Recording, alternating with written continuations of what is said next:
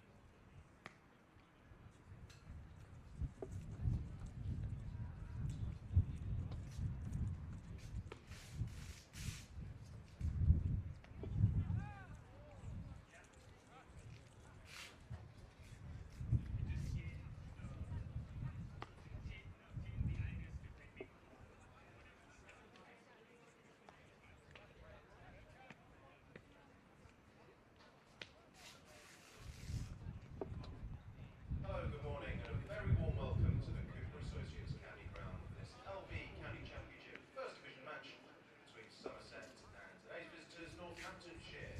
We'll have the results of the toss for you in 6 or 7 minutes time, and I can tell you that our umpires today, David Milnes and Neil Mallender, our match referees Steve Davis, and our wonderful scorers Polly and Terry. Plenty to tell you that's going on at the county ground today, but let me mention the wonderful North Somerset and Bristol area bookstore is operating as ever today. It's beside the Somerset County Sports Shop. It's open lunchtime, tea time, and in any breaks in play. All proceeds go to the club, and it's well worth it.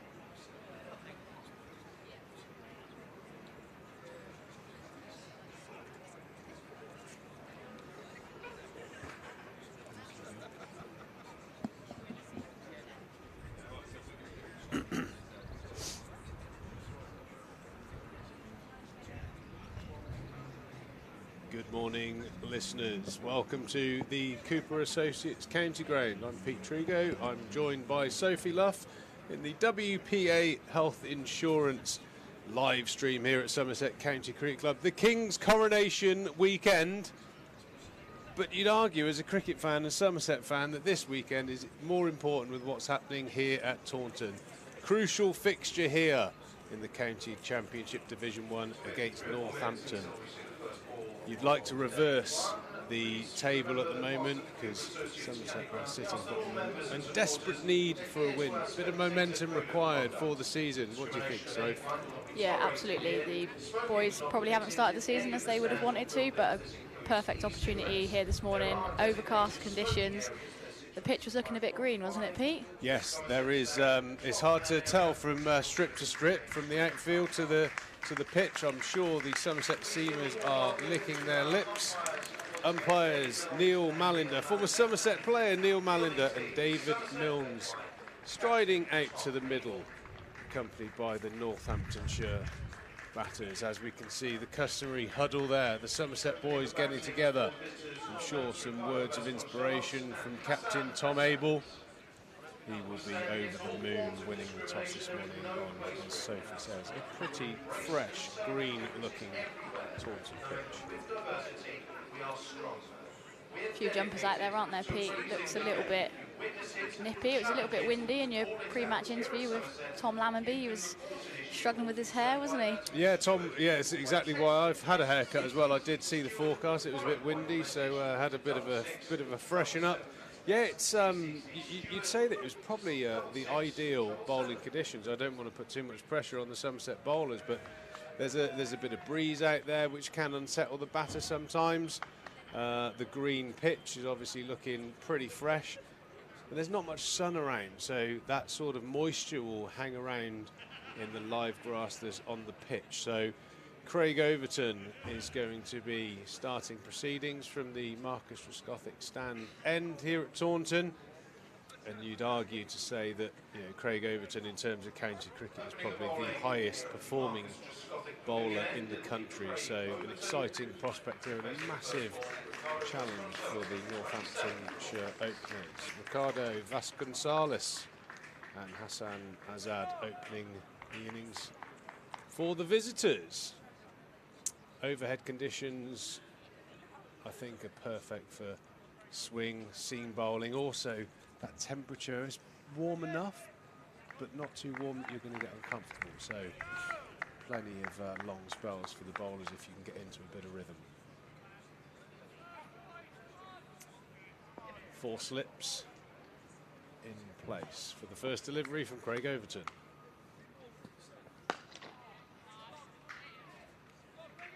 Met with a very, very straight-looking Grey Nichols cricket bat. Other brands are available, but we obviously know that Grey Nichols are the best. Oh, controversial, Pete, controversial. Yeah, that's what you want as an opening batter, isn't it? First one straight out the middle of the bat and off the mark already. That's the length, though, that probing knee roll, top of the stumps length. That's where Craig Overton will be looking to operate today. Massive morning for Somerset. I mean, it feels so early in the summer, but you really think that game 4 of the county championship season, this really is going to be a pivotal weekend for Somerset's prospects. Overton in straight through to James Rue. Nice bit of pace and carry in the pitch, a good sign. I think it's very frustrating for bowlers who bowl good areas and it ball sort of bounces a couple of times through to the keeper. That's what the bowlers want to see. Ball fizzing through to a roundabout waist high to the wicket keeper. Kohler, Cadmore, Bancroft, Aldridge, Abel are in the slips. Waiting for the beautiful delivery. Just a bit too high on the back leg. Good signs for the first over here. Yeah, great to see Craig Overton back into the side, obviously. Coming back in for Jack Brooks, he's missing out today. But yeah, hopefully Craig O can start us off well here, as he has done so many times in the past. And Somerset really need him to step up today.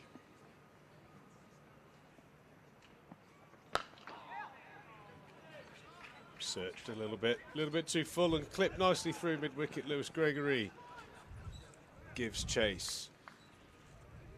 Yeah, he's been a prolific wicket taker for many years now, Craig Overton. I suppose, like Jack Leach, you know, you're the international bowlers in the lineup.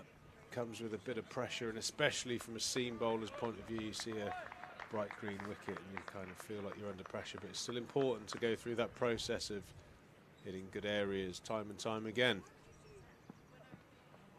That's a beautiful delivery there. Very watchfully played, left alone.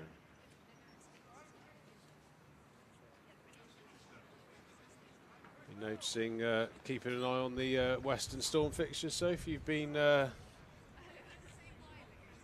not on the lineup, which is very disappointing. You've still got the old thumb bandaged. It's going to keep you out for a couple of games. Yeah, I'm going to miss a couple more games as well. Hopefully be... Oh, that's got... Oh. Dropped by Kola Cadmore at first slip there. Craig Overton hugely disappointed there. Oh, that's the strangest body language. Part of me thinks that that's back leg, the way that they haven't really oohed and ahed. Oh no, straight off the outside edge into the bread basket and put down.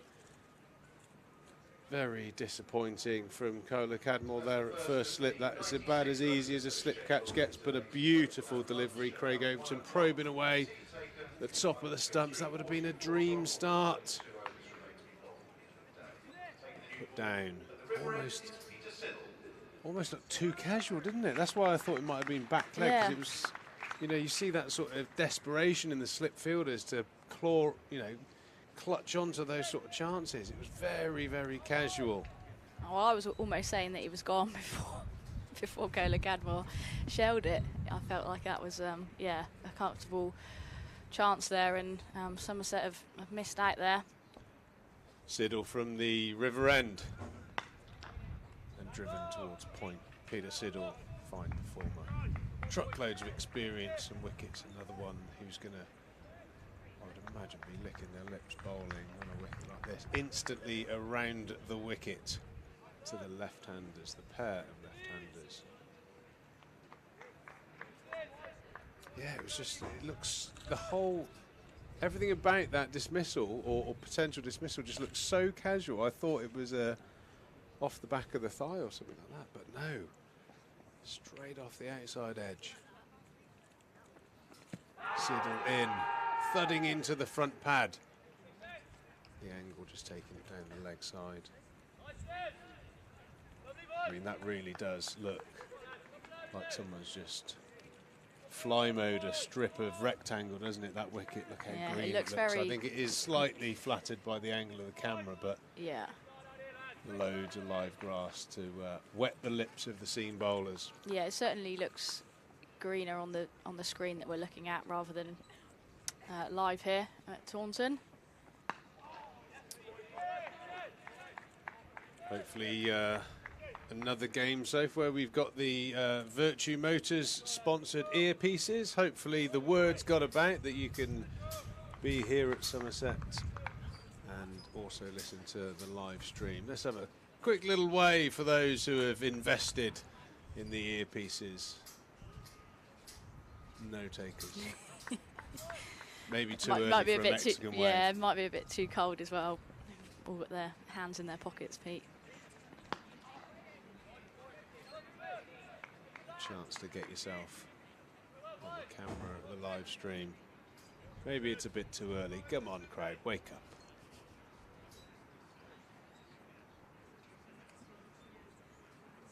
Peter Siddle.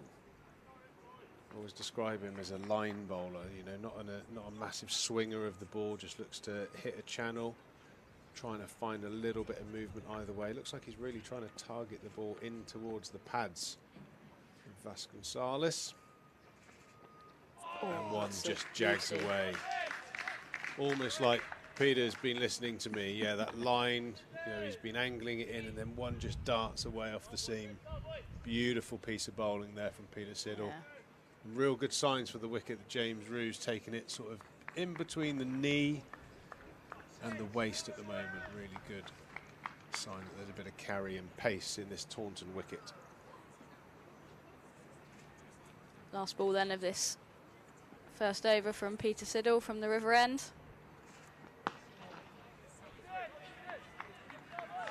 He's going to start with a maiden. Northants 3 without loss here. Yeah, good start from the Somerset pair. Misley as always, Peter Siddle. One of those bowlers you can see hates going for runs. Isn't that all bowlers, Pete? Yeah, I think some are a bit more giving than others. I think you can definitely sense a mentality from certain bowlers that they genuinely hate getting hit for runs, and I think it just zones them in, and they're often the bowlers that bowl real consistent areas. Craig Overton, you can see the wind blowing through his shirt, wind off of his right shoulder into Azad. Immaculate line of length again from Craig Overton.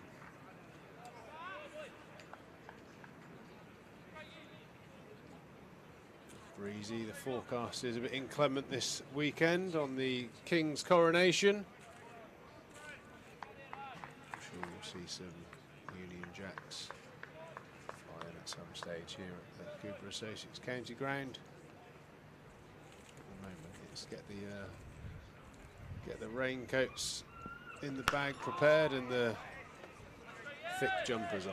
Not quite as sunny as we'd want it to be in the cricket season.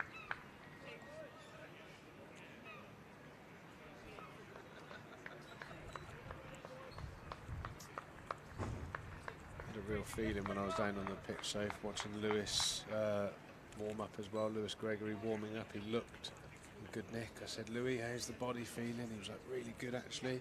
This is a perfect wicket for someone like Lewis. Slightly lower trajectory than Craigo. Swings the ball. Chance for a run out. To the man I was just talking about, Lewis Gregory, quickly across. But Azad Vasconcelos scampering for a single. Yeah, good running there by the Northants pair.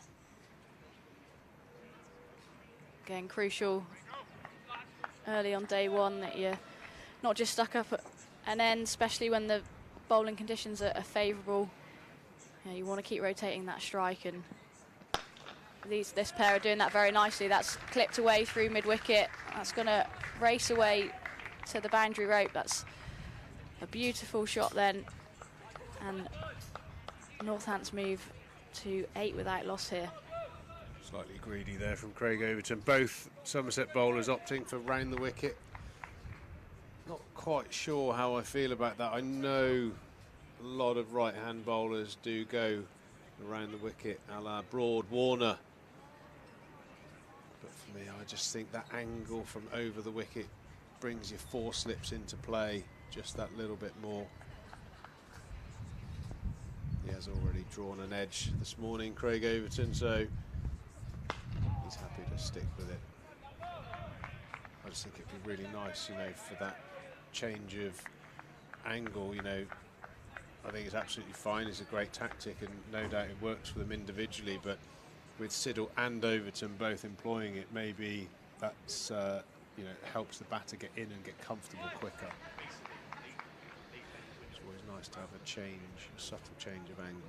So did you prefer to stay over to a left-hander, or what was your thought process in terms of bowling over, and then when would you choose to go round the wicket, for example? Yeah, I think later on in my career when I opened the bowling and bowled first change, so I think the ball was doing a little bit more. I always felt that both, I think tactically it's important as a bowler to bowl in a way that gives you the most chances of getting dismissals. And I felt, because I swung the ball and if the pitch was conducive, was able to bowl that wobble seam away, I could swing the ball back in, LBW bowled. I could also bowl the one across him, a left-hander, for instance, brings in the slips. So you're bringing in all, the major modes of dismissal. I think from round the wicket, it's very hard to get an LBW, very difficult to get an LBW because of the angle. So you kind of already trimming down the chance of one of the main 3 dismissals. So That was always my thought process, but lots of bowlers do opt for around the wicket. But for me, I think it would be a secondary tactic. You know, start conventional and see if you can use the angle, and then if that's not working, you can change it. But I suppose, I'm sure at some stage these two will go the other way round and try over the wicket at some point. Well, as we can see now, I think Cider was going to come over the wicket. Right on cue. Well done, Peter. Yeah. I think we are in tune today, aren't we? Yeah, I think we've teed that up beautifully, Pete. And he's got his line wrong onto the hip of Azad, and he clips that away. Down to the fine leg boundary. Poor delivery, a rare poor delivery from Peter Siddle. Yeah, it always takes a few balls just to adjust your angles. I mean, that's the great thing about Championship cricket. There are so many different viewpoints, and some people feel more comfortable employing certain tactics. I mean, I've only not been playing a couple of years, and I feel like some of my thought processes are deemed as old school now. It's amazing how the game has evolved. Not so much the 4-day game, I don't think, but Cider is getting a little bit too full there, trying to hunt that pad out, having a little word.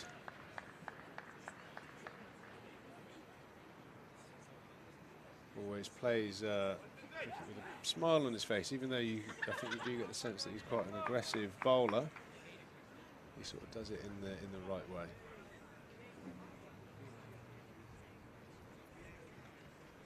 Northants 12 for no wicket, 1 drop catch so far. How crucial will that be in an hour or so's time? Thick edge down through the gully region. Tom Lammonby in hot pursuit. Yeah, does well there. Lammonby, just the single there.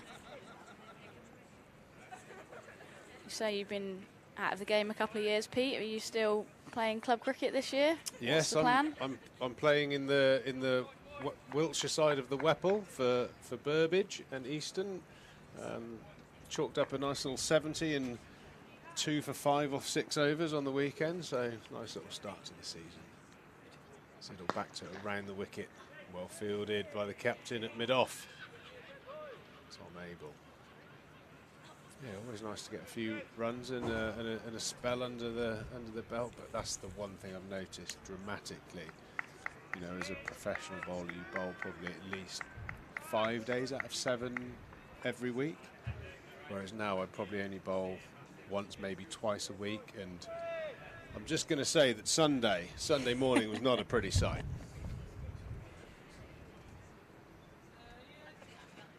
Oh, the dreaded inside edge. That must have shaved the bails as it went down to fine leg for 4 runs. yeah, he was looking to leave this and just got an inside edge on that.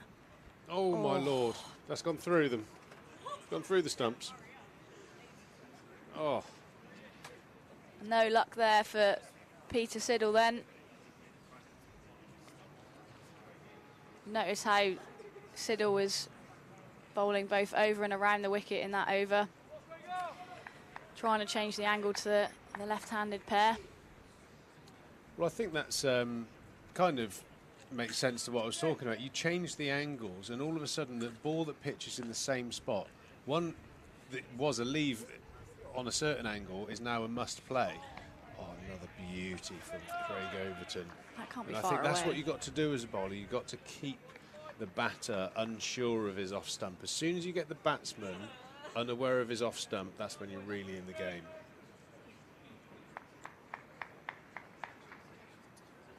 Interesting move here from Tom Abel. He's planted himself at a leg slip position, probably a leg third slip.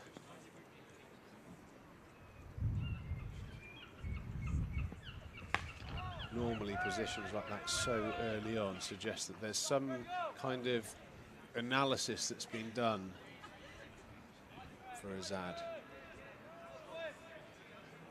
There we see on our screens Tom Abel at that leg third, fourth slip area, leg gully maybe. There's some footage out there that suggests that that is a danger area.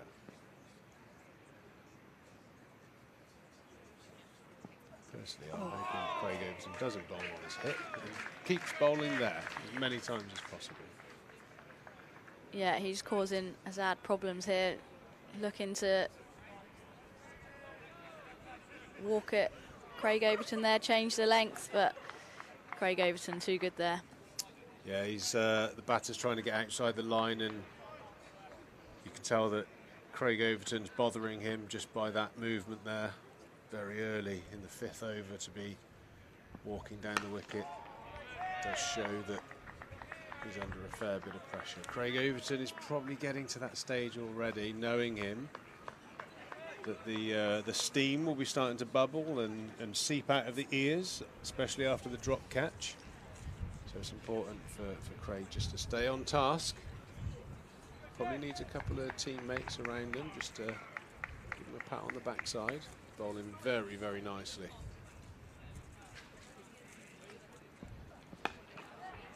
Little tuck off the hip. Azad down to fine leg for a single. Northants pair, give them credit, bar the nick, have played pretty solid. Yeah, both batters on 9 here. Currently 18 without loss. As you say, Somerset will be disappointed with that dropped catch early on. Both bowlers bowling very well here. I mean, the thing is with drop catches so early, it's not just the wicket. I think there's a bigger lost opportunity with that particular drop, because you have to think about the last sort of 45 minutes as one big preparation into the 4-day game. You've got a green wicket, the opposition have seen it, the toss has gone up. Both sets of batters will be very interested in whether it was heads or tails. The Somerset batters would have been jumping for joy, Somerset bowlers licking their lips, and the Northants batters probably thinking, oh, we're up against it. That gets taken, first wicket down for next to nothing on the board, and that just compounds, you know, that sort of emotion of we're under the pump. So that not being taken when the ball's fresh, first over, is actually a massive opportunity missed there by Somerset. Hopefully it won't be as costly as it looks like it could be. 5 overs now into the attack. Somerset haven't made that breakthrough. All of a sudden, you know, Northants have got the number 5 batter with his pads on and changes the whole dynamic of the dressing room.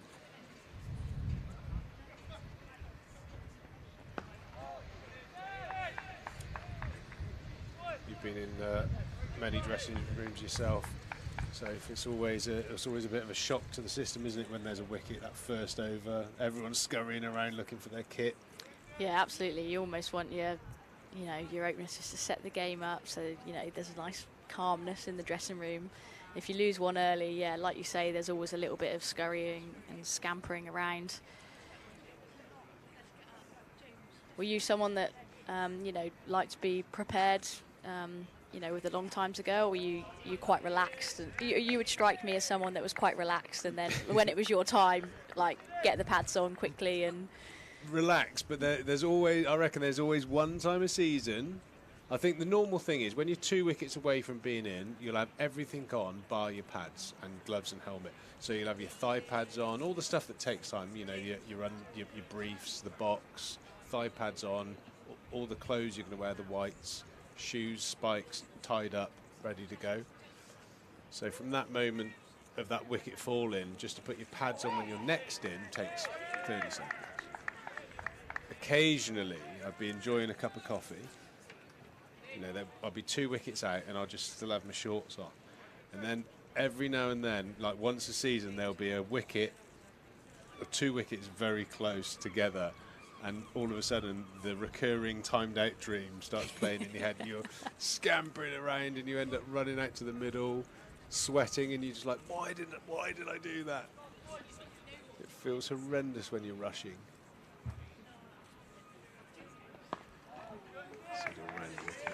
Azad quite consistently walking down the wicket, getting outside the line. obviously pretty comfortable from a pace point of view. Wouldn't surprise me if Peter Cider pops Jack Leach back onto the square leg boundary and keeps him honest with a couple of bouncers. Talking of getting ready and not being prepared, I've got a story actually from Monday's game, Western Storm game, and it's someone that you know, Pete. She had an absolute stinker going out to bat. Siddle's in. There It we is go, shorter. as predicted. Me and Sids we are on the same page today. He's given him the bouncer and he's clothed that round the corner. No batter likes being walked at. So this must be Lauren. Yeah, Lauren good Filer. guess, yeah, well done. Very, very talented seam bowler for the Western Storm. Got a bit of pace. Yeah, absolutely. She found herself needing to bat on Monday and was walking out to bat. We've just lost the wicket. She's literally walking out to bat. She turns around. She's like, "Oh, can someone grab a right hand, my right hand glove for me?" She's obviously taken out 2 of the same gloves. Oh dear.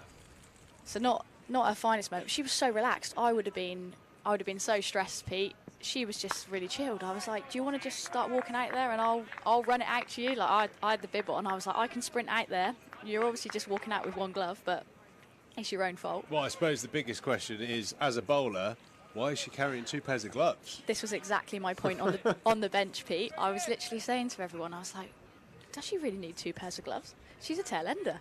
Well, she's obviously backing herself to get a few 50s Yeah. before long.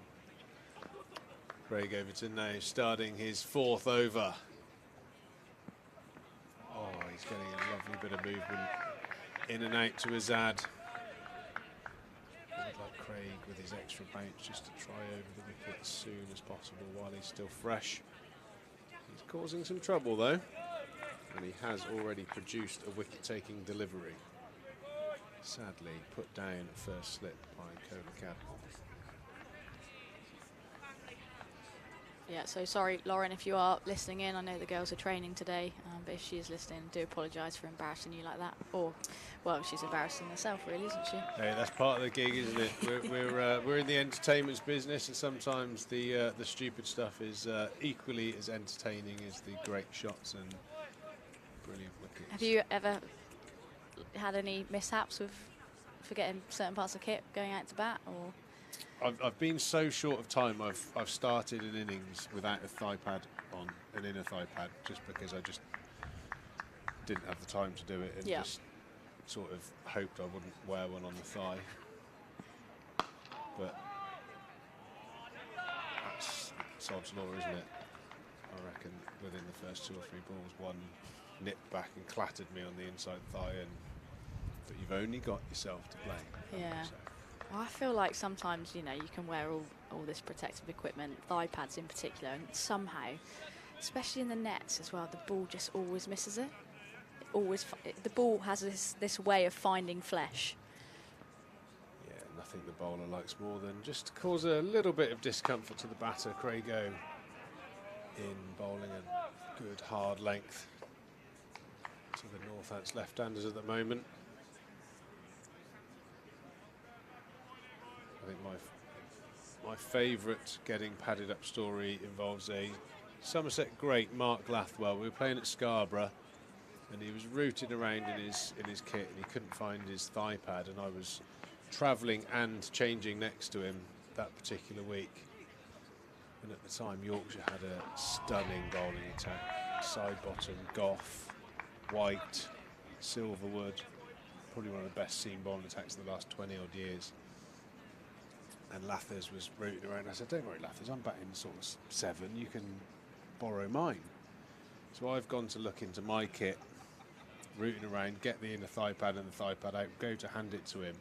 And in that time, Mark Lathwell had decided to physiotape his short sleeve wool jumper to his thigh and then go out to bat to face that bowling attack. And he scored 90, I think, very, very quickly as well.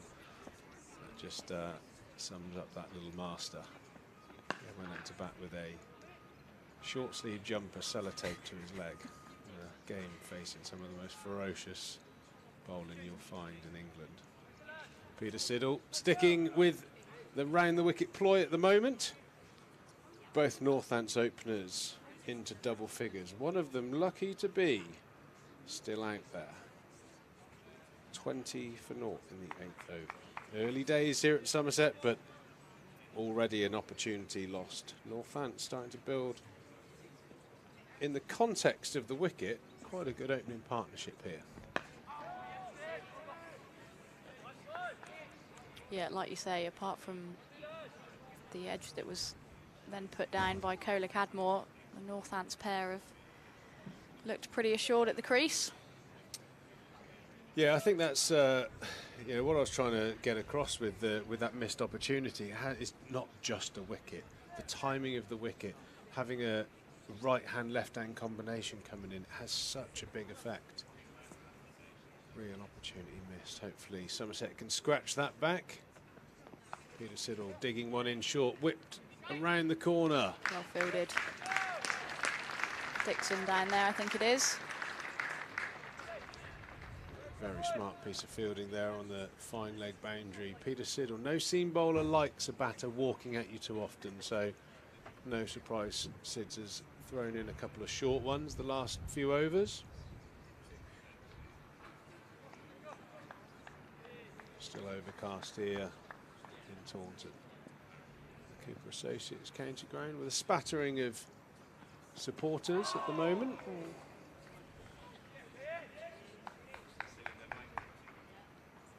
I think that's one of those ones that we were talking about that always manages to miss the pad. You see Vasconcelos there, doubled up, obviously caught him in a rather sensitive area.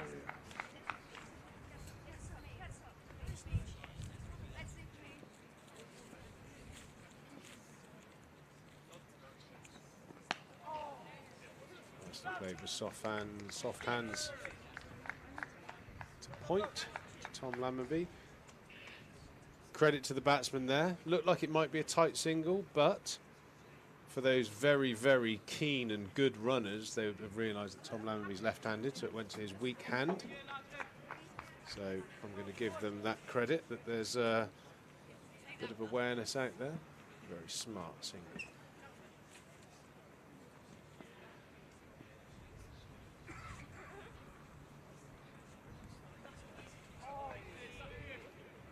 Again, walking down the wicket, undeterred by the Siddle short balls, the end of the 8th over. Northants 22 without loss. First half an hour, I have to say, goes to the Northants pair.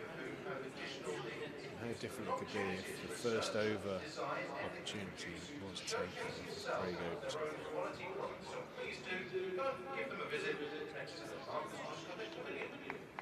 Overton's going to continue here.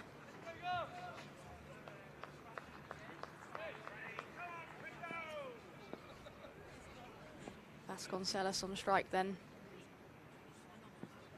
Oh, it's, again, very good delivery by Craig Overton.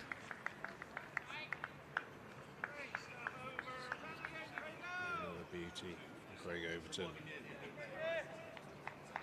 Just holding its line. Have to play at those. Fourth stump, if that nips in, it's going to be middle and off. It's just held its line towards the slip cordon.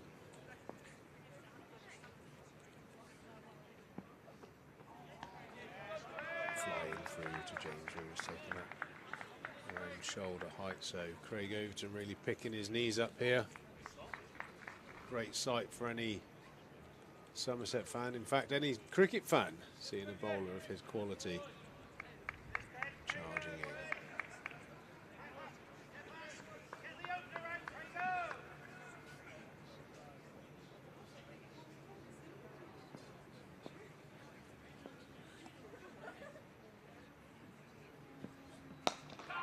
A little bit greedy in swinger there from Craig Overton, and smartly whipped away from Vasconcelos to the square leg boundary for 4.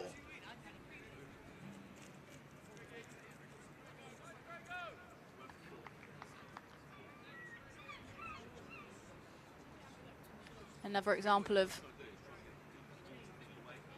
Northants players, batters, putting away those bad deliveries. And I think, you know, when the wicket is favourable to the bowling side, you know, when you do get a bad delivery, being able to put that away, you know, puts the bowler under a little bit more pressure and helps you build that partnership and just makes batting slightly easier, doesn't it? If you end up missing out on those poorer deliveries, then as a batter, you're always feeling like you're under the pump, and then the next ball could have your name on it. Yeah, I think it's at this stage now where up here I personally feel quite frustrated that Craigo hasn't changed ploy and gone over the wicket.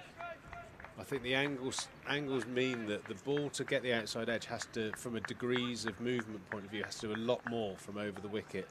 If it does a little bit from over the wicket with the angle already going to the slips, you can get the outside edge a lot easier than from around the wicket. I know he has already drawn an outside edge, but I think now into his 5th over, I think it's time to maybe have a look at that other angle. And like I said, you can bowl that in swing into the pads as well from a more aggressive line. I think both left-handers, because they like to get outside the line, I think look really, really comfortable with this ploy at the moment. Basin Sala's picking up 3 runs. Yeah, it looks a bit samey at the moment. I know Peter Siddle has gone over and round. It's caused a little bit of upset. Really like to see Craigo give that a try as soon as possible. But hopefully, I've commentators cursed myself and he'll bring the outside edge now, but we shall see. Azad back on strike then. They're still pursuing with the leg slip. Abel's in there. I think the other issue with those 2 scoring shots, that's 7 runs given away. They're both sort of middle stump balls, but because of the angle, there's no chance you'd be giving out LBW. Even though it's sort of getting to him on middle stump, that's going to always be going down the leg side because of the angle. From over the wicket from middle stump, you can't play across the line, because if you miss it, you will be out LBW. So I think there's definitely some factors that suggest that over the wicket is definitely worth trying. If I could just have that connection with Craigo like I seem to have with Pete Siddle at the moment. Hopefully he'll give it a try. Siddle continuing from the Botham stand end, smashing that professional area as he always does.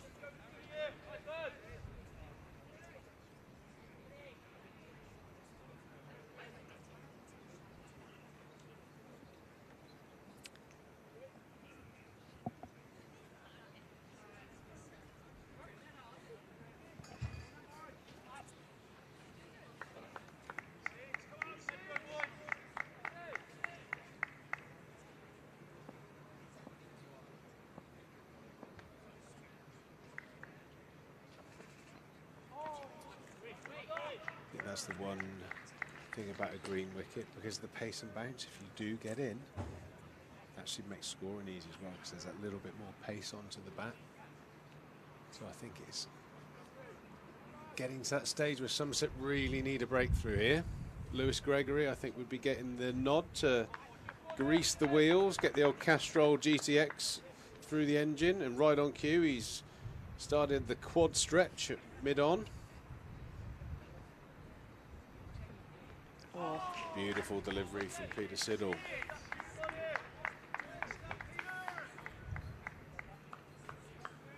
Yeah, Lewis Gregory going through the Joe Wicks inspired warm-up. Quad stretches, hamstring. I'm sure most bowlers, turn the shoulders over. All the sports science in the world, all the modern data. Bowlers still stretch like it's 1965. Just onto the hip, off the pad, into fine leg. James Rue does a good bit of work there, saves a run.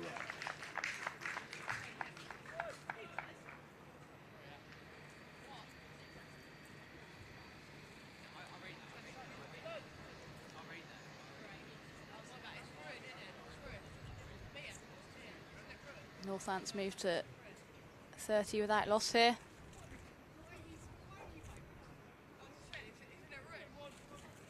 Fair few in the crowd on this Thursday morning, day 1 here. Somerset against Northants. It's not looking too warm out there though, Pete, is it? No, it's a fresh one. There's no doubt about it.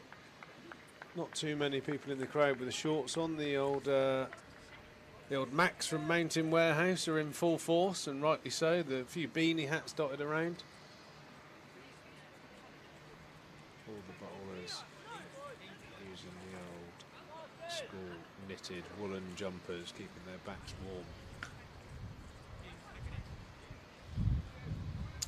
It's really probably going to have to delve into the whole round the wicket, over the wicket to left-handers thing, and see what the stats suggest.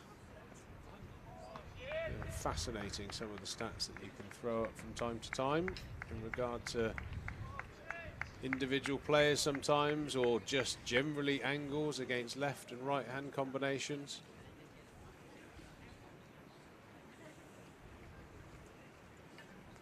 Time for me to take a little break and introduce Sam Dalling to kick off his innings on day 1 here.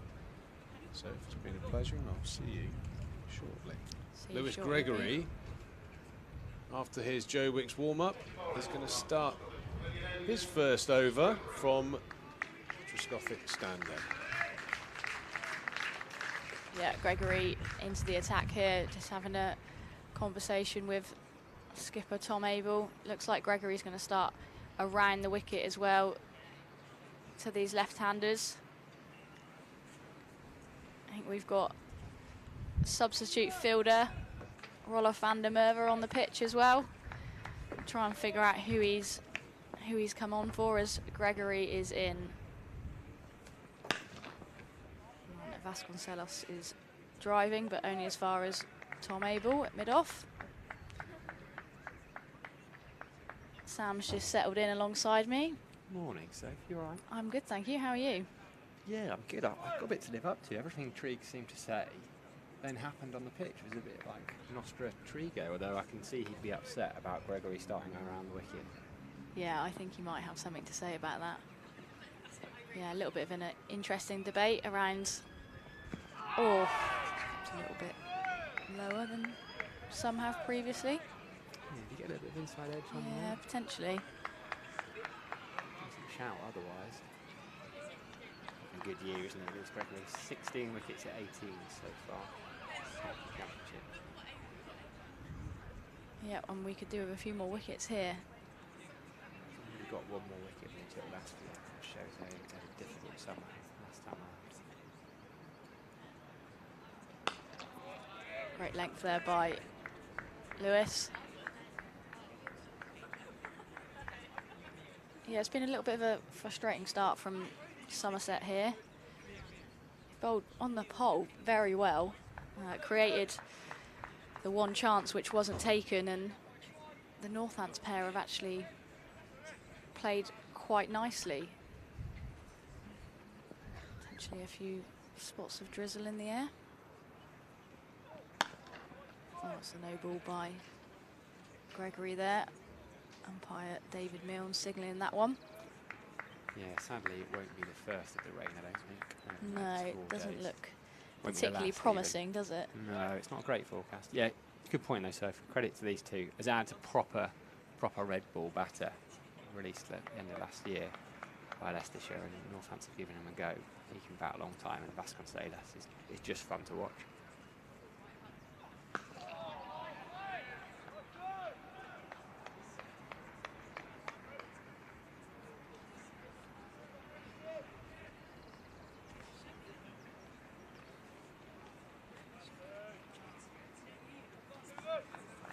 Cable knit sweaters Somerset boys have got on. A few of the teams have moved back towards cable knit. I'm a big fan of that.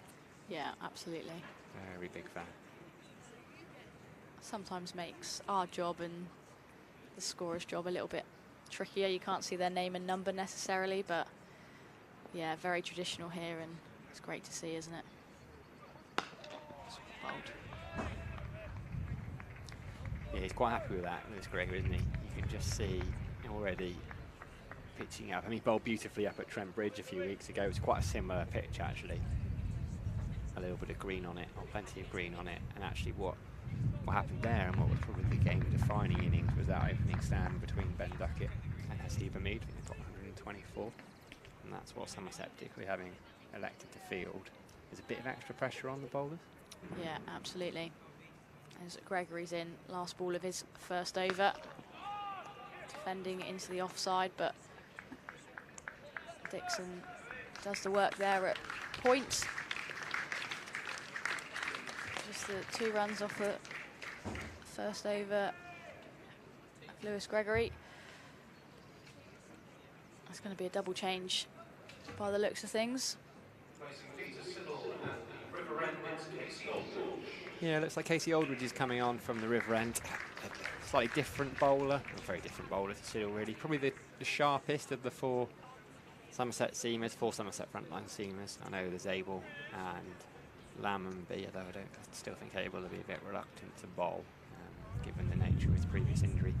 But Aldridge, who is going to start around the wicket to the left-hander, why not? Impressive young bowler though, Casey Aldridge. Showed his ability with the bat as well in the previous game. He's going to come around the wicket. Azad has 11. 4 slips in.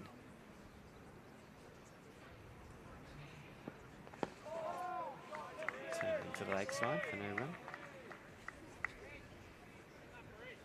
Morning to all of you on the stream. There's about 1,200 people tuning in so far. Welcome to, I can see a lot of regular names, a lot of new names. Welcome to Northants fans as well. Brilliant to have you with us. Hopefully the best part of the next 4 days, forecast allowing. Been a solid start from Northants.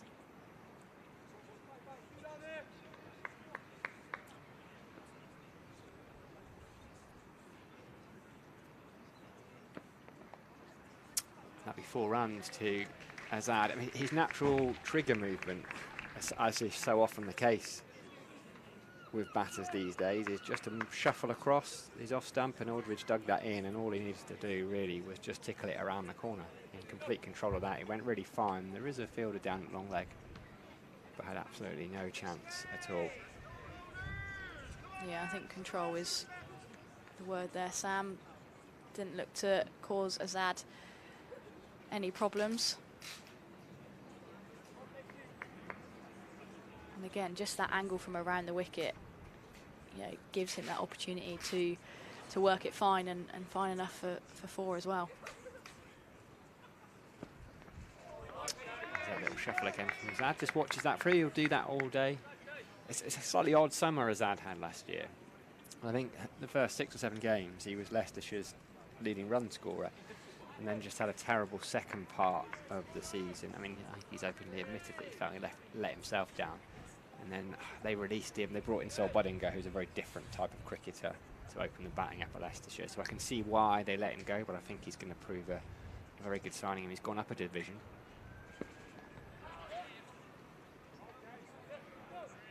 Just a single there.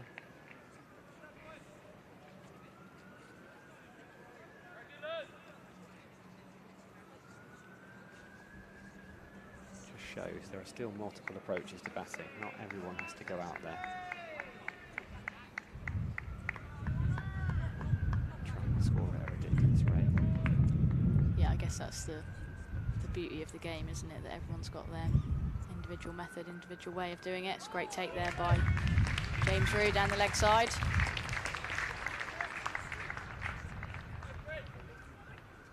Yeah, he gets a warm round of applause. I don't know if I'd fancy being out there right now, so it's a little bit nippy. Yeah, it doesn't look that pleasant. It actually was, well, when I left home, it's actually quite bright at home. But as I was getting further down the M5, further south, it was clouding over, and yeah, very overcast here. Opens the face there. They think about a single. There was a little bit of hesitation, but it went to the right of Lammonby at backward point. He's left-handed, so they came through easily enough. 12 overs gone, 38 without loss. Why is it? I was actually thinking this morning myself, because when I left London it was a beautiful day. Why is it so often the morning is beautiful, and then by, I know we're going off on a tangent already, but then by mid-afternoon we've got the floodlights on already. By this time of the day it's great. It very rarely happens the other way around. It very rarely starts grey Maybe we just don't notice it. I don't know. Yeah, and well, yesterday was beautiful as well. I'm not sure what it was like in London, but yeah, we had training yesterday at Newport, and it was glorious sunshine throughout the day. But yeah, you get your hopes up as well, don't you, when you see the sun, especially at the minute as well, because it's such a rarity. The weather has not been very kind to us at all over the last couple of months here, and yeah, when you do see the sun early doors, you think, oh, great, this is going to be a good day for cricket especially. And yeah, unfortunately, the forecast doesn't look great for the next couple of days, but hopefully they've got it wrong. As Vasconcelos gets that one wrong, and he gets lucky again. That's the second one that he's managed to inside edge this morning. He picks up 4 runs for it, but not convincing at all. He was really late at playing that shot. I can get the intention. It's moving around a little bit, so to play the ball right under your nose, but he just jabbed down a little bit late. I think it was that extra bit of movement. He's on to 23 here. Northants up to 42. Ooh. Another front foot no ball there by Lewis Gregory.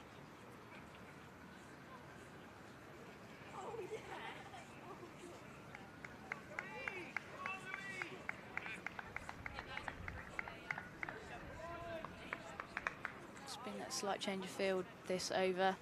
Just the 3 slips in now for Lewis, and then we've got Rolf van der Merwe catching mid-wicket, defending that one into the cover region. No run there. I've still not worked out who Rolf's on for. I think it's Craig Overton. I think you might be right now, yeah. Because I doubt Craig Overton is at square leg. That's Lammonby, Van der Merwe. Yeah. Bancroft is at second slip next to Curly Cadmore. Aldridge is at third. Yeah, it must be process of elimination. Bowled again by Lewis Gregory.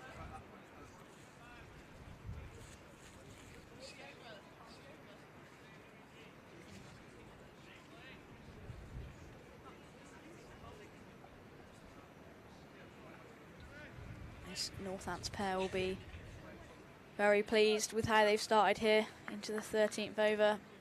Haven't lost a wicket yet. 44 on the board. Doing a very good job for their side.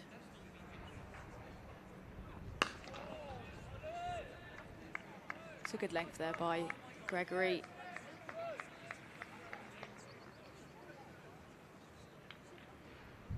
Looks like we're going to pack the offside field here. That catching mid-wicket is going to come across. Yeah, I think it makes sense because he's happy to push at those, and that's exactly where Gregory is trying to put the ball.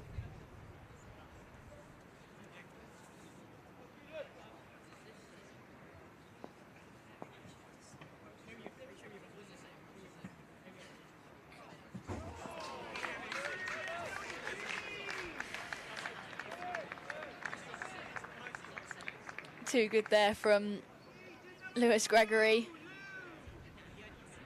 Hopefully we can see that one again. Judging by the reaction, it's not far away from either the bat or the stumps. Yeah, I don't think he could believe that that had missed everything altogether.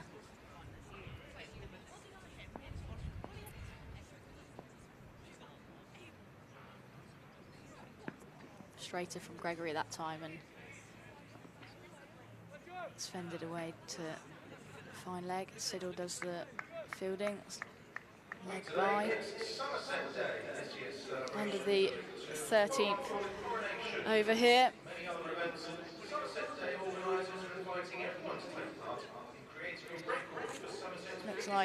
Looks like Crago's coming back onto the pitch, and it might be Jack Leach that's just pottering off. Taking it turns for comfort breaks. Looks like they've started everywhere else. A lot of the attention this week. There's 2 games I think that everyone's got attention on. Lancashire versus Nottinghamshire because of the Broad versus Anderson factor. But I suspect the press box at New Road, Worcester will be more busy than it is for your average county championship game. Steve Smith making his debut there. They might have thought they had a little bit of time to wait, but actually Worcestershire are 44 for 4 already, so they may see a bit of Steve Smith later. There he is batting at 5, as Aldridge is in around the wicket. Good call there from Azad. Vasconcelos wasn't exactly sure where it had gone, but it just dropped behind him, and Azad called him through for a quick single. Ollie Robinson 4 for 26 from 6 overs, so there is something of an England interest there.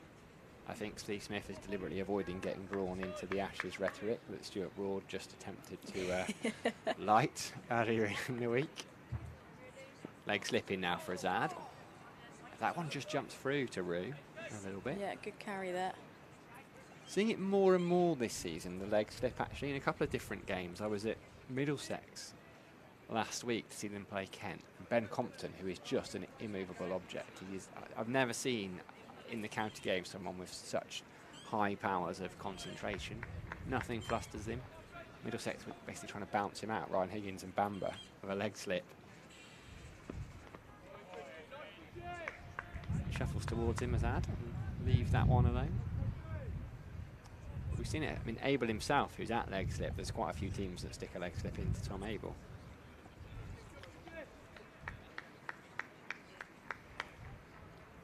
Yeah, I mean, you know, these fields, when they, you might look at them and go, oh God, like, you know, why have they done that? Like, you know, and then more often than not, the ball actually does. Well, he's going to field the ball now. It does find a way of getting there, and these days there's so much analysis. You know, you can view so much footage of players, their dismissals, where they score all their runs. You know, they've got the best people in the job to be looking at all those things, and I guess it's a case of the individual bowlers and the captain coming up with what they think is the best suit. A field that is going to firstly take wickets, especially in this format. Day one, you've got a pitch that is looking very bowler friendly. You don't want to be thinking about how you're going to stop them scoring runs. You want to be thinking, how am I going to get this batter out? Casey's still searching for his first championship wicket of the season. This is only his second game, didn't take one in the first game, did make runs though. 58 unbeaten to help Somerset save that game.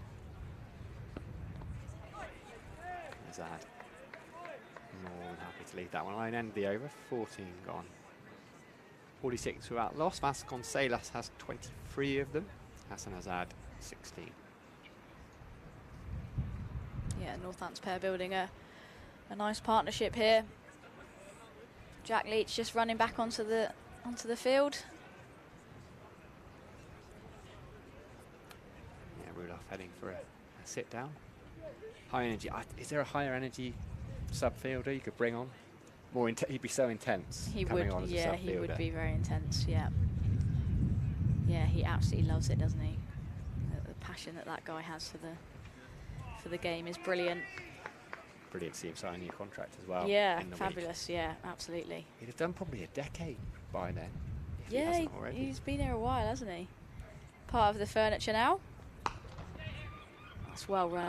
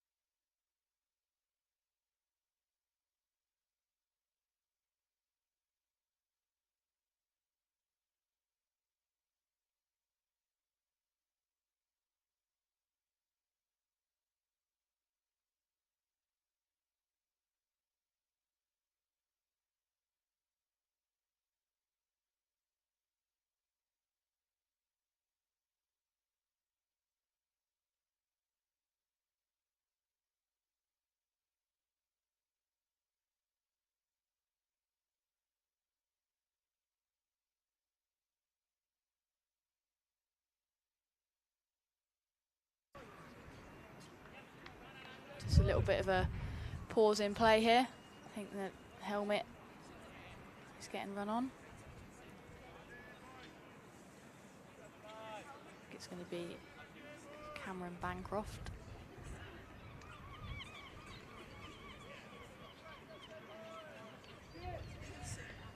He's going to go at a short leg then. I wonder if there's ever been a taller slip corder. Yeah, very, very tall actually, now you mention it, Sam.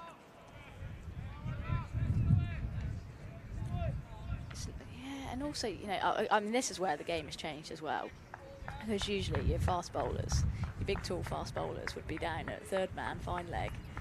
And these days, well, the standard of fielding has gone through the roof in the game, thanks to just the way that the game's developed, short format cricket. Everyone needs to be able to field these days, but you don't often find two fast bowlers in your slip cordon.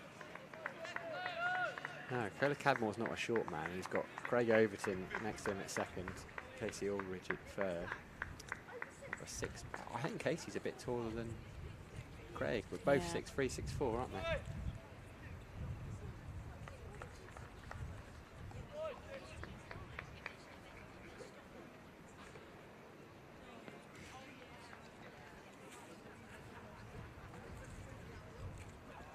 Again, Azad advancing and clips that up to mid-on. Jack Leach does the fielding there. They scamper through for another single. And that is the 50 up here for Northants. 50 without loss after 15 overs. Somerset still looking for that early wicket, that breakthrough. Vasconcelos on 24 and Azad on 17 here. There we go, the scoreboard there showing you that 50 partnership. You can see Azad soaking up the majority of the balls. He'll do that. It was back in 2019. I think he faced the second most balls of anyone in first class domestic cricket here in England. Guesses on who might have been top of that list? England opener. Aldridge continues. What year is this, Sam? 2019, so. 2019. A few umbrellas popping up around the ground. Not the sign that we wanted to see, Sam. Playing for time there, you so. I am, yeah. I'm trying to rack my brain. Got himself into the England test side, but maybe wouldn't get back because of the current approach. I've got one more clue for you. Burns? Not quite, but he does open the batting with Burns. Sibley? Yeah. Yes, of course it was. I just went for the wrong one. Yeah, I would be interested to see where Burns is in that list for that year. Yeah. Yeah, of course it was Dom Sibley.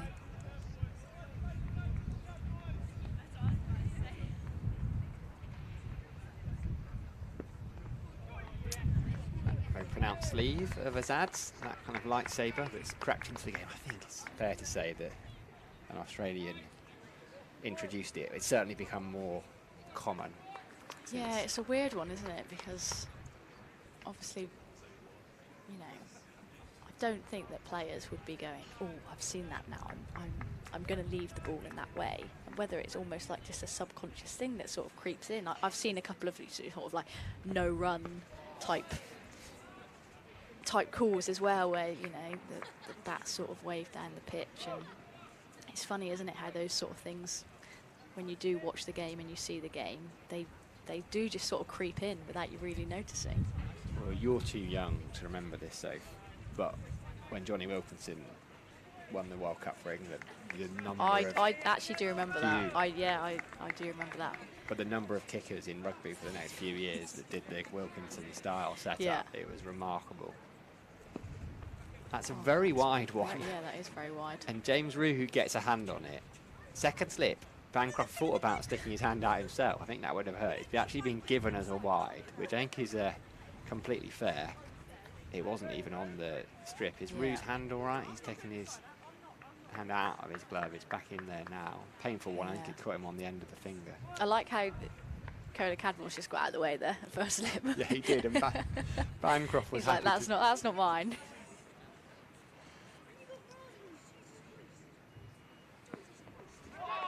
bounce from Aldridge. Yeah, good carry. Making Rue work behind those stumps, though. Yeah, I think for like young players especially, you do, you know, if you're in the garden, you do emulate your favourite player and all of the nuances that they have, whether they bat or whether they bowl. It's interesting how it would creep into the professional game and, you know, other players imitating those. I just wonder if this rain is getting a little bit too heavy. Is there rain out there? I can't even see any rain, Sam. Can you? Could it be the light? Yeah, they're coming together and they're wandering off. I'm not sure. We'll find out from Polly Rhodes next door, who usually knows these things before the umpires even do. But they're wandering off. Northants 53 without loss. Just checking if it's a bit of rain or if it's a bit of bad luck. I can see Polly on the walkie-talkie now. She's on it. Fountain of all knowledge is Polly next door. Yes, it is rain. I've given the universal signal for rain to Polly. I've just dropped my hands in a little flutter and she's nodded. Covers are coming on. Disappointing. You can see there's a few more umbrellas now going up in the crowd. It was forecast, so bit of a chance for Somerset to regroup. Yeah, I think so. I mean, the Northants pair will be particularly happy going in at 53 without loss. You know, they've done their job. They've evaded the opening spells of Cider and Overton. Gregory and Aldridge, the first change bowlers from Somerset, having no luck either. And yeah, a chance for Somerset bowlers to regroup.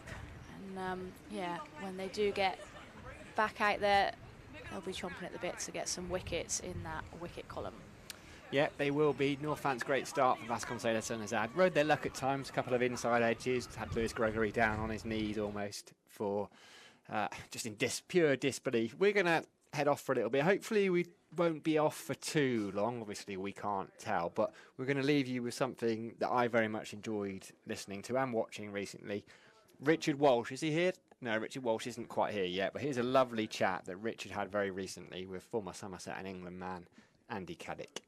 Welcome to another player podcast from Somerset County Cricket Club, and today we're lucky enough to be joined by probably the best bowler that Somerset and England have ever had, Mr. Andrew Caddick. Welcome, Caddy. Lovely to see you here. Thank you, Richard. It's funny, really, that you're a New Zealander, but you ended up making your name playing for Somerset. How does that all come about, then? A very long time ago. Absolutely. Right, so 87. Or was it 87 or 88? I can't remember. It was a long time ago. I decided that I wanted to go and visit the UK, as most Kiwis do. They'll pack their bags and go off hitchhiking around the world. But I didn't hitchhike. I went straight to my uncle and aunt's house in Belsize Park, London. And I decided at the time I was going to play a little bit of cricket. I've just spent 6 months in the UK to play a bit of cricket. I'd originally was in contact with a club. I think it was Harrow on the Hill Club, and when I turned up there, it wasn't exactly a club that I was. It was basically a shed in the middle of the field. Right. So, and at the time, my aunt, who's my dad's older sister, said, "Look, they knew Bronsgrove, and they knew the people at Bronsgrove, they knew the people at Hampstead." So I decided to go down to Hampstead to have a trial. Took 6 wickets and got 80 odd runs in the second team game for them, and they said, "Oh, we'd like you to play the first team," and the rest is history as far as London's concerned. And subsequently for the next 3 years I came back and forth, went home, worked for my dad in the plastering business, earned enough money to come back, and I did that for 3 years, and moved around London area. So the first year I was in Belsize Park, the second year I was in Hackney, and the third year I was over at, where was it? It was just north of the M25, I can't remember now. So I got to know northern London quite well. Playing domestic cricket, or should I say club cricket for Hampstead, there was a gentleman there who was the chairman at the time, president, a gentleman called Roger Oakley, who was very, very good friends with a certain coach at the time down here at Somerset, Jack Birkinshaw. And that was the connection with Somerset. But right. I had played a little bit of Middlesex YCs in 89, and then I played a bit of second team cricket for Middlesex. But it wasn't until Jack got involved, or should I say Roger contacted Jack and I got a trial down here, that the connection with Somerset was born. You had a pretty successful kick-off, didn't you, with the second 11, one of your first games? Not my first game. I had a terrible first game. The second game was pretty successful. We had I played my first game here, and funny enough, it was my debut for Somerset. There was also a gentleman called Roland Lefebvre's debut for Somerset. Right. Played a second team game down here against I think it was an Australian university side, a one-day game. Yeah. And past members will remember the wickets at Taunton back in the late 80s, 90s. It was a road. Did nothing. There was a gentleman called down here called Adrian Jones who was a terror of the ball. It was quick. He was a fast pacer, but this ground here, this wicket here back in the late 80s, it nullified any pace. At the same time, Jimmy Cook was here. He was scoring 2,000 runs before the end of May. I think he got subsequently those 2 seasons. He got over 5,000 first-class runs, and that is testament to what this wicket was like. It was a flat road. There was no grass on it. It was just rolled concrete. So I came down here, got absolutely smashed by an Australian university side. I thought that was my trial gone, my opportunity gone. But the following day, we drove up to London to play against Surrey second 11 at the Oval, and I took 8 for 36 or something in the first innings. Subsequently, when we batted, I broke my thumb, and then I took another wicket in the second innings, but I just couldn't bowl. And at the same time that evening, the chief exec then, Peter Anderson, came up to London, had a chat with me and said, right, Caddy, how are we going to get you qualified? And that's where the qualifications period started with Somerset. Right. So that's really how it all started with you. That's how it started. I had to do a 5-year qualification period, and subsequently it was 92 was the year that I was able to play first-class cricket. And up to then I was 2 years in the second team. So I think I still to this day am very annoyed with Rob Turner, who was the second team wicketkeeper then, because I had 96 wickets in the second team that summer, and he dropped 3 catches at Kent, at Canterbury, which I could have got. Anyway, that's a long time ago. But yeah, so for the next 2 seasons while qualifying, I played second team cricket, but also played for a club, Clevedon, up the road near Bristol, who'd play for them on a Saturday. So a lot of cricket going on, up to the point of actually getting my first class cap. And you were here. Was it at that stage you were doing jobs around the ground?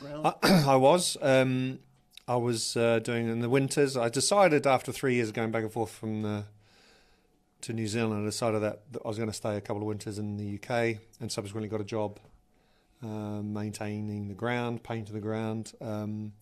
The old presidential suite up in the Colin Atkinson pavilion all those years ago, I redecorated the pavilions. It was just an odd jobs job. I remember Peter Anderson, the chief exec, at the same time took me down to his place in Bear and Seaton, and got me painting his soffits, which it's a 3-story house. Yes. I remember doing this, and he'd be hanging out the window making sure I was okay when there was sleet and snow being blown off the top of the roof. So it was an eye-opener, but at the end of the day, that's what you did back then. You just mucked in and got on with your job. So if I was to say that my first class, should I say my first second class season, I was paid £1,200 for the summer. That was a summer contract then for the 2 subsequent seasons. That's a long day. It's a long time ago compared to what they get paid now. But that's what you did. You made good. You played hard, and you went off and did a part-time job just to keep that money coming in. Indeed, but really, you came to people's attention, didn't you, in '93? I mean, people knew of you, but that particular game down here in '93, May '93, against Lancashire, was when people sat up and started to recognise what Andy Caddick was all about.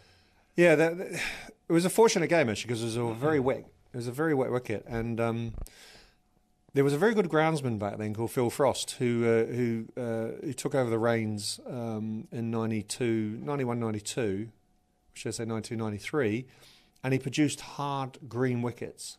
And it was testament to what he was preparing, the fact that he could water the wicket the morning of a match, and the wicket would stay green for the rest of the year, for the rest of the game. So these wickets were green and hard. They didn't do sideways lateral movement. They just kissed, and you could always see how good the wicket was, because two things would happen. One is you would never get bowling marks, follow-through marks at the crease. It'd be rock hard. You'd never be repairing the creases for bowlers. And secondly, the wicket would continue to be green on the third, fourth day.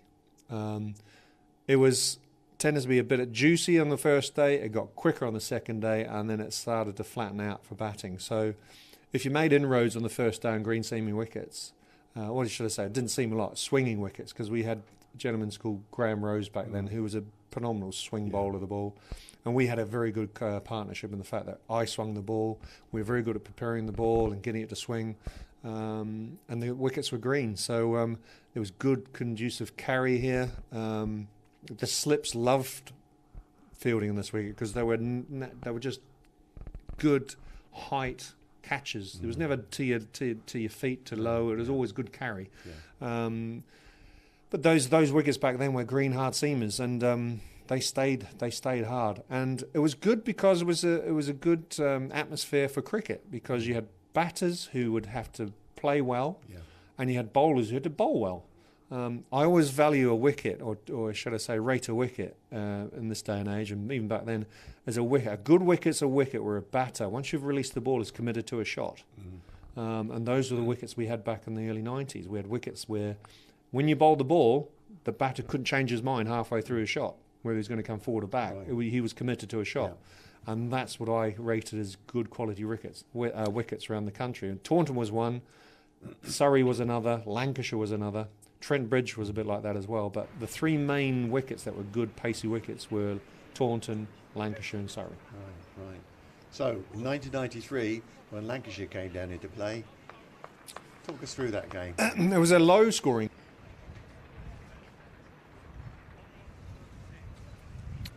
Welcome back to the Cooper Associates County Ground. Pleased to say the sun is shining. Yeah, I think I'm being optimistic, but I can see a bit of sunshine. The floodlights are still on. It's bright again. Just a very short interlude due to the rain. Hopefully that can be the case for the next 4 days. Time will tell. Players are back out there. Umpires are back out there. I'm Sam Dowling. Sophie Luff is alongside me, in Northamptonshire. We're going to resume on 53 without loss. Yeah, Northants have, well, had the better of the morning so far. And like you say, Sam, it has actually surprisingly brightened up out there. That completes the end of the Aldridge over, the end of the 16th over here. Northants 53 without loss. Still looking a little bit cloudy and mizzly in the background though. Those Quantock Hills. You get to a stage where you just don't really want to look at the weather forecast. I did have a look. We might be all right. I think we'll be all right for the majority of the rest of the day. Quite a low chance. Okay, that's good. When I looked, it looked around 2ish that there was a little bit of rain around. Now, I reckon, well, according to this forecast, we'll probably be all right until 5, 6 o'clock, at which point it's going to rain all evening. So tomorrow is a different day altogether. Gregory continuing. One outside the off stump, left alone.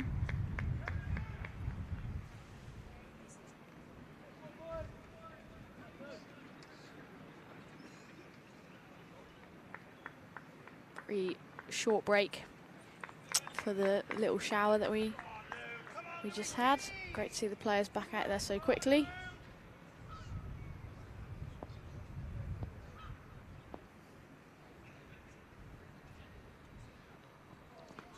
Taken well by Rue down the leg side. So a little bit of stump maintenance there. Classic use of the end of the bat.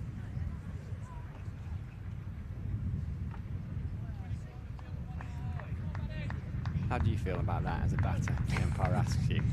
Yeah, I'm not a massive fan of it. I don't really like anyone sort of touching my bats and my equipment. So yeah, I guess it is only the top of the handle, isn't it? So yeah, that is actually it's a bit of a bugbear of mine actually. Doesn't usually happen at like grounds like this, but you know when you just get like the loose stumps that they're just not having any of it. They don't want to stand up straight and they don't want to stay in the right place, and then it's a constant thread throughout the game where you're just tampering with the stumps and the keeper's got to straighten them. And Gregory over the wicket this time and finds the outside edge, but didn't carry, evades the 3 slips there and races away to what is quite a short boundary in front of the Colin Atkinson pavilion there.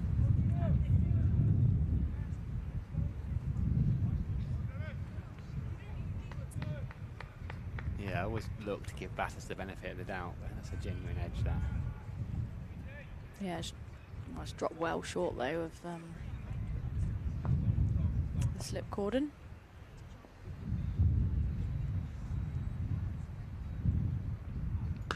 That's a great shot there. Driven beautifully through the covers. 12th man, Roelof van der Merwe does the fielding, but from the other side of the rope. That's timed beautifully there. Vasconcelos moves to 32. Northants up to 61 here.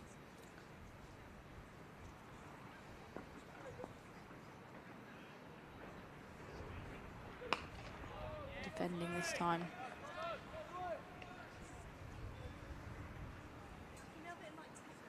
End of Gregory's 4th over.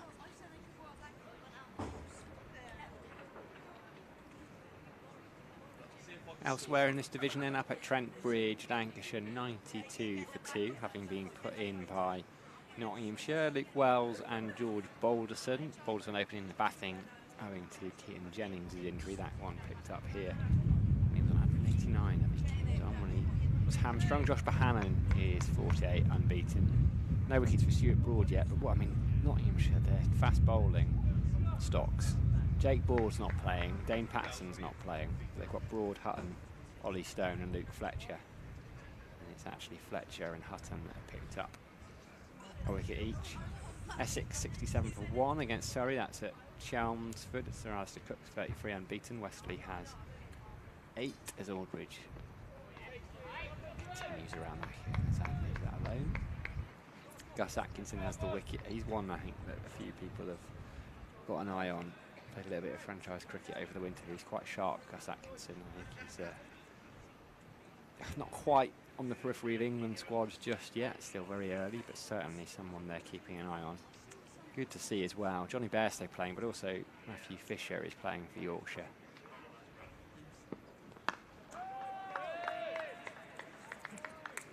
Hazard in behind that. They're playing at Glamorgan. They had them 1 for 2. Ben Code, 7 overs, 1 maiden, 2 for 9 to open up. Fisher's playing. Jordan Thompson. Barnes is chewing a few balls there by the looks of things. 10 off 63. Yeah, he is. He is safe. It's pretty slow from him and by his standards.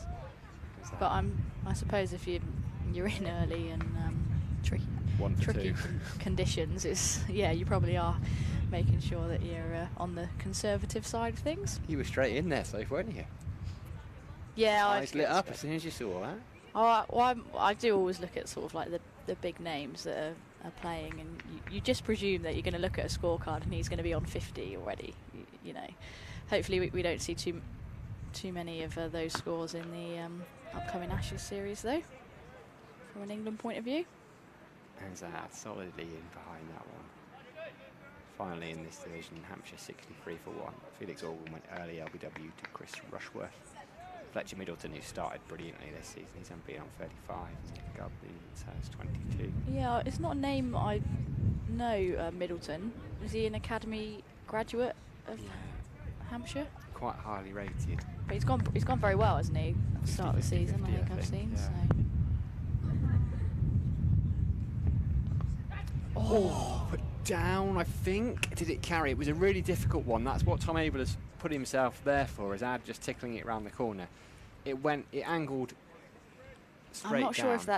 sure if that did carry. Really hard angle to tell. We might be able to see on the replay here.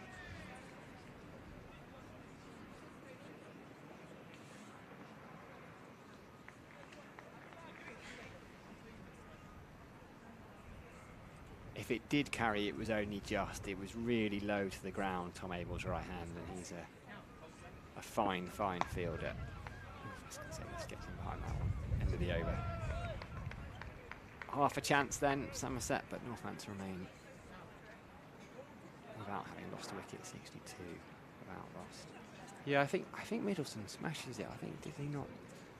He had a huge score in a second team game last year and played a little bit of Royal London Cup cricket. Not long until they come up here, actually, Hampshire in the Blast. Get your tickets for that game now, Wednesday the 24th of May. Somerset's Blast campaign. Last season's semi-final, replayed. Chance to watch James Vince bat, if you're that way inclined. Somerset will be hoping not very long. Yeah, he's got a very good century here, didn't he, in the Blast last year, if I remember rightly. Still tickets available for that one, but be quick, that one will sell out Wednesday, 24th of May. Head to the Somerset website, somersetcountycc.co.uk for tickets. Gregory in, he's pursuing with the over the wicket approach.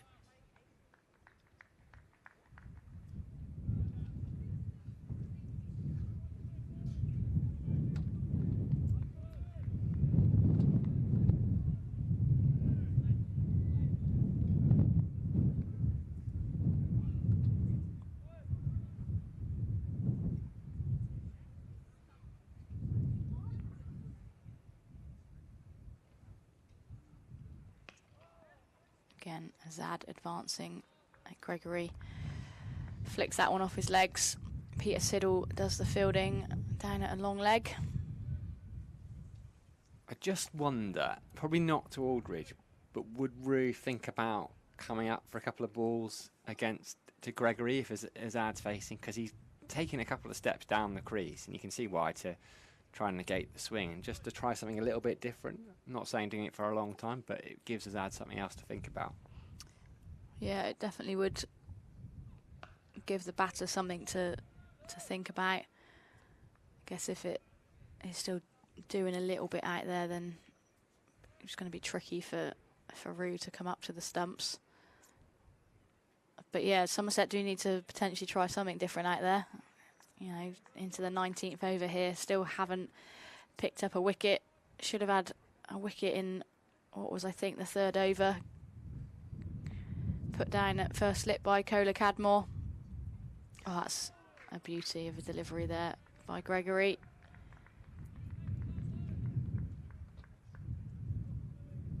He's been beaten a few times on the outside edge there.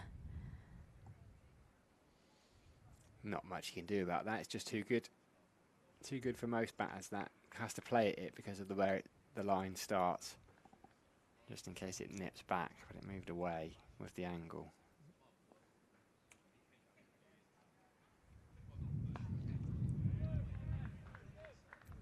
Solid in defence that time. I always enjoy... Tom Abel is very vocal as a skipper. You can hear him. He's got quite a booming voice, hasn't he? And he calls Gregory Lulu all the time. I can just about pick that up on the stump mics. I've forgotten the word for it. FX mic, that's it. Fuller from Gregory. That man, Tom Abel, does do the fielding there at mid-off. End of Gregory's fifth over. He's gone for 21 so far. Northants 63 without loss here.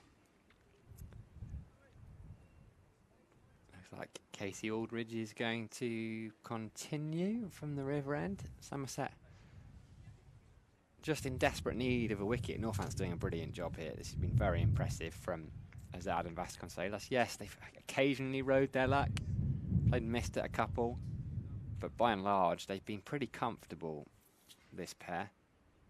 Couple of left-handers. Aldridge coming around the wicket.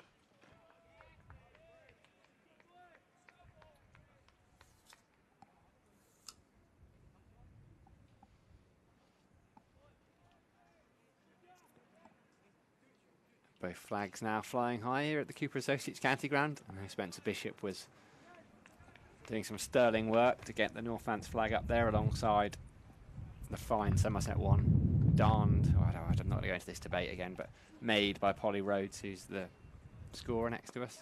Squared him up there. Is that part of Spencer's... Is that in Spencer's job description as well, is it? I think there are a lot of things that Spencer Bishop does that aren't in his job descriptions. We see that one again as Ad takes that step towards even Aldridge, trying to push it into the leg side. Kept a little bit low, actually. Spencer Bishop is always a busy man.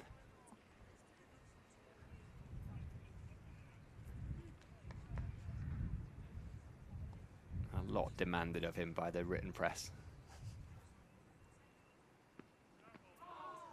As again, another no ball from Casey Aldridge. We've seen a few of them, Gregory in particular, from this microscopic pavilion end, which is where we're housed. But Casey Aldridge overstepping there. You can see the sawdust down in the footmarks already on, what, an hour and a half into play, although we went off for 10 minutes or so. Yeah, and they bowled quite a lot in the Lancashire game here, the Somerset bowlers.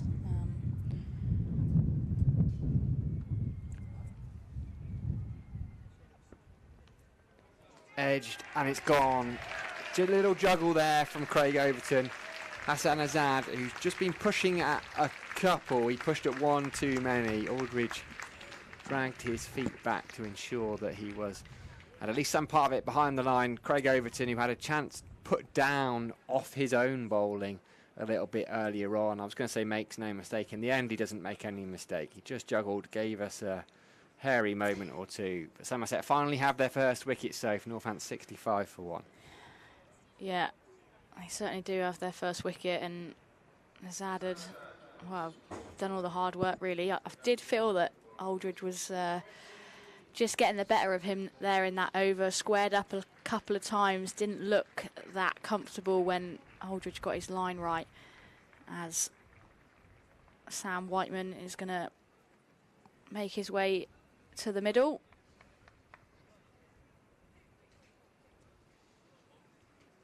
Yeah, another left-hander, Australian Sam Whiteman. Perhaps on the periphery of the Australia side. It's an interesting career. He was the kind of next keeper in at one point. When Gilchrist and then Haddon played, he was tipped as being Haddon's replacement. But he has suffered this really bad broken finger, basically. Mitch Johnson, I think it was in the Big Bash final, struck him, and he ended up having about 3 different surgeries, so he can't really keep anymore. So he's had to reinvent himself as a top order batter. He always batted 5, 6, 7 previously. How old is he, Sam, if you don't mind me asking? I don't mind you asking, Soph, no. I know you've always got all the stats. He's 31. Yeah, I was obviously going to put him in that sort of 30 bracket, given the names of the keepers you were mentioning. I feel like he would have been around for a while then.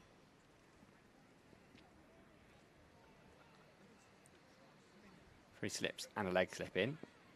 Aldridge around the wicket, and Whiteman plays that really nicely. It was an attempted Yorker from Aldridge, and as well as digging it out, he's just opened the face and run it away for 4. Yeah, nicely played by Whiteman there. First delivery, it's always nice to get off the mark.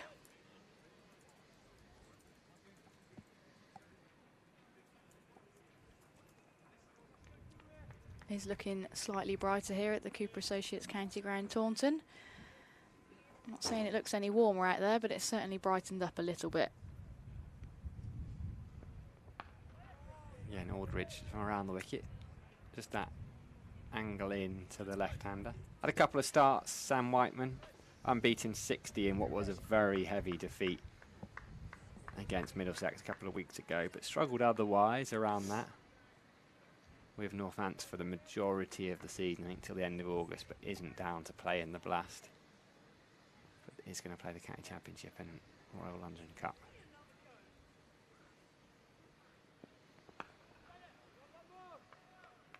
End of the over then. Somerset finally have their first wicket. It's Hassan Azad who fell. Casey Aldridge has his first wicket of the season. Craig Overton juggling the catch at second slip, but holding on. 69 for 1, and Pete Trigo is going to return alongside me. Yeah, I'm going to have a little break, and I'll see you shortly, Sam. Thanks very much to Sophie.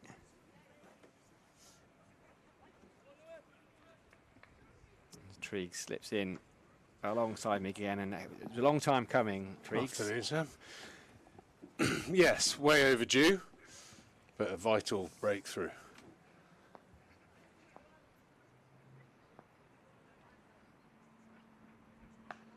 Aldridge doing the damage, getting Somerset's account off and running. 69 for 1. Not quite the morning that Somerset were hoping for, Sam. No, they would quite like that to be 2 or 3 by now, but it's fair play to Northants. It was a really good start. 2 proper red ball openers. Yeah, they played nicely. Also played the angles well, left-handers, getting outside the line, walking at the bowlers. They've made it tough for the Somerset bowlers to settle. A little bit of extra pace and bounce from Aldridge. Just getting that breakthrough. Obviously, Craig Overton did present a chance to first slip that was taken down in the first over, which I think has probably had quite a big impact on the morning session, as I said earlier.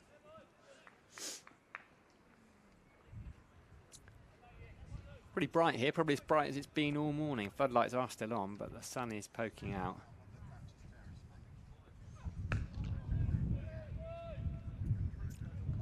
Vasconcelos, though, he's been solid. He's got 32.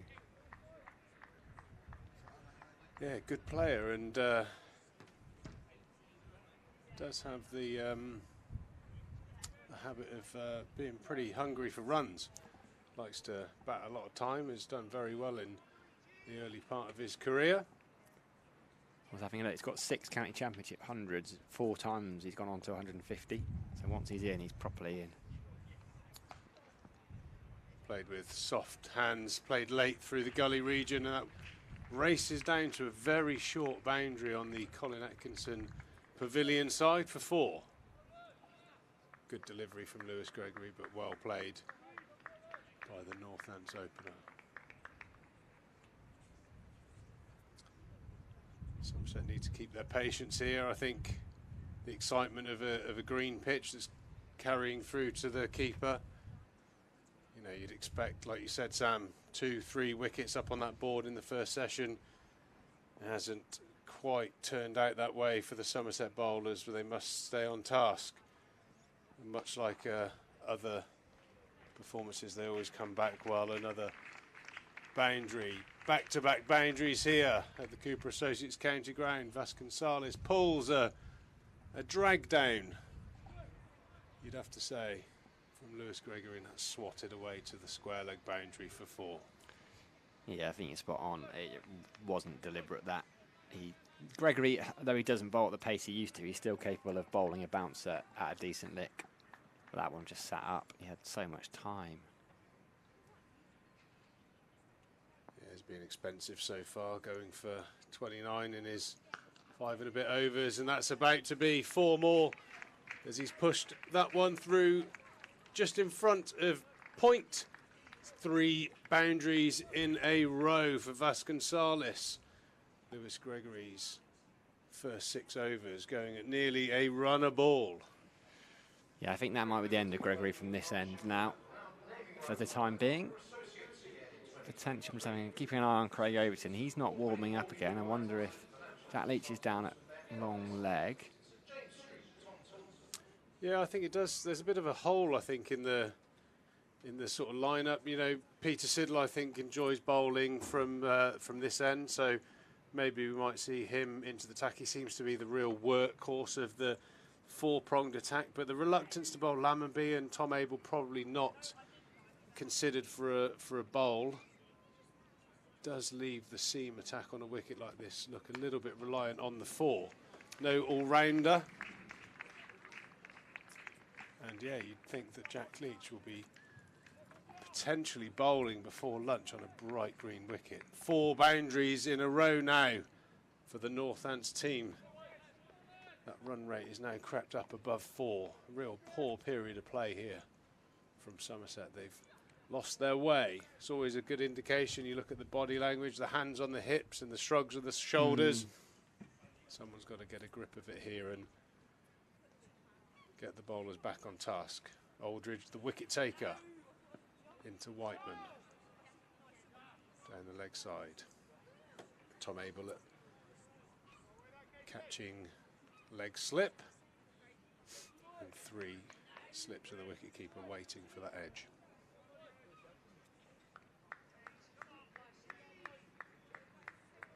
Whiteman an Aussie, but he's very similar to Matt Renshaw, and he was born over here, born in Yorkshire.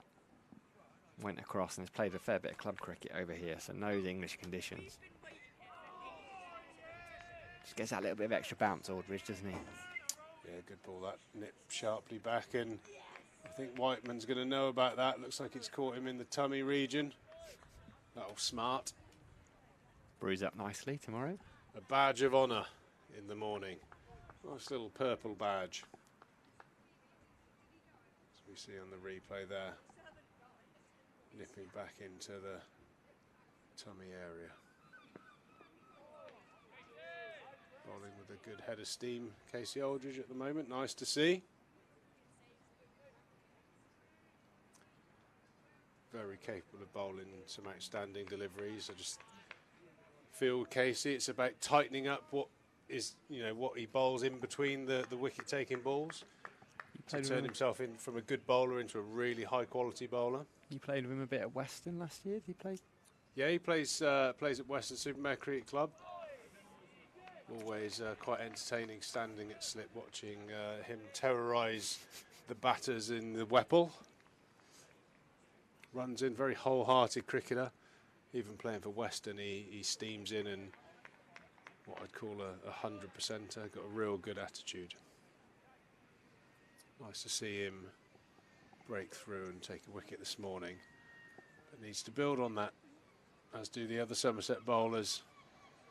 A lot of runs being scored in the last 5 overs. Northants certainly have the honours of the first session so far. Well, I mentioned that would probably be the end of Lewis Gregory. It is. Not literally, just for his spell here from the Marcus Triscoe Pavilion. And it's Craig Overton, who, having taken the catch, is looking to get back into the game with ball in hand. Will feel he ought to have had a wicket first up. 5 overs, 1 maiden, 0 for 16. It really should be one. A simple chance put down by Tom Kohler-Cadmore early on. He looks like he's going to start around the wicket to Vasconcelos, who's batting nicely. He's got 44 from 60 balls, helped by that trio of boundaries at the back end of the previous Lewis Gregory over. And Jack Leach as well at mid-on is just starting to go through his warm-up routine. So 3 slips still waiting.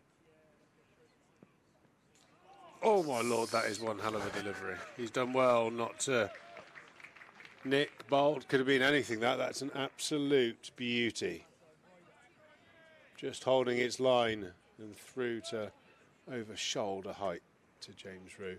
Yeah, it was debated, the round the wicket ploy. I saw just bumped into a man that took many hundreds of wickets here at the Cooper Associates County Ground, Andy Caddick. We were just debating the round the wicket tactic. He, like me, felt that over the wicket created a better opportunity. Craig O thinks differently though, and is persevering with that tactic, and I suppose if he keeps repeating the ball that he just bowled, maybe it is the right way to go. Is that because it's more easy to leave the ball alone? If they're bowling around the wicket, you can judge the line and you have to play at fewer balls? I think it's combination of the two. You can't really, unless it's an incredibly full delivery, you can't really get an LBW from around the wicket as a right-hander. So one mode of dismissal almost gone. Earlier on, Azad was walking down the wicket, so that always gets him outside the line, so it makes leaving and scoring through the mid-wicket a lot easier. I think the margins for error from the bowler's point of view are narrowed. I think from round the wicket, in terms of how much the ball has to move to catch the outside edge, the ball has to do quite a lot. Whereas over the wicket, as I said to Sophie earlier, the angle's already pre-created. You only need it to do a little bit to get that outside edge. And like I said, if it does nip back in, LBW is very much in play. So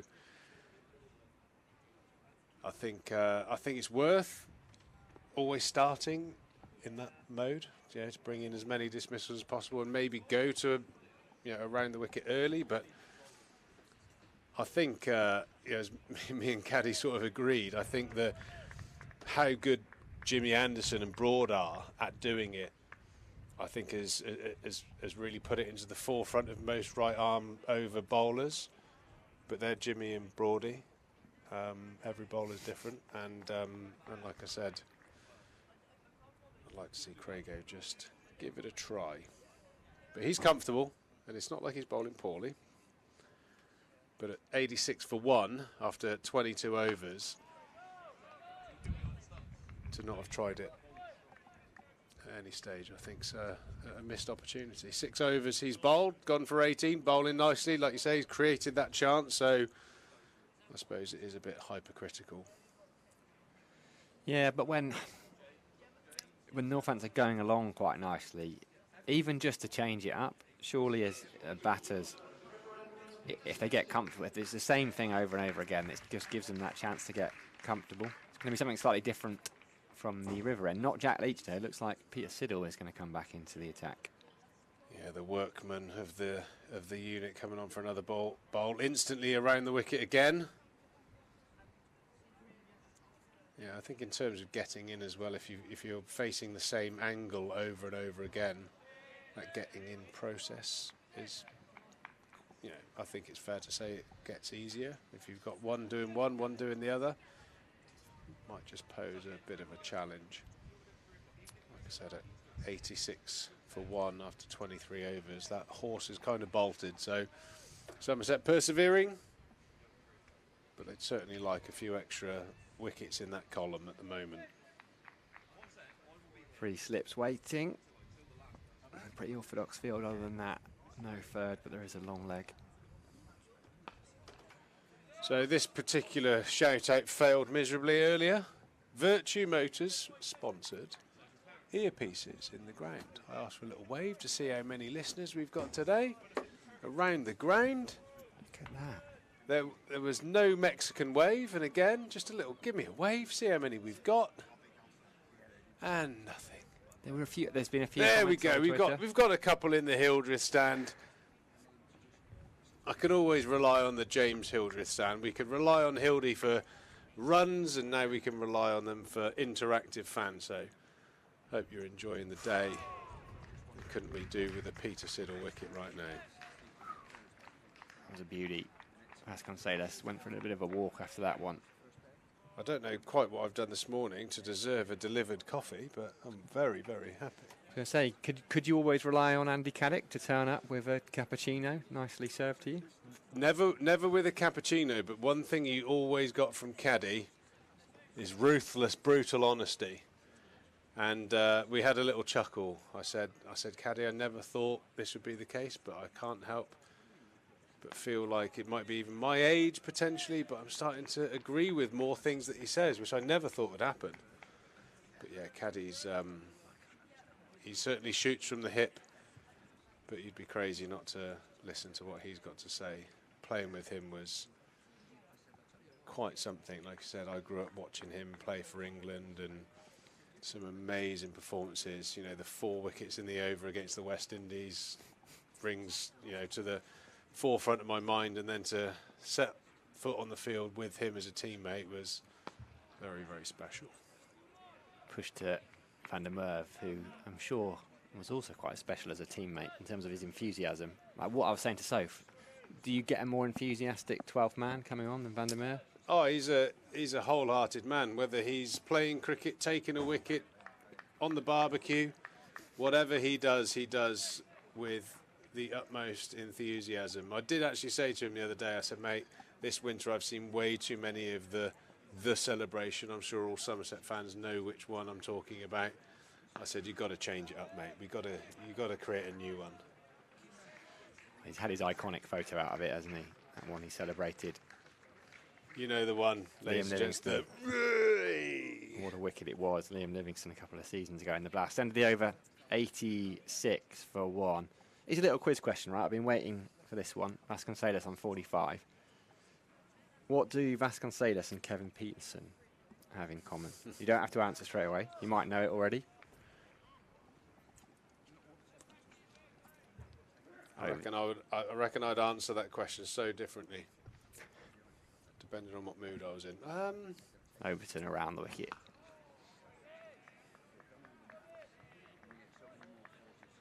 Don't really know a huge amount about Ricardo, and not a huge amount about KP, apart from what everyone else knows. I'm drawing a blank at the moment. It's all right. We've got time. We've got a few days to feed into it. I can't imagine it's a cricket stat-based similarity. It's not. No, it's not.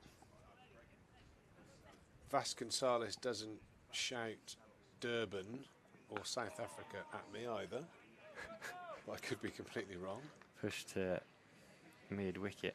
Well, he is, in fact, South Africa. Those Portuguese, he's got Portuguese passport, but he did. You say it sounds more sort of, it's very sort of South American-y sort of sounding. Yeah, exactly that. But he is South African. He played in South Africa. That's where they picked him up. He played a couple of seasons at Bolland. But no, it's not really a cricket-related thing. Although they may share cricket-related bits in common. One's 6'4", one's 5'4", so it's definitely not height.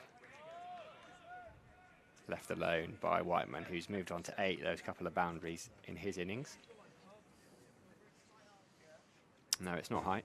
Don't tell me just yet, because I'm gonna throw that out there to any listeners that follow me on Twitter at Treegs140. If you'd like to help me try and get this little quiz question from Sam right. What do Ricardo Vasconcelos and Kevin Peterson have in common? What should we call it? Testing Treegs? Does anyone know? Can anyone help me out? Answers don't have to be sensible. Overton round the wicket still. Love him just to try over the wicket.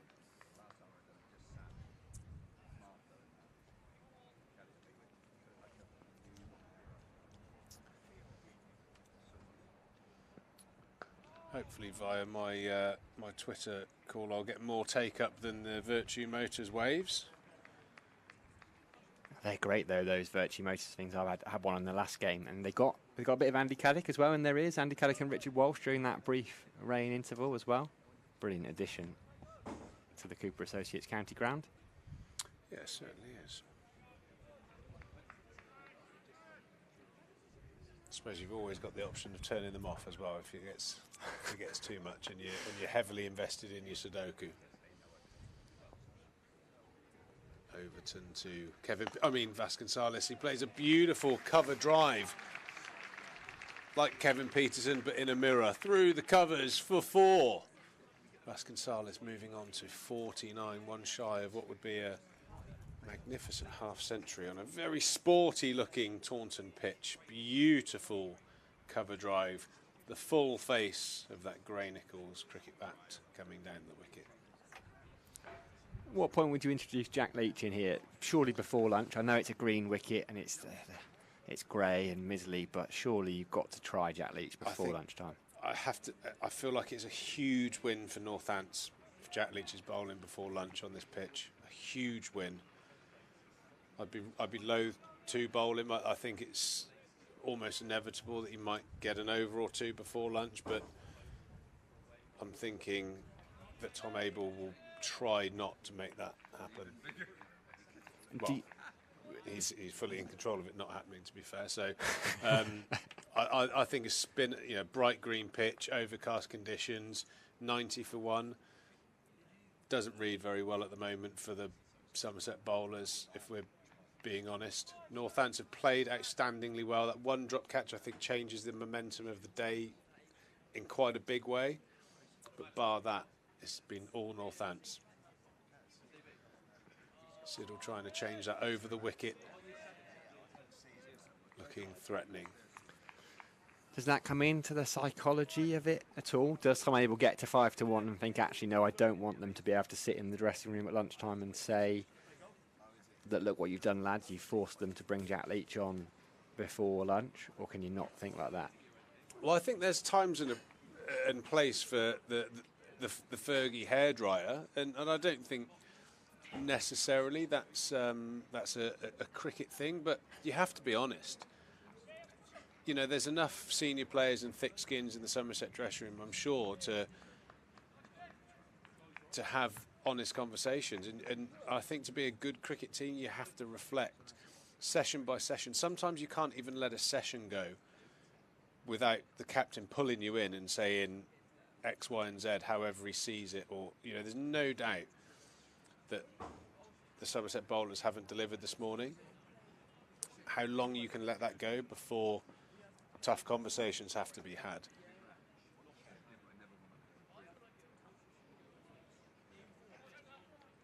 It's a bit unfortunate for James Rue there. Right on cue, in swinger, way offline from Peter Siddle. Very rare that Peter Siddle will bowl a delivery that far offline, but that's gone down the leg side for 4 byes, and young James Rue has absolutely no chance of saving that as it clatters into the boards in front of us at the Marcus Trescothick stand end. Yeah, I think, to be perfectly honest, on a green pitch, I think it's remarkable the volume of balls bowled from round the wicket as opposed to over, especially from Siddle and Overton. In particular, Overton has not bowled one ball from over the wicket. I do feel like that's an opportunity missed. Like I said, I'm sure the stats slightly to that is the best way to go about it, but a brand new pitch, a new day, you just want to bring all modes of dismissal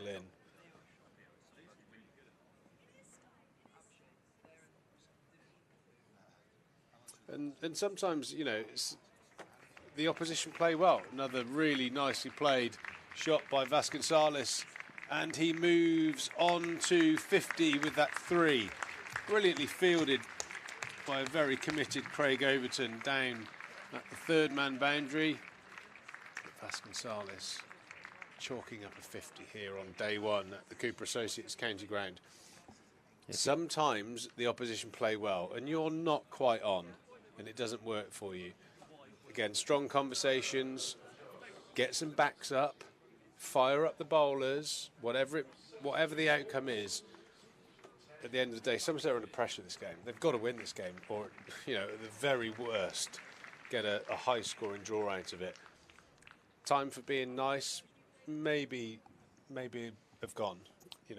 So I think a reaction. Tom, coaching staff have got to get a reaction out of these bowlers and fielders at lunch. However they do that is their prerogative, but it's got to change. It's going very flat, and you can't afford that on day 1, especially on a day that is pretty crucial for the context of the season for Somerset. Yeah, it's huge, and you just see Vasconcelos, 72 balls that half century took, 10 fours. There's been some lovely shots. He clipped Craig through mid wicket. There was that trio of boundaries off Lewis Gregory square and onto the leg side. It's just been a little bit too easy for someone like him so far. His first half century of the season. You need Craig ticking now. Don't mind a bit of that, as you say. It's so early in the season, but Somerset coming into the game bottom of the table against a side that they will be looking to finish above. Right on cue. Feel like there's a presence behind me in the commentary box here. Breathing fire down my neck. The great man Andy Caddick is in the house. I'm sure we'll have a few conversations over the lunch period, how we see it. Like I said, it's just sessions don't always run to plan, but it's very important that the morale is and the momentum is changed somehow, and that is, you know, when you do lean on your senior players, your captain, your coach, words to either fizz you up, fire you up, whatever you want to call it, or get you zoned in on your job. Otherwise, it's going to be a long day for Somerset, as a genuine edge somehow drops short of second, third slip and goes through the gap. Not only was it not taken, which I don't think it was an opportunity, but it wasn't stopped. That's a real hammer blow, as we see a genuine edge there from Vasconcelos. It drops miles short of third slip and sneaks through for a boundary. Trigg, I think I'm going to take this opportunity. We're needing wickets, so we're going to bring Andy Caddick into the attack, and I want to give you the chance to thank him for your coffee properly as well. Oh, I didn't see who the deliveroo was. It's very kind of you, Caddy. He's sorting me out with a bit of caffeine, and Craigo's got to be careful there. You can tell that steam is starting to seep out of the ears. Caddy. You're talking about me in my ears again. Always very complimentary about you, Andrew. I suppose this is I think you'll give great insight to this. You know, you're an opening bowler. You've got a green wicket in front of you where you feel like, you know, the attributes are in your favour. You've had a drop catch. You know, that's super frustrating. You know, how do you think, you know, our international seamer will be feeling right now? He's bowled 8 overs for 26. He's been nicked through the slips. He's had a drop catch. How hard is it to keep your concentration when these things are sort of going against you? It's difficult. You can see he's got his head down at the moment. He's a little bit frustrated walking back, and he's bound to be like that. But as a whole, I don't think they've bowled very well this morning at all on what you call as a good-looking wicket. Yes, it may be a little bit slow, but it looks as though it's doing a bit. But the bit I just do not understand, right from ball one, why are we all bowling around the wicket? Yeah, we did have a conversation, and Nick straight through the slips. That's a tough one because it's off a back cut, so that's flown through the slips. But Bancroft hasn't even moved. Craig Overton's just offered a hand. You're not catching that, Peter. That's a slash. That's coming off the bat, probably about 80 mile an hour plus. So you're saying if that's at second and slip's face, they're just going to get hit in the face? Yeah, that's difficult. If it's at you, you've got a chance of catching it. But this is between the two of them. You can see that, you know, one hand up, one hand, you're not going anywhere. You're just throwing something up to try and put a hand on it. Hopefully it might ricochet up. Maybe you have a chance, but that's going quickly. Good to have a practical view there. Very, very difficult. I used to field at third slip as well, and those sort of ones are a nightmare. So we won't assign any blame there. That's moving quickly. Not in slow motion, it isn't. Yeah, straight through the middle of the two of them. I'll be honest with you, that's a finger breaker, and I think Craig's done well not to get a digit on that. Yeah, there's definitely some frustration out there for the two Somerset seamers operating at the moment. Yeah, I mean, I don't want to beat the same drum because I've talked about it at length this morning already, but my feeling on over the wicket, round the wicket, I'm sure there are stats out there that suggest that left-handers are more susceptible to round the wicket. But I think the sample pot's relatively small in terms of like the last maybe 10, 15, 20 years of cricket. Just feels like definitely one mode dismissal is taken out the equation. Unless you bowl an incredibly full delivery, LBW is not going to happen, I'm assuming. No, and the thing is with it, if you're bowling from around the wicket from wide, the trajectory is coming into the left-hand batsman, which makes it easy for them to punch it through mid-wicket, mid-on. So it allows them to come back up the line of the ball. If you're bowling over the wicket, that means the ball is always moving away from the left-hander, which brings your play on the offside. You can set a very good field. I always used to say to a left-hander, I'd have 1, 2, and then very wide 3, and maybe even 2 gullies, because that's majority where the balls went, because they're pushing at it and they'll go harder across the line. Now Peter's come round the wicket now. Over. Oh, sorry, over the wicket. Well, I think what's happened today, from Siddle, in fairness to him, has tried over and round, but it's taken him a while to adjust his line. He's bowled when he's gone from around the, he's settled into around the wicket.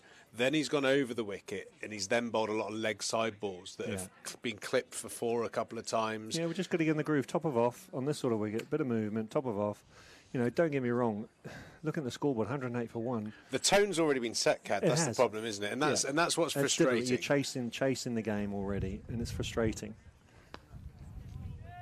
That's what I want to see as a stock delivery. That last ball there, that's where I want to see the bowlers operate. And if it does just pinch away, you allow the wicket the opportunity to do something. Yeah, your slips are in. I think we're speaking the same language here, Caddy. But the Somerset bowlers and the whole team are walking off the field, and the peaks of the caps are pointed towards the ground. So a lot of work for the management and the captain just to raise the morale here at Somerset. Certainly not a session score that we wanted to see here at Taunton. 108 in the first 28 overs for the loss of only 1 wicket. I think the drop catch in the first over was a big one, a big moment for the game.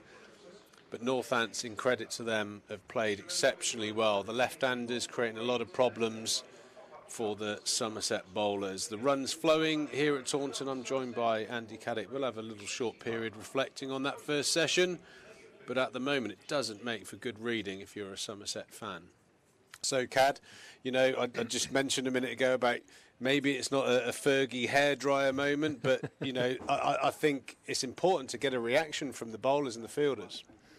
Yeah, they've got to come out after lunch and, you know, reset themselves. They now know what this wicket is doing. They now know what the ball is doing. They should do by now. 28 overs. They should be able to get it. It's a muggy day, a little bit humid. They should be able to get a bit of shape on the ball. But that, you know, over the wicket, that bit of shape allows you to set a batter up. I always used to say to myself, you've got to manipulate the situation. A wicket like this, which is doing a bit, top of off, drag the batter all over the crease to get him to come to the outside off. That then allows you to set him up for a ball that's straighter, a bit fuller, and maybe a bit of shape for the LB. Coming around the wicket, we only have 1 dismissal.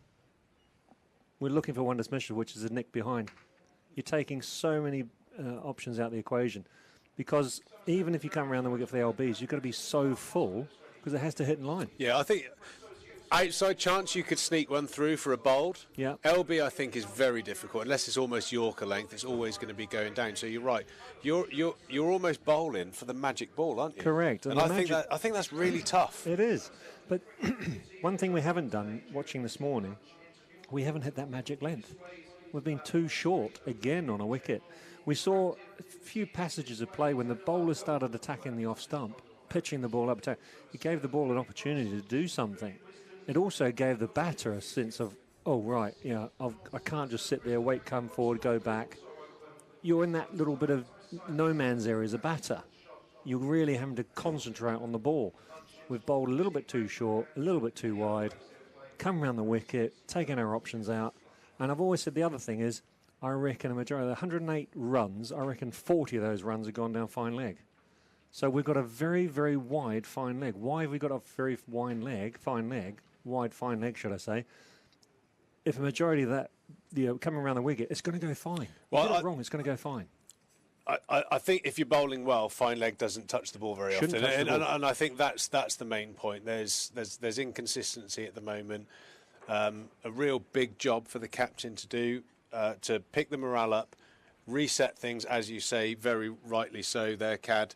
Reset and go again. Actually, every time Somerset have had what you deem as a poor session bowling-wise, they've always come back. Yeah. Normally led by Lewis and Peter Siddle, in fairness, but Craig Overton, I think, has got a real big job to do. Hopefully, he will have a little bit of a sniff early on over the wicket to the left-handers and bring in that outer edge. But we will have a little break here, lunchtime. 108 for 1. We've got some other entertainment to keep you occupied through the lunch break, but we will be back at 20 to 2 with the second session, and we hope that Tom Abel has worked his magic with the minds of our bowlers here at the county ground. We'll see you later on. We had Mush was our overseas in the team. And he was Lancashire, they were, Test cricketers all the way through. You had some serial Watkins, you had Atherton, you had Fairbrother. You had some serious players in that team. I think Awazim Akram was even in the side. Yes, You had some really good, strong overseas players and good quality cricket. But it was a low-scoring match. And it wasn't... I did a little bit in the first innings, but it seemed a lot. And unfortunately to me, when it seems for me, that tends to play and miss a lot. Yeah. But we were fortunate that we were dead and buried, but there's a last heroic swing of the bat from Andre van Troost, which got us from, I think, about a 50 to 60 run lead to about a 100 run lead. I think it was a 95 run lead. So that sort of turned the tables. And the spell of bowling in the second innings from me was, the rest is history. But I'm still annoyed with Mush because he got that one wicket. And, it was just, everything just clicked. From ball one, everything just clicked. I sat and watched the whole of that game, sat down in the old Stragglers bar. I remember sitting in the seats there watching out, thinking they were chasing whatever, less than 100. Yeah, I think it was about 95. Yeah, something like that, something 88, like that. 95. Yeah, but to see you guys roll them over, and in fact they looked like they were going to get them, didn't they? Because Watkinson had There was a little bit of resurgence towards Yeah. the end, but then we managed to put a little bit of pressure on them and knock them over. But no, it was a great game, and for me, it was just the stepping stone I needed to go to the next level. I was going to say, yeah, because that's when you got recognition and got called up for the Test match, wasn't it? Yeah, and there was a baptism of fire against the Aussies, and Yes, you're sitting there thinking, well, of all the teams you come up against, but and the worst case scenario I could ever have was my first Test at Old Trafford. It was like this. It was rain 2 weeks prior to the Test. I remember they used to have the old, I think it was the old tarpaulin blow-up cover, and that had been on the wicket for about 3, 4, 5 days. And the unfortunate thing with that cover was the condensation would be inside and it would drop into the wicket, so it was never kept dry compared to the wickets the covers they use today. And I can also remember that our training was done in an indoor school where they play indoor cricket, which was the competition back then. It was a big competition, big in Australia, big in New Zealand, and it was also back then big in the UK. And we were training indoor, not an indoor wicket, not in the indoor centres we have now, but an indoor cricket wicket for indoor cricket. So, not the greatest preparation, wet wicket, and I didn't do too well for that whole series, but it sort of showed how difficult and how big a step it was up from first class to Test cricket. But you continued to play, obviously, England cricket and Somerset cricket, and you had an amazing season in '98, didn't you, when you got 100 wickets? You're the last Somerset player to take 100 wickets in a season, 100 first class. I mean, that's a major achievement, Caddy.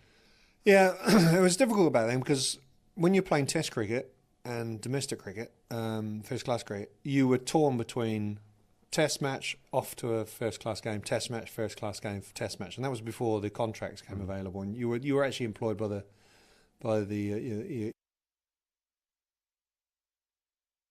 your county, and you were on loan, as they say, to the TCCB, as it was back then.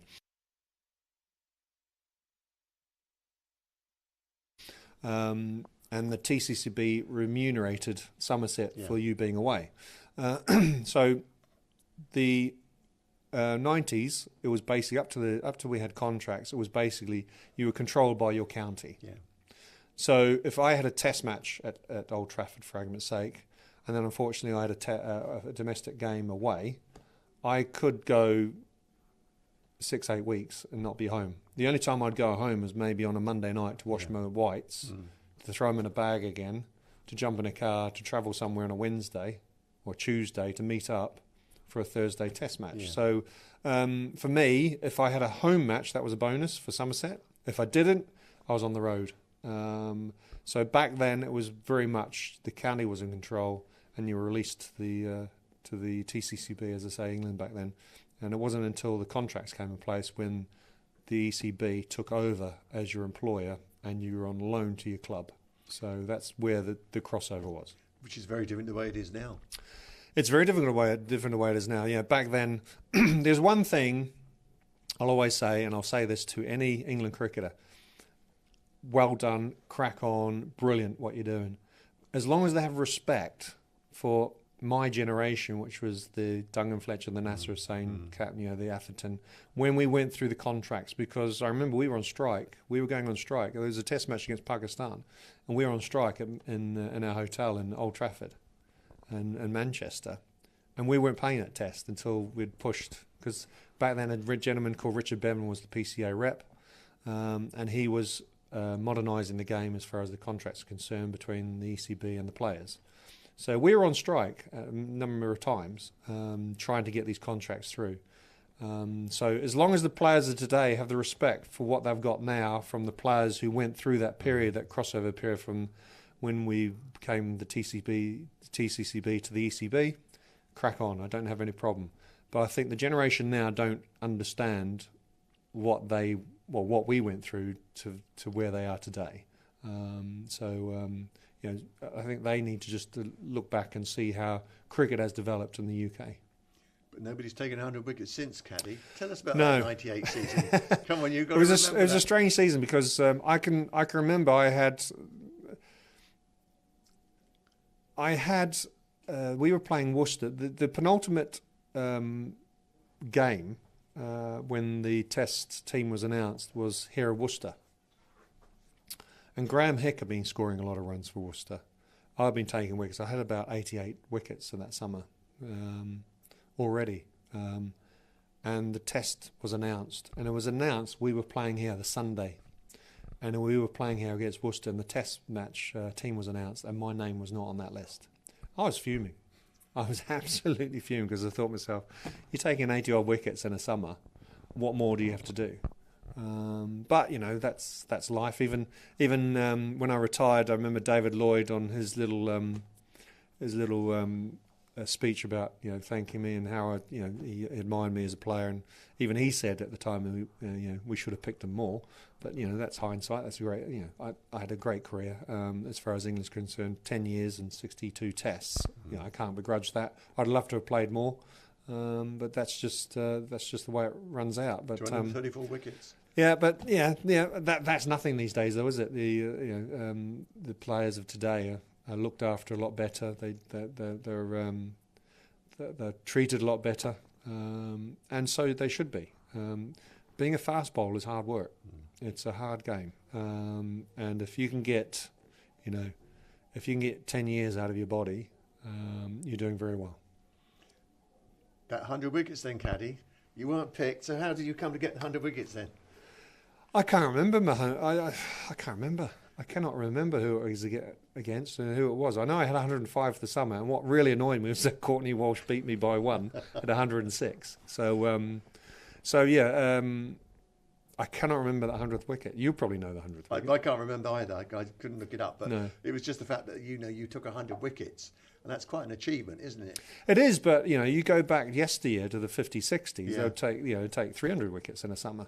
Because they were playing so much cricket. I think there was something like 30-odd matches in the summers. It's just non-stop. So, but in the modern game, 17 games and 100 wickets. Yeah. But the annoying thing was that Courtney beat me by 1. Which was your favourite end down here when you were bowling? I always like running in from the river end. Because it's a bit like Lords, it's a bit like Headingley. I like to run up a slight hill. Because you can attack the crease more.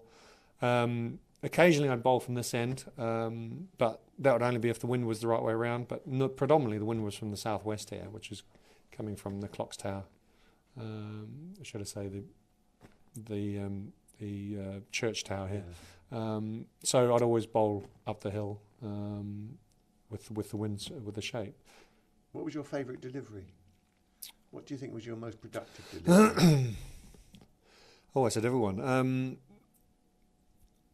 My career changed when a certain ex-Devon lad, a gentleman called Mark Lathwell, taught me how to bowl an off-cutter. Right. So my whole career changed from learning that skill. And that allowed me to start being more productive and thinking of how to work players out. To me,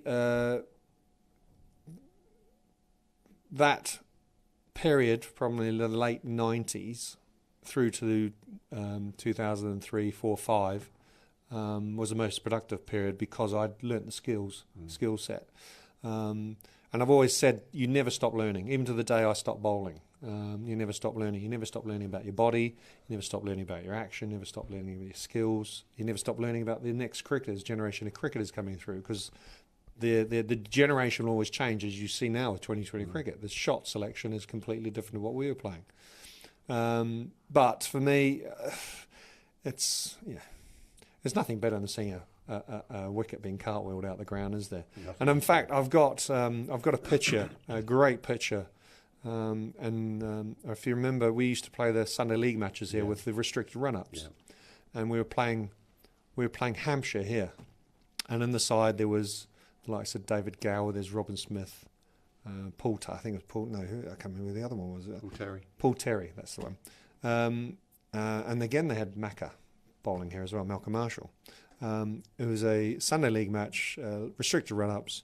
I took 4 for 16. I've got this picture, and it's on my wall at home. It's a cracking picture, and it's of Robin Smith's off stump, out the ground, cartwheeling with the ball and the bail, and then playing the shot. And I got him to sign it, and he said, "Too good for me, China. Pity about the no ball."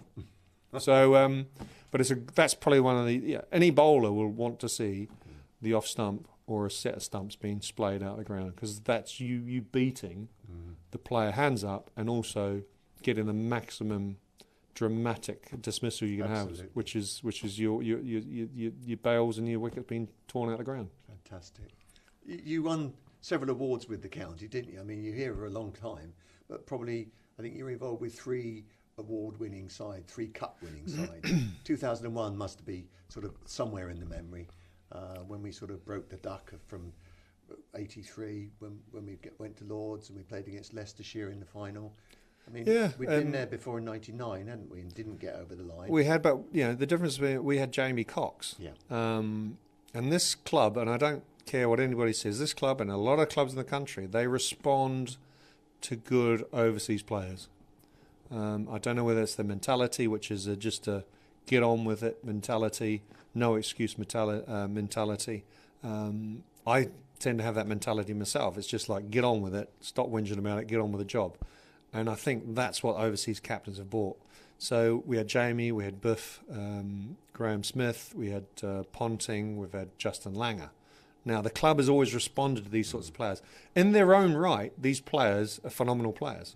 Jamie Cox was probably an underrated player at his time.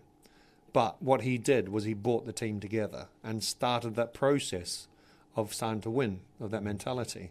We also had a very good coach at that time, with Dermot Reeve. Now, Dermot was out there as far as what he was trying to teach the players and the mentality of the players, but it was brilliant stuff. And you could ask any player of the time who their best coach was, and they would say Dermot Reeve, without a doubt, because he just thought outside the box. Who would have thought that in a game that he would think when the ball bounced on him, he'd throw his bat to the ground and punch it away with his hands because you could not be out. There's no way of, the law states your hands must be on the bat for the glove to be to be deemed as out. So these are the things that were going through his head. So it was quite strange putting onto players, but as far as the time was concerned, then 2001 through to 2005, you would say that it was the overseas captains that had the most influence on this team. And he took us. 99 was his first season. That was your first benefit. It was, yeah. It was, yes. Remember that. And obviously, you've got one of my ties, I'm sure. I have, yes, indeed. You know how it is. He's one today, Caddy. You know that one. But yeah, he took us there in 99, and we didn't quite make it. But 2001, we did, didn't we? We did. We did make it, and it was. That was a strange game because there was one period in that game with Bosworth who, everybody felt for him. Even the batters felt for him. I think Peter Bowler was batting at the time, and he just lost it. As a bowler, it's probably the worst scenario you can ever have, especially in a high spotlighted game. So everybody felt sorry for him. In fact, I think that finished his career basically. which was really unfortunate because he was a good bowler. He was a good day in, day out county bowler. But no, that was the unfortunate downside of the game, but the highlight was us coming away with the trophy. Fantastic. Then the T20 came on board, didn't it? I mean, you were here when that came on the blocks. I mean, what was the reaction? What was your thought about T20 cricket when it first arrived? Like everybody, I thought at the time. I thought, what the heck's this? What game is this? Why are we playing this game? But I think as time went on, people started realising it was good, entertaining stuff. And for a bowler, 4 overs. What more can you say? 4 overs in a day, you take that all day long. And now the format it is now worldwide, well, it's just a phenomenon. The best thing I think for the game is it's the kids. It's bringing the kids. It's bringing highlighting the cricket to the youngsters. But I think there was a survey done years ago that it was like the attention span for a human is around an hour, 45 minutes to an hour, and they've managed to pack that sort of time in. So for 45 minutes to an hour, people are hooked in the game. It's fast impact, high impact. But as far as players are concerned, it was a strange one to start with, but then we had one of the biggest records down there, didn't we, with Justin Langer and Cameron White. 250 on the board. Against Gloucestershire. And it just goes to show that it's entertaining stuff. Yeah. But again, it was an overseas captain who led us to the success at the Oval, wasn't it? It was Graham Smith. It was a phenomenal game. It was a phenomenal day. We did well to get through in the semi-final, and then the final was just let loose, and that's what happened. Lancashire, what a side they had! Yeah, they had a very good side. Yeah. The fact that they had a very good side, and I remember my first over. The fact that Richard Johnson had dropped Mel Loy after hooking me on the boundary. Yes. I think it was second ball. And then, fortunately for me, fourth ball, he did the same thing. And this time, Richard caught it. He hung on to it. And then I got a few overs later, I managed to get Andrew Flintoff out. So, but the finals day, you just don't know on finals day. We've seen some phenomenal finals days. You just don't know. It's just, Somerset last year had a phenomenal semi-final, and unfortunately didn't make it into the final, through in the final. But finals day, it's a toss of the coin. Simple as that these days. Yeah. And then Charles Willoughby turned up here, didn't he, and joined us, and you and he bowled us really to success in 2007, back to the First Division. Charles, I will put my hand on heart and say he's probably one of the nicest blokes you'll ever meet, and probably the best partner I've played with as far as opening bowler is concerned, behind Darren Gough and Test level. So he had all the attributes. And the two of us, we were a little bit ruthless at times, and worked really well as a partnership. And that's what you need in cricket. You need a bowler and your bowlers working with each other. Whether you're a spinner, whether you're a seamer, whether you're a medium pacer, it doesn't matter what discipline you are. As far as bowling is concerned, you need to work in partnerships. Duncan Fletcher was always he was always right in saying, and he was always saying, should I say, if you bowl three maiden overs in a row, 9 times out of 10 you'll get a wicket, and that still stands today. If you watch, it's very difficult to bowl three maidens in a row, but 9 times out of 10, if you manage to do it as a side, you will obtain a wicket because that pressure just builds up. And Charles was phenomenal at the other end with me, and I really enjoyed my time with Charles. And luckily, 2007, we managed a good partnership and got back under the First Division. Indeed, and I mean, you took a lot of wickets between you. And that was more or less the end of your career, wasn't it? You sort of, by then, once you'd had that season, things were becoming a bit more difficult, keeping your body together. Well, for me, I had an issue with my upper thoracic back, and 2007 I was on painkillers and jabs to keep me going, and I decided that I was still capable of bowling, even though I was in pain. I decided I wanted to carry on. I had a upper thoracic operation, so there's steel work on my back now to get me through to carry on. What was I, 30? I was 37, 38. Yeah. So I was thinking, well, my days aren't over yet. I can still do a job. Unfortunately, that operation just slightly changed the dynamics of and the technical side of the action. And whereas before, 10 out of 10 I'd be hitting the seam, after that operation, I started noticing that the ball wasn't hitting the seam as much. Was scuffing the sides and that becomes a frustration when you have how can you say, high expectations and high level of excellence, which you want to continue doing. And that slightly changed. And then that wasn't quite coming back. The biggest benefit that I had that summer, which at the beginning of the summer 2008, is we went to Abu Dhabi, pre-season Abu Dhabi, which I think without that I probably would have called it a day. And that with the warm climate and bowling every day and loosening and getting the body working again was brilliant to get me another couple of years. But it came to the point when 2009, beginning of 2009, it just started to hurt, and I just thought to myself, this body's had enough. And after 20 odd years of bowling down here, it did call it. It did have to call a day on it. Over 1,000 first-class wickets, though, Caddy. 1,182. Exactly. I think. See, I knew you'd know. I knew you'd know exactly how. Yeah, those. I don't know. It's. Yeah, I remember I was talking to Crofty, Robert Croft, and he's got over 1,000 wickets. So it's testament to him how good a bowler he was. And I don't think we're going to see that again. No. I don't think we'll see that. I think the players of the day, especially the first class players, they tend to be a little bit more mollycoddled. They tend to work on strength and conditioning a bit too much. Spending too much time in a gym. I didn't spend hardly any time in a gym. I did a lot of swimming as a player, a lot of bit of core stability just to keep the strength up in the core. But for me, it was mainly swimming and bowling. You learn your trade out there. There's no exercise in a gym that'll teach you that out there. In fact, I've always been an advocate of saying, look, heavy weights tightens you up. You look at someone like Sid Lawrence, for argument's sake. We go back to someone like Sid Lawrence. We look at Jack Callis. He went from being slim and quick to big and bulky, and he lost all his pace. I do think being big and bulky is not the way to go. It's being slim and trim. And the biggest advocate of that is someone like Jimmy Anderson. Absolutely. Just slim and trim and bowl. Yeah. Just sort of look back over your career. Who would be some of the best batsmen you've had the chance to bowl at?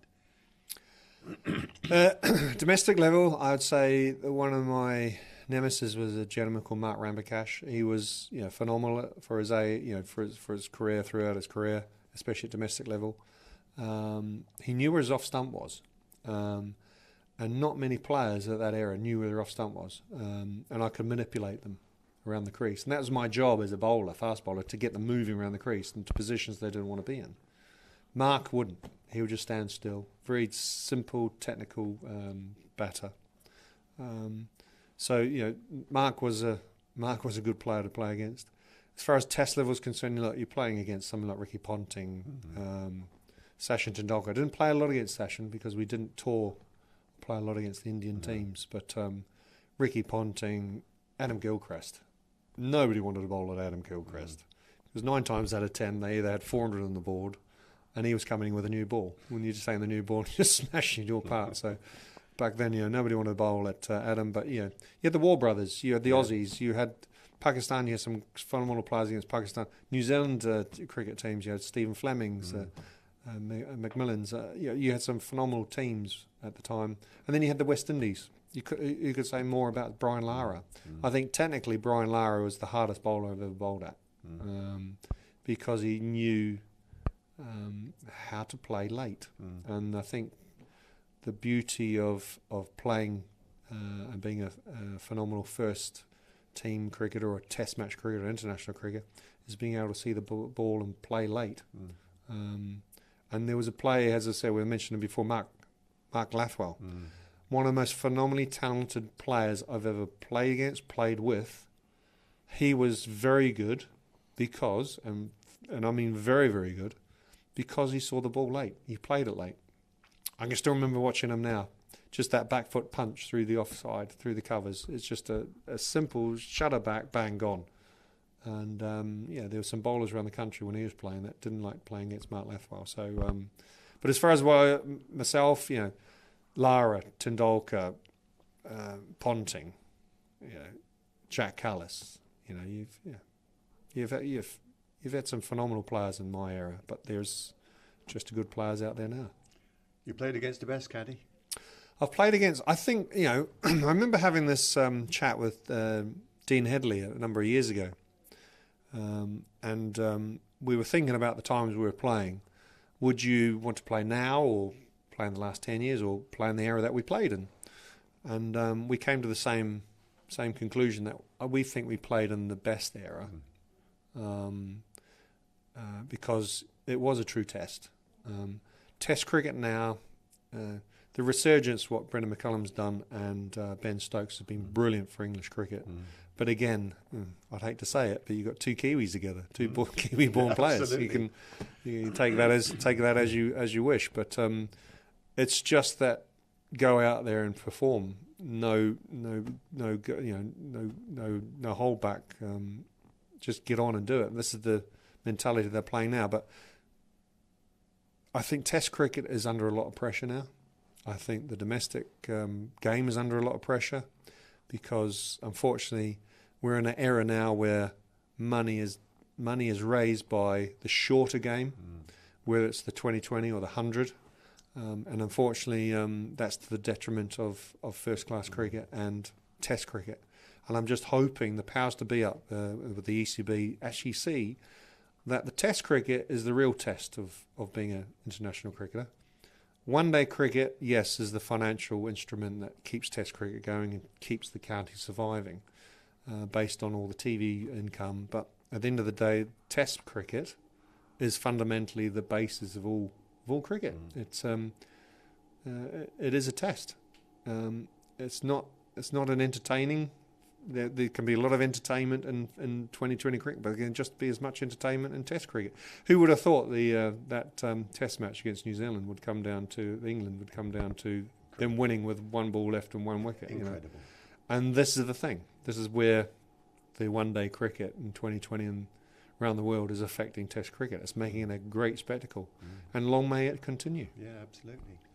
Would you do it all again, Caddy?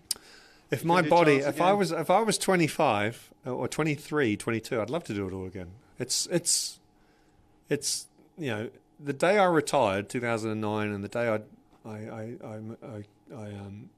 I finished with England in 2003. I still remember that last test at Sydney. Phenomenal game, phenomenal atmosphere, because I think we had about 15,000 Barmy Army watching. And we went down, I remember now, just when we won that test match, going down and applauding the Barmy Army for the support over the tour. It was a hard tour, that tour, in 2003. But, yeah, if I could do it all again, I would, because you miss the camaraderie with the players. You miss that banter. You miss being away with the players, enjoying yourself, but then playing hard. So playing hard both on the field and off the field, enjoying yourself. Because there's a very, very fine balance, because the amount of cricket they play now, they've got to be able to enjoy it. But could I go back? I'd love to go back. I'd love to be 22, 23 again. I'd love to be playing this IP. To play Test cricket. That would be my fundamental, wanted to play Test cricket was the most important part of it. You look back all those years ago to when you were signed for Somerset, and you came down here to an alien place, an alien county, and yet here you are in 2023, still living here. What is it about this place that appeals to you, that's made you want to be here, that kept you here through your career, and has kept you living here now? What is it about Somerset? When I first came here in 89, 90. Yeah. It was the atmosphere. It was a family atmosphere. We had a great chief exec in Peter Anderson. We had great people. We had great staff. It was just a family club. I lived in London for 3 years. It's far enough away from London, from the buzzing pace of life up there. I remember coming my first year in London. I was shocked at how much things cost coming from New Zealand when it was 3 to 1, the exchange rate, the currency exchange rate. But no, coming down here, it was the quality of life. It's a nice part of the world. It's a warmer climate. You've got some beautiful coastlines down here. Being a Kiwi, being brought up around boats and coastline and water. And of course, family. My family are here. The kids are here. The wife's here. They've all grown up here. They've all schooled here. It's a great county to live in. And what about the punters around the ground? I mean, what was it like to come and play in front of them, and the reception you still get when you walk around here? I would say that Somerset are without doubt the best supported club in the country. My wife, back in the early 90s, was the membership secretary here. That's how I met her. So I didn't go far from the ground, as I say. So I've got a lot of ties here. We had 6,500 members then. We've got over 7,000 members now, and that's 30 years later. So that's testament to the club, testament to the supporters here, that they love their cricket, they love this county. This, as I said, has always been a family atmosphere, family-operated club. It should continue that way. I think we're slightly going away from what's best for the supporters. The days when we used to have the old pavilion were brilliant, because you'd walk down from the dressing room straight into the Colin Atkinson Pavilion bar. You'd be sitting there, you'd be drilled and grilled by the supporters, and you learnt your cricket. And the other thing is, the teams would be together. So the opposition would go down to the bar, you'd have a chat with the opposition on the day. The following day you go back, you'd be slogging out against them again, and the following day you'd have another beer downstairs talking about the game. I think that's what we miss. I think the supporters miss that, being able to be close to the players and talk to the players and show their support and show their love for the team and what they're doing. Those days have gone, which is unfortunate. I think those days need to come back, because without the supporters, you haven't really got a team. You haven't got a club. No. Yes, we can turn and say, without the club, you've got no finances. Without the club, you've got no cricket. Without the club, you've got no players. But at the end of the day, without the supporters, you've got no team. Yeah. So I think we need to be a little bit more focused on the fact that this club is built up around the supporters, who's got phenomenal support, and that needs to continue. That needs to be more emphasised. Caddy, they love their cricket down here. They loved you playing down here. Thank you for coming to talk to us today. We've really enjoyed it. Very much appreciate it. Thank you, Richard. Welcome to another Player Podcast from Somerset.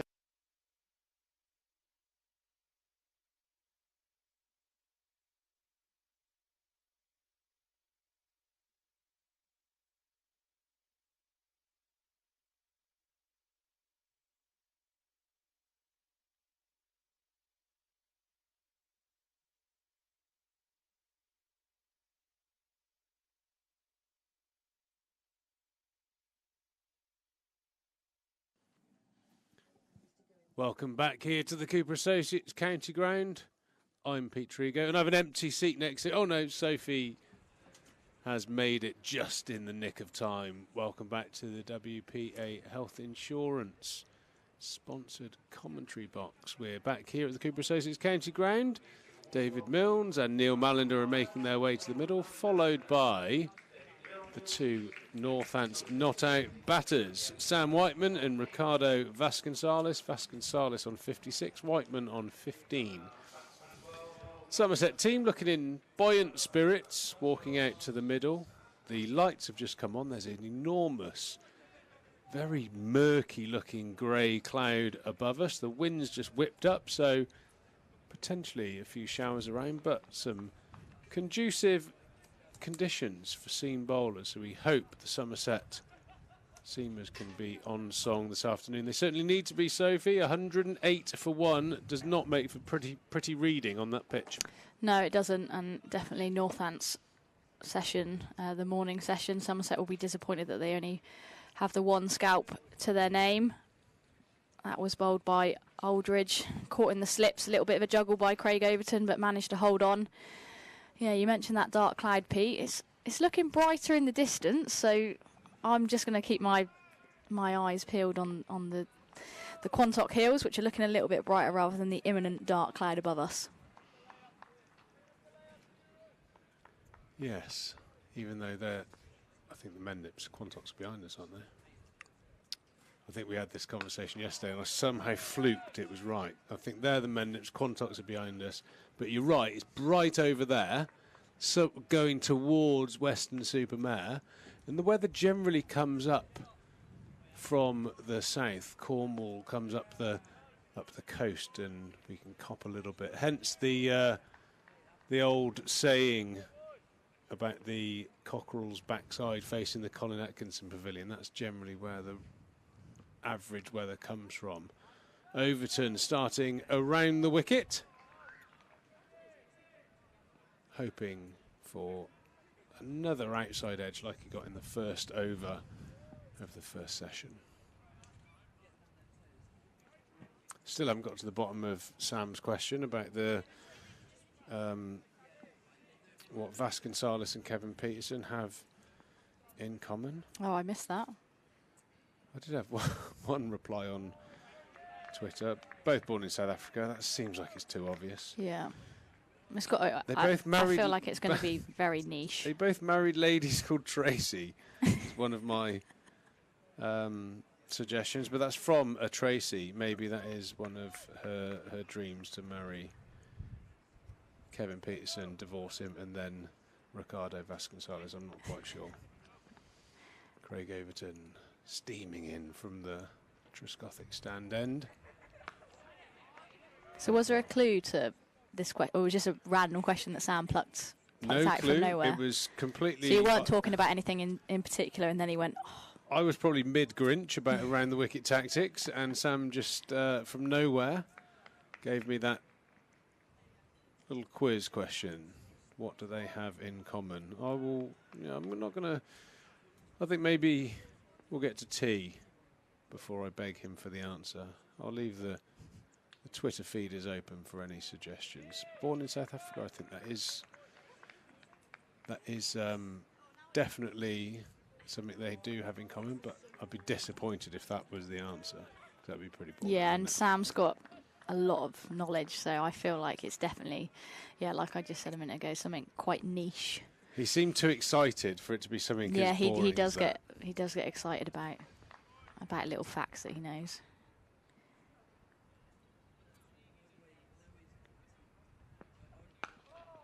Defended there by Whiteman. End of the first over after lunch here. Northants 108 for 1. So your observations of the first session, Soph? What are your thoughts?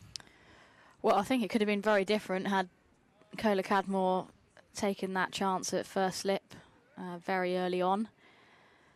Yeah, I feel like Northants have played well. I feel like we've bowled well at times as well, and you know, Vasconcelos has actually rode his luck. He's had a couple inside edges that have evaded the stumps, but I don't think there's been like a huge amount of movement in this wicket, given its very green tinge. I think actually there's a little bit more pace and carry in it, and well, you'd like to think that the score being 108 for 1, that it's actually sort of helping the Northants batters a little bit in that regard. Yeah, I think my perception of playing out there is when there is grass on it, it doesn't necessarily make the ball go sideways, but it gives you that pace. So if you do deceive a batter and you get the edge it carries, which is all you can ask for as a bowler.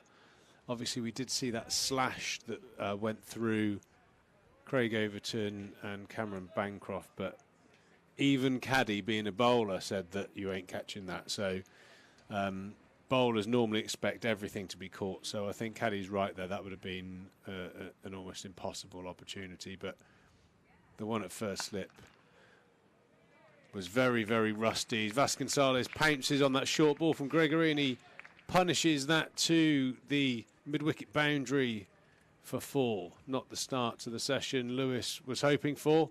He's going over 6 and over at the moment.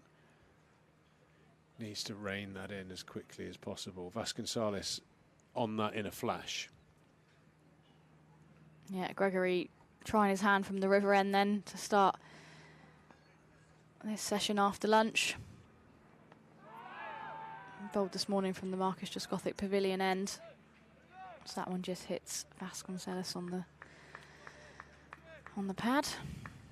I do feel like the little moments like that, the nick in the first over, very straightforward opportunities, no getting away from that. I think we were together, almost a bit, well, I was certainly dumbfounded by that. Just, the body language of even when it was dropped made me feel like it wasn't a chance. And another overly straight delivery from Gregory, clipped for a couple. And the half chance. You always think that when a side is playing well, they're at the business end of the league table, they're up the top, they've got a win under their belt, they're confident. You kind of think that someone does get a hand to that half chance and pops it up in the air, and that straightforward catch is a given that it's taken. And just that little bit of sloppiness that can be so costly. I think a team playing well, again with points on the board, they don't miss those opportunities. Vasconcelos hitting a loose delivery through the vacant point area, point out on the boundary. Another run to the total. Yeah, I agree with you, Pete. I think seen point out. Yeah, I know you hate that one. I was trying to keep quiet about it. Yeah, I think sloppiness is a good word there, Triegs, to be honest. It just looked a little bit like lazy cricket, and that was an opportunity this morning. First thing, Somerset winning the toss. That was an opportunity to start this game how they mean to go on, and start their season how they mean to go on, because the first 3 games certainly haven't gone their way, or how they would have liked them to. And yeah, it sort of summed up the morning session, to be honest. Little inside half there, nearly snuck through, but saved by the flap of the pad. But cricket's a game of switch on, switch off. No doubt about it. From a mental point of view, you've got to switch on, switch off at the right times, in between deliveries. There's no excuse. That first over, everyone should be up and about and expecting a catch. I mean, it literally was like a nick practice edge. Straight down the middle, knee height. Nobody drops catches on purpose, and no slip catches are easy. But if there was such a thing as an easy slip catch, that was it. And like I said, it's just that little bit of sloppiness. And like I said, I think when a team are buoyant and going well, they don't start games of cricket in that way. If Lammers nicks that ball, he's gone. The opposition catch it, and that's, I think, what we've seen a few times. Another opportunity, he doesn't miss this time. Craig Overton gets what he deserves. And Sam Whiteman is gone for 15. That's how we wanted to start the first session, but that is how we've started the second. Yeah, he's held on to that regulation catch as Kola Cadmore. I'm sure he'll be pretty relieved that he's got one today at least. Hopefully a few more to come. And Overton, he deserves that, doesn't he, Triegs? Yeah, he certainly does. And even that one didn't look like it went in. It was almost a little bit of a, oh, that's coming towards me kind of body language there, but he has held on to it. And I think that's one of the good things, the real positive about Somerset this season from what I've seen. They have normally fronted up after poor sessions, and they've turned it round. Hopefully that is the case for the context of the game. 116 for 2 now. Somerset have an open door here. Really important that Somerset team are on the ball.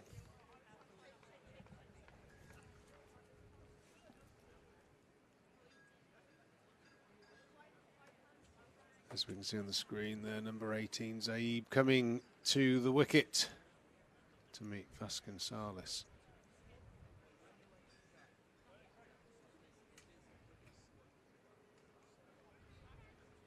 Another left-hander, have I imagined that? I'm trying to have a little look at the thumb. That's always a good indication. Yeah, it looks like the padded part of the thumb is on the left hand. So, yep, we have another left-hander, and it looks like he's taken an off-stump guard. So, Craig Overton gets his reward from around the wicket. Sam Whiteman all at sea there with his feet. Goes fishing for that one and catches the outside edge. Kola Cadmore taking the catch this time. Somerset are off and running in the second session here at the Cooper Associates County Ground. Zabe, first delivery and a beauty from Craig Overton. Probing around the danger area, as Andy Caddick references so many times, that top of off. Really bright start here from Somerset. I suppose again, that sort of confidence and being buoyant. I think, you know, the teams that are doing well, they don't have that sloppy session. They don't have to back up poor sessions. They just have a consistency to them. Somerset are always on the clutch back at the moment in 2023. Can Somerset's talisman drag them back in? He's bowled 2 absolute beauties there. Unsettling the new batter. Yeah, great start from Craig Overton this session, and that's exactly what you want from your leading paceman in this attack.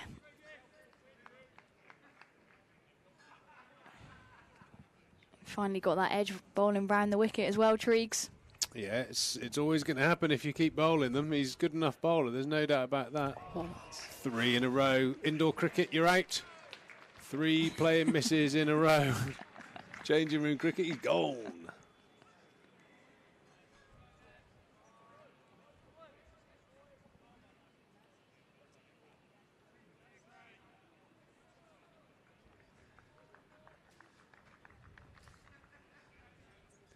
Very unsettled start by Zabe.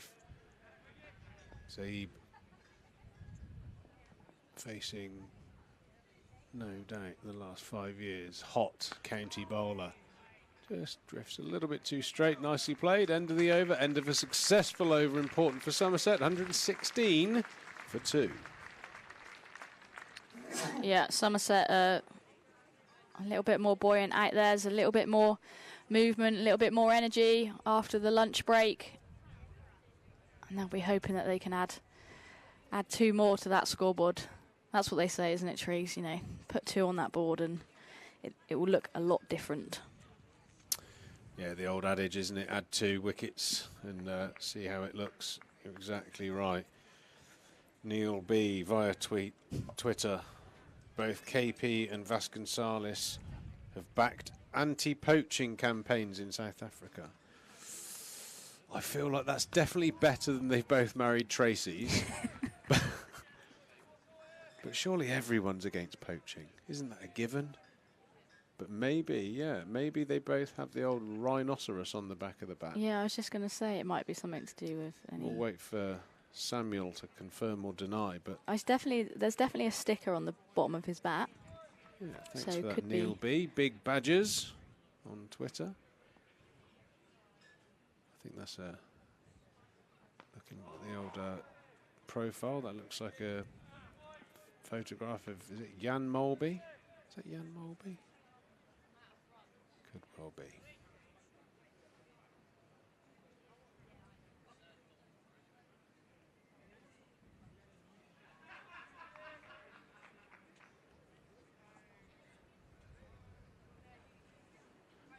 The ex-Liverpool midfielder. Lewis Gregory into the attack now. The vacant point area giving away a single.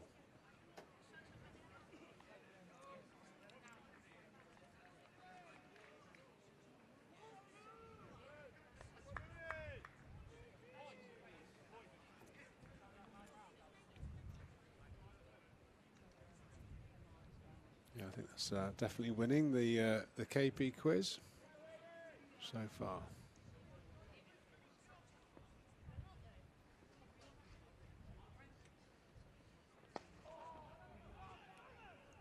Gregory into Zabe, just a little bit too straight. Looks like he's adopted that outside off stump position on the crease. Looking to tuck the right-hander away. Lewis Gregory's gone for 41 in his 7.4 overs. Definitely looking to scratch that back. Pop one in the end column. A couple of wickets will turn those figures around. He bowled a beautiful away swinger to the left-hander.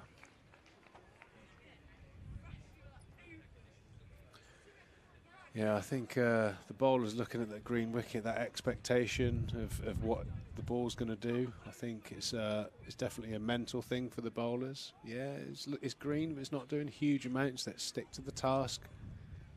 That's the important thing for the Somerset quartet this afternoon. Lewis getting a little bit of shape away from the left-hander, and that really is when round the wicket becomes valuable, when you can get it swinging from that angle in position. Angle in, swing away, that's a real challenge. That's very a la James Anderson. Zaib's faced about 6 balls, played and missed at 4. So a bit of a shaky start, still yet to score, but Vasconcelos up the other end on 65. Yeah, it hasn't looked all that comfortable yet, but umpires are together here. The batters are together and they're sort of venturing off the field. I think there's a little bit of drizzle in the air. If I look at the maroon coloured trees in the distance, there's definitely a little bit of precipitation, and definitely the lights are starting to take over, each player casting 4 shadows. So it's pretty gloomy, and I think the umpires are getting together to take a light measurement, which will set a precedent for the rest of the match here at Taunton. I'm sure the camera will have a little look, little light meter that goes on top of one of the stumps, and it will give you some sort of numerical light reading, and they'll use that as a baseline for the rest of the match, just so it's fair across the 4 days.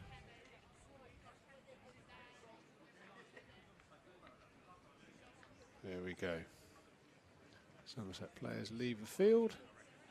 Hopefully this grey cloud will swish on past and we can get back out there as soon as possible. For now, we have a break in play. I'm not getting the covers on, Triggs.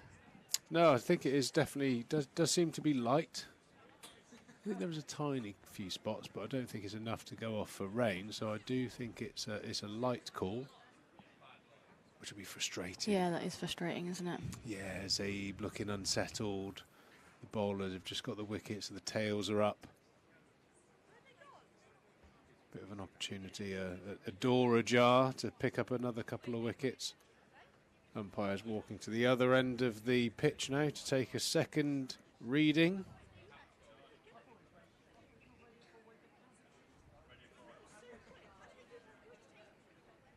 David Milne seems to be the man in charge of the light meter. He's Do you reckon running the they maybe show toss a coin for that responsibility, or is it something they're happy to pass on to their colleagues? I don't know, actually. It's an interesting question. No, I want light meter. No, I want light meter. Whether, you know, obviously they got the same job, but is one of them sort of like the main guy? Probably has something to do with pocket space. You know, Neil Mallender might be the Haribo man, just to, you know, okay, yeah, share the old sweets for breaks and all that kind of stuff. And Milnesy brings does the light meter. Ghosty might have the gauge to do the ball. I think they actually carry around quite a few bits and bobs. Yeah, I was going to say they've probably got quite a few pockets and different bits and bobs. Yeah, there's definitely a notepad each. The snood, I think, that's still in play, which is a sign that the English summer hasn't quite started yet. Both gentlemen who I saw earlier on sporting the snood. Yeah, we'll give it a few minutes. The players have stayed in the dugouts, so I think they're relatively hopeful that they'll be back on pretty soon. Give it a few more minutes, otherwise we'll go off and grab a snack and a coffee, and we'll be back to you as soon as we can see light on the horizon. So, Mendips, Quantox.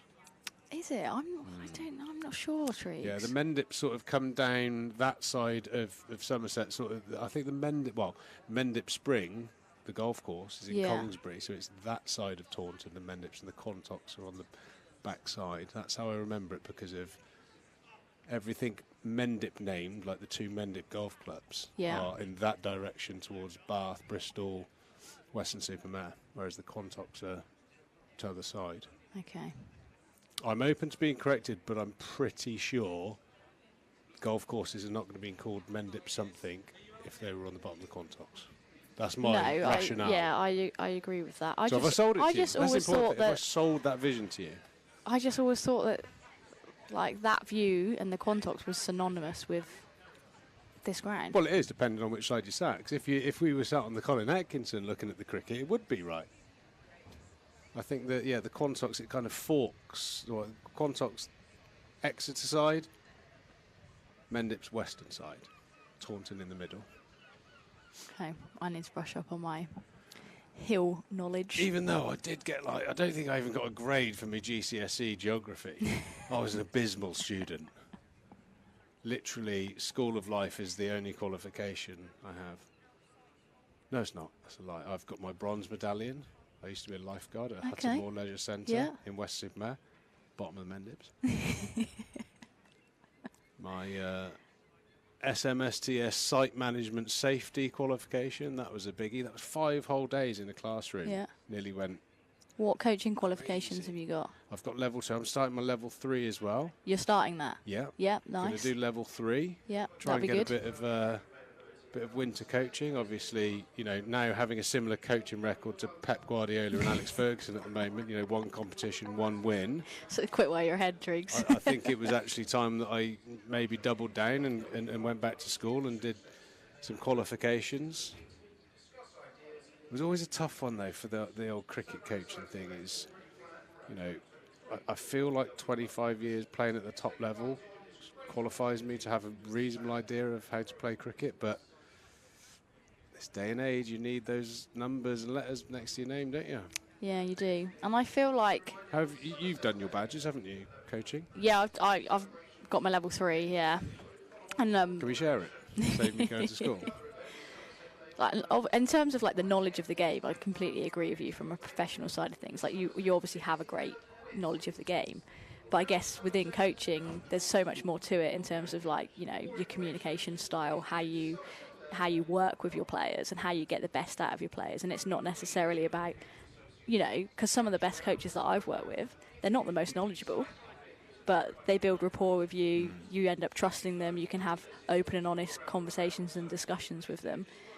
It doesn't matter that they can't necessarily coach you the perfect on drive or whatever it may be. That's obviously a really good thing to have someone that's very, technical. And I guess a lot of coaches have different styles and will have knowledge about different parts of the game. That's why you have, your specific assistant coaches these days. Couldn't agree more, actually. The more I've worked with professional players, I think it's different. I think fundamentals and technique are really important to get in sort of pre-15, I guess, for any cricketer.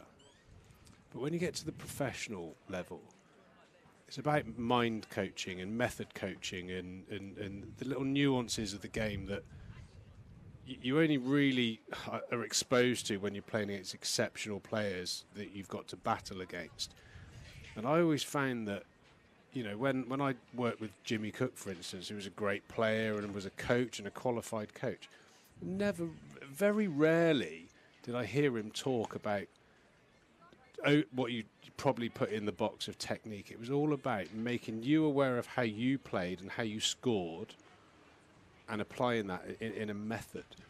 So it's fascinating. Like I said, it's your communication and your ability to manage. I think that's a real crucial thing. So hopefully my communication is decent. Hence why I work in the media and in this particular commentary team. But I'm sure there's lots more to learn. As the covers, unfortunately, now are being rolled out. So myself and Sophie are going to take a break. I'm going to steal her level 3 qualifications while I'm having this break to save me doing that course, and we'll come back to you as soon as there is a chance of further play here. Northants 117 for 2. Somerset have had a breakthrough in this second session. We'll see you soon.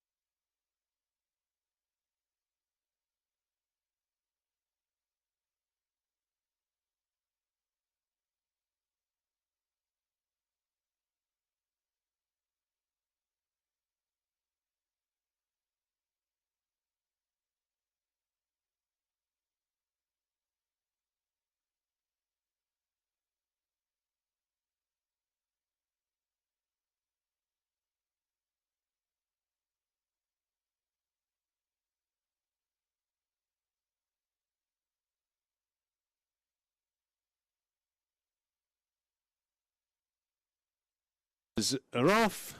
The umpires, in fairness to them, didn't leave the pitch, so they knew once that grey cloud had lifted a little bit, we'll be straight out there. So big opportunity here for Somerset to capitalise on that Overton early breakthrough here in the second session.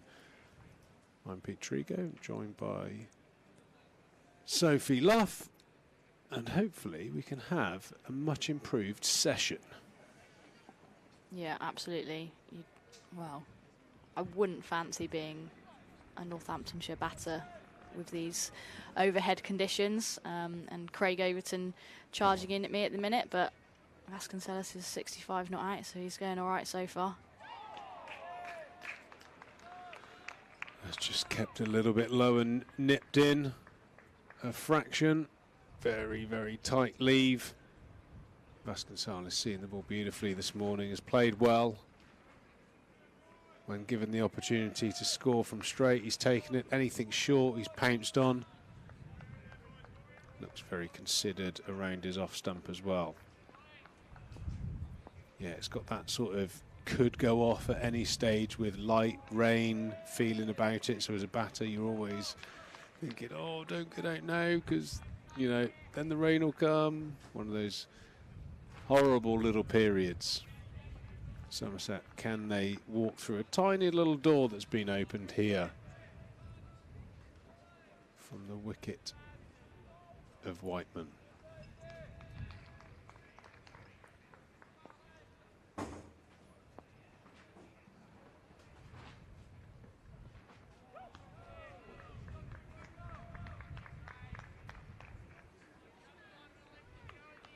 Ball again carrying to the waist of James Rue behind the stump, so good sign that there's a nice amount of energy in this pitch when the seam bowlers get it consistently in the right area.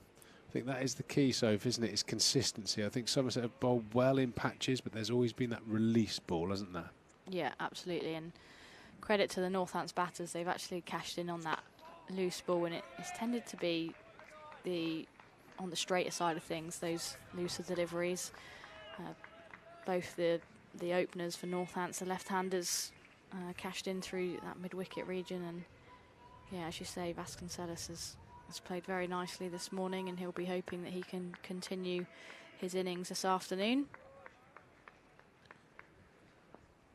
Yeah, that would be an interesting offer, that, if you would have had a look at this pitch in the morning. I know there were a few eyebrows raised. One of the county cricket greats, Kevin Dean, tweeted me about the greenness of the pitch. He would have licked his lips bowling on something like that. If you'd have said to Vasconcelos, I'll give you a 65 now, you're shaking my hand, I wonder if you'd have taken that. Deal or no deal?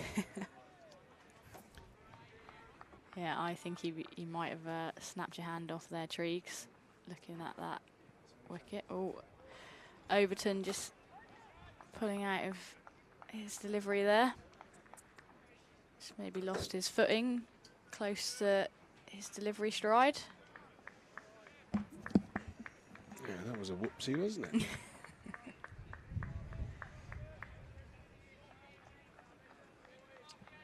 Yeah, I think I might have had a sore hand after offering that deal, but Vasconcelos has got himself to that 65, and he will not stop there, or not want to stop there. He does have a trend of getting big scores. When he does score his 100, he generally turns them into quite big ones. So very good temperament and a great find for Northamptonshire. Lewis Gregory is going to continue from the Lord Ian Botham stand end, or the river end. Very high-tech looking sight screen here at the Cooper Associates County Ground. The sheet.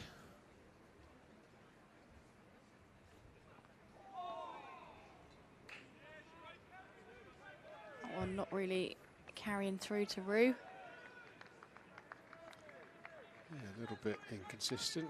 The bounce here today from that end. There's definitely more bounce from the end that we're commentating from. I know the great man Andy Cannick always used to prefer this end. I think that was always the old sort of wives' tale, that there was more bounce from that end, and I think he's probably right. That was always more the swing bowler's end from the end that Lewis Gregory's operating from. Most bowlers have a preference at whatever ground they play at.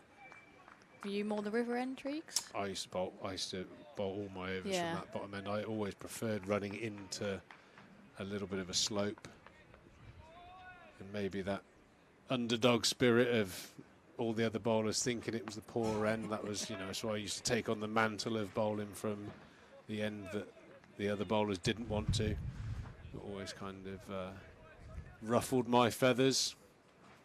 The real tough sell was like uphill at Headingley, where it's a dramatic slope.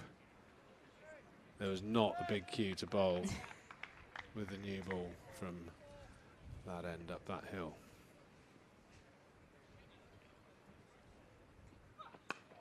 Gregory into Zabe, still yet to score. That pressure building, 11 balls now without scoring, and don't worry about that, ladies and gentlemen. He'll start to feel the pressure there. You want to get off the mark as soon as you can.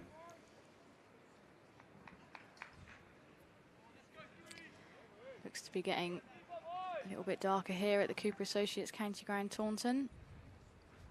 Gregory's in again. Again, another dot. Zabe will be disappointed. Missing. That was the one. That was the get off the mark delivery, and he's missed out on it. Yeah, it's amazing what pressure can do when you've faced a few dot balls as well, and then your body maybe gets a little bit tenser. You're looking up at the scoreboard. You're still not off the mark yet, and then you do get a delivery that you can score off, and you don't manage to use it to your advantage. Again, Gregory squares him up that time. End of the 34th over here. Northants 117 for 2.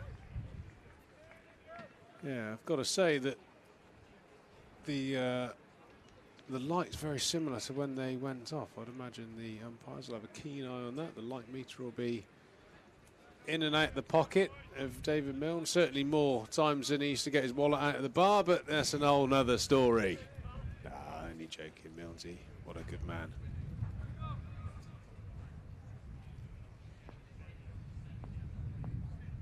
Overton into Vasconcelos, plays a beautiful straight bat again. Looks very good technician.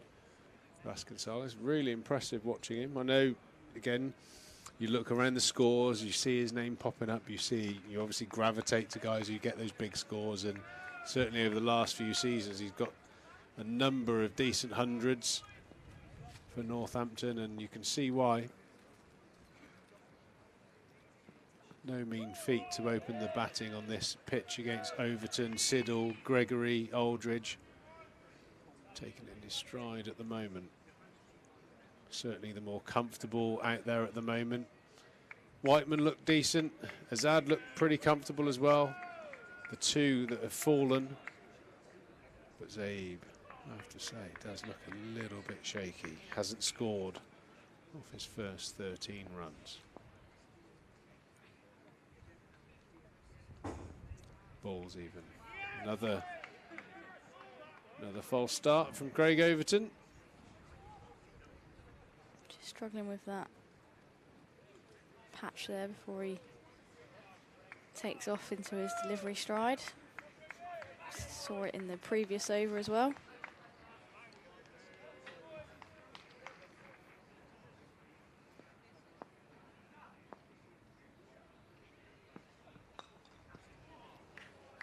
Two straight from Craig Overton there, and clipped off his pads for 4. Yeah, that's a little bit indicative of the way today's gone from a Somerset point of view. Patches of really good attritional, professional bowling, looking like getting wickets, and then that release ball. And in fairness, Vasconcelos in particular has hardly missed out on one opportunity when the opportunities being presented to him. Overton straight back into the business area. Thick edge down to third man, I think. Is that Dixon down there at third man? Yeah, he seems to be one of the first names out the hat when there's a bit of boundary riding to be done. Where did you prefer fielding, Treeks? I used to like fielding at slip. Yeah. Third, I was always like the extra slip, which was always maybe the third slip or gully. Bowling, I think on a hot day in particular, it was always good to have that little bit of time away. Overton onto the hip again, and Zaib does not miss out, and he gets those first runs on the board. Two poorly directed deliveries from Overton. He'll be disappointed with that. Zaib would have been a bit twitchy, having not scored, and he's given him a freebie to get off the mark. Again, a little bit of ill discipline creeping in to the Somerset bowling. Full, better directed delivery to close out the over. 126 for 2. Yeah, I think it's just that those couple of release balls. You know, there's probably a 4 ball every 2 overs, which is just maintaining the scoring rate for Northampton. Not quite been on song so far today. 1 for 36 Overton, and Gregory wicketless, 41 runs off his 9 overs.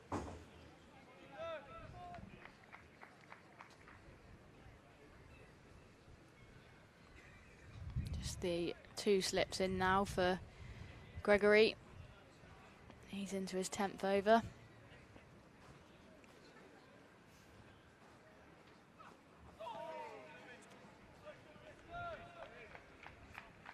Really good line there by Lewis. 2 slips, we've got deep backward point. I'll say it quickly before Treeks hears me.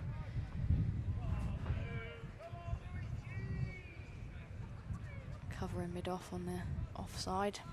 Got catching mid-wicket, I think that's Cameron Bancroft in there. Am I going to start my through point ledger? Gregory loses his run up this time.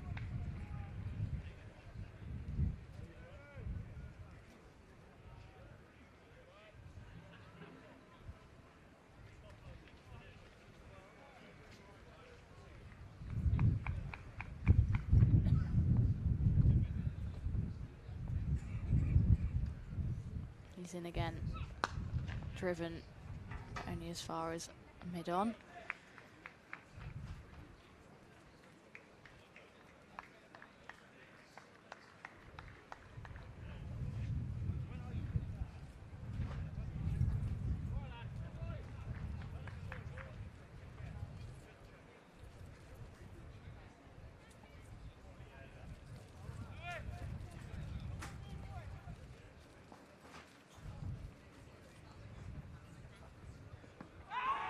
Oh, it's a shite by Gregory, but going down, I'd have thought.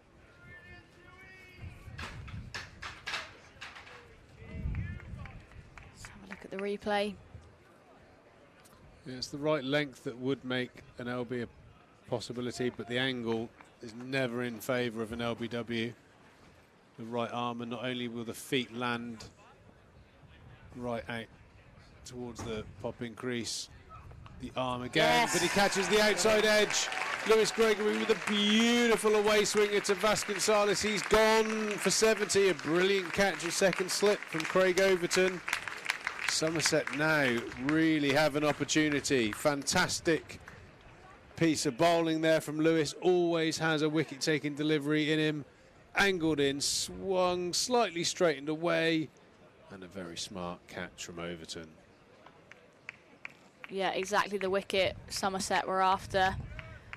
Great innings there, comes to an end. It has to go for 70 though. Northants 126 for 3 here. And Somerset will be keen for another couple more on that scoreboard.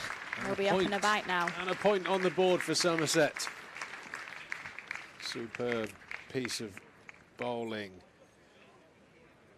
this lineup. They've got those balls in them. It's just what happens in between that determines the day. Too many loose balls today so far, but 3 wickets have gone, and now there is an opportunity for Somerset to really strike back here on day one.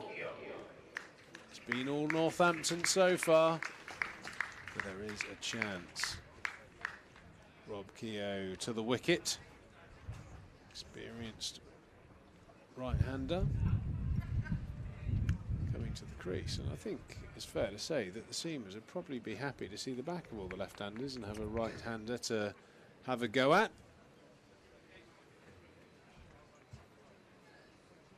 Yeah, he's a pretty tall right-hander, isn't he, Keogh? As we can see, just doing a little bit of gardening.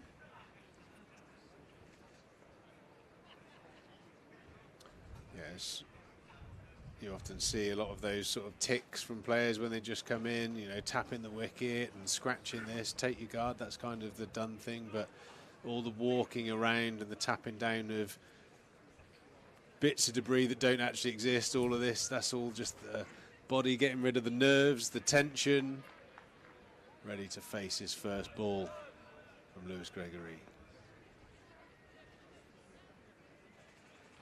He's straight on the money. First ball gets a thick edge down to third man. Looks like he's going to win the race, but a very committed Craig Overton again drags that back over the line. I think in a televised game that would be very, very close to a 4, I think. But Craig Overton has dragged it back. It'd be impossible for him to know at that speed, but I'm pretty sure I'd be giving that a 4. Yes, quite clearly a 4 there, but again, Craig Overton wouldn't have known. That would have all happened way too quickly. Yeah, great commitment there from Craig Overton. I think he just wanted to get his whites dirty, to be honest. Third umpire would have definitely had a little sniff at that in a televised game, but great piece of work and saved a run. Lewis Gregory, end of a successful over, 1 for 44. Off of his first 10 overs. Somerset have registered their first point for the week, 129 for 3.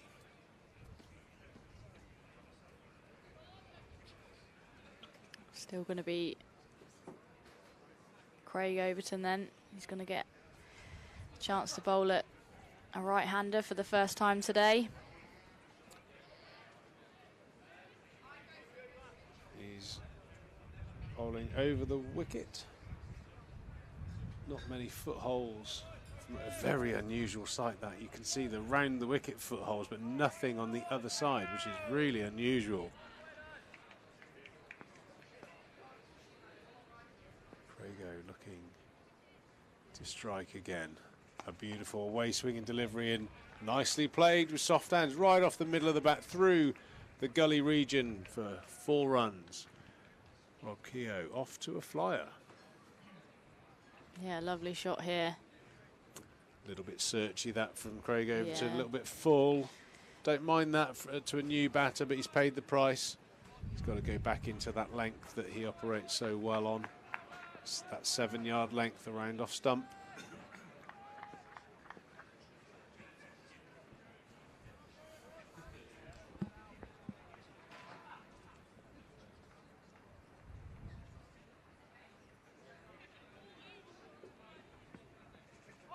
A lovely area that for Grego.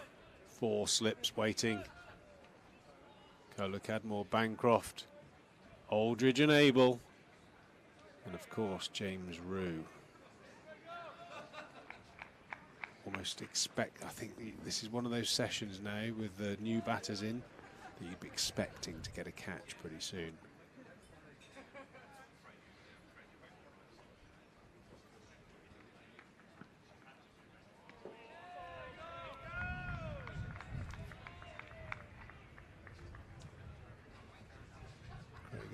Trying to get the attention of the changing room.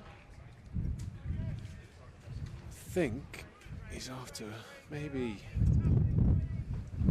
Jamie Thorpe to come out and bring him a SpongeBob SquarePants plaster for his little his scratch left that he's knee, got on his knee for after that. That's my guess, Soph. What do you think? Yeah, I think you're right. Like when you go to the dentist and get yourself a cartoon plaster, another poor delivery on the hip. Probably leg buys, but races away for 4. Too many of those deliveries today. Yeah, particularly now to these new batters, they've both been given a couple of freebies to get themselves up and running, and Somerset will be desperate to contain them and build pressure and send these two back to the pavilion as soon as possible. Yeah, I think that's the disappointing thing about today. There is definitely something in the wicket, just too many 4 balls. I think that's where Northants have won the battle so far, is when they have been presented with a loose delivery, they've tucked it away. And as Caddy mentioned, there's been a lot of runs scored down to fine leg, which is not really what you want to see as a bowler, runs being scored in that area.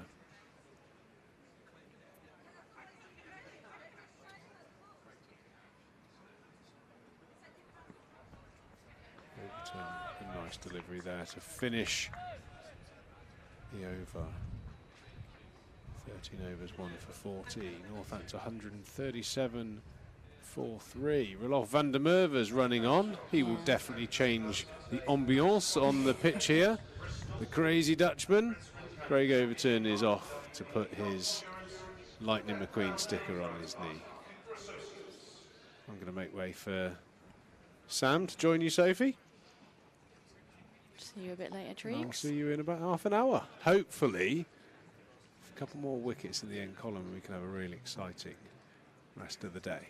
Yeah, I hope so. I think we've got 2 substitute fielders on the pitch. That looks like maybe Jack Brooks that's come on as well. Still going to be Gregory from the River End. Zaeb on strike. 3 slips.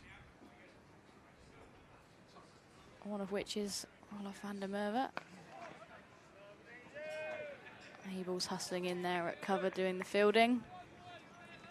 Expect nothing less from the Somerset skipper. Always an exemplary in the way that he goes about his fielding.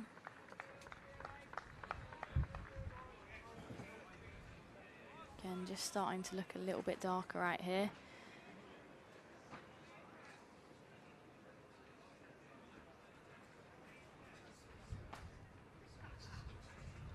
Oh, and he's got him off stump, out of the ground.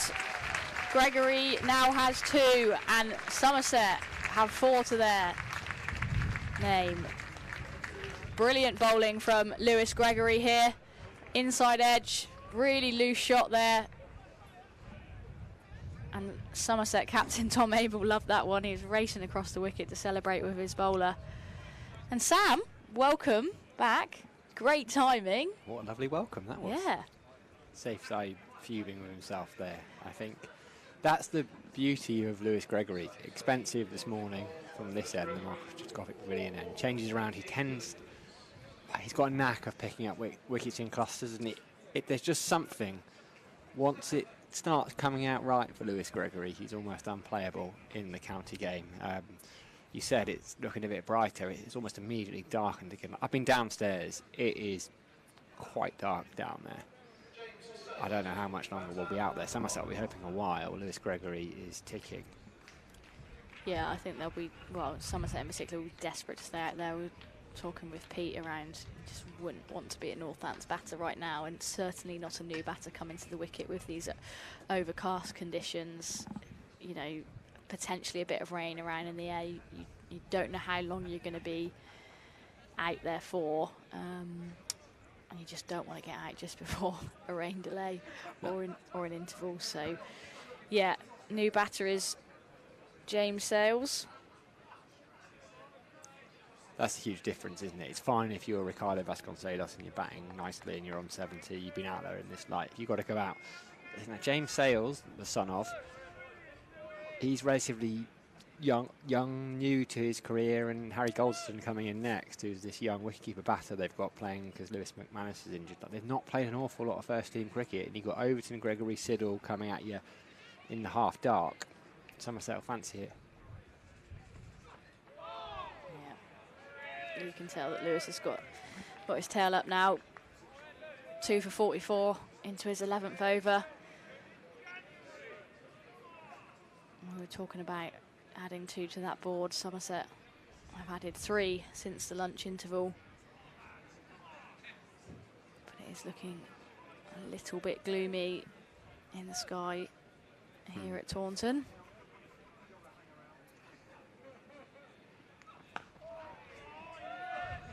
You're an optimist there, like that, a little bit gloomy.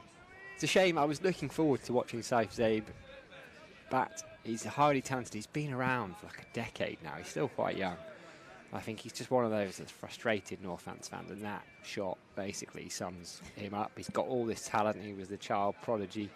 He actually, I think, James Sales has just come out. David Sales was previously the youngest Northants debutant, certainly in this day cricket, and Zaib beat his record, and there you go. You were talking about not wanting to be the batter that gets out just before the light, so off we trot. Yeah, I said a little bit gloomy, but it's obviously a lot darker, especially according to that light meter.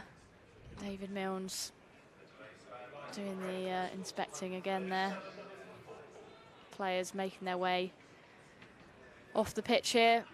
Northants 137 for 4. The Northants batters will probably be hoping they're off for a while until it brightens up, to be honest, Sam.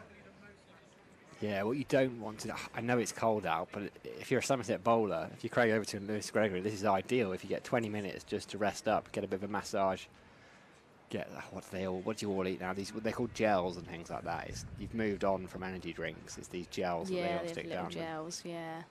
Get the muscles working and get back out there for another 4 or 5 overs. They'll also be frustrated, though, because Overton and Gregory bowling really well to start this session off, and they'll be chomping at the bit to... they feel like they're getting on top of the Northants batters now. They'll be itching to stay out there. But yeah, I guess you could look at it that way, Sam, in terms of they sort of get a little bit of a rest period, and then they can come back out and bowl at the minute. Obviously, bowling a lot of overs in a row is hard work for a fast bowler. So.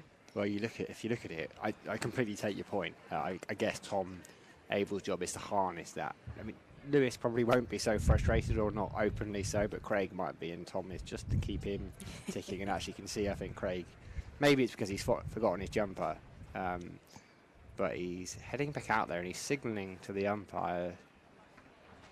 Not sure what he's saying. Something about his knee. Interesting. I wonder what that is. He's got a signal from umpires Mallender and Milnes. He's holding his knee. Hopefully everything is okay from a Somerset perspective. But yeah, so what we had, 37.5 overs, of which Gregory and Overton have bowled, will be 28 of the 38. No, it won't be 24 of the 38. Yeah. And actually, if they get a bit of a rest now, then conceivably they could bowl 35 of the first 50 overs, which is not what you want from a Northants perspective, to have those two coming at you, particularly in the half-dark, because it's not really going to get much lighter, even if it's light enough to play. I can't see suddenly blue sky appearing, as we said earlier, so it never happens this way around, does it? No, yeah. It does seem to be getting darker, and yeah, the forecast was getting progressively worse as the day went on when I looked at it early this morning. How frustrating is this as a player? You never want rain, but I guess, or bad light, but if you want it to either really lash down and that be it done. This on and off doesn't help anybody in terms of mind frame. It's where you make mistakes potentially as batters. Yeah, I guess like cricket's a game of switching on and switching off anyway, like ball by ball. But yeah, really hard to do when you're sort of on and off. I haven't played a lot of 4-day cricket, where there's sessions, but yeah, it must be incredibly frustrating to have sessions interrupted by rain intervals or bad light, as we see now, as the umpires are they're taking the stumps out, and I think the covers are going to come on.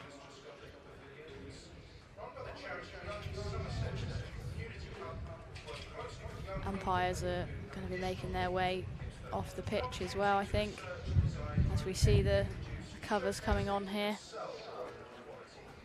A sad sight, isn't it? It's so frustrating. We're early May, it's freezing cold and it's dark. The weather forecast is so bad rain-wise, particularly for Friday and Saturday.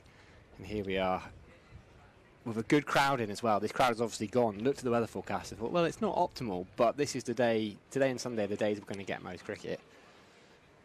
And fair play to them. I've been down there on the deck. It's a little bit windy as well. Yeah, you it's can not just warm. look at the sight screen and it looks like it's blowing. A few trees in the distance as well, and yeah, a few people vacating the stands while there's no cricket and no action to be seen. Certainly wouldn't be fancying sitting out there on a day like today, Sam.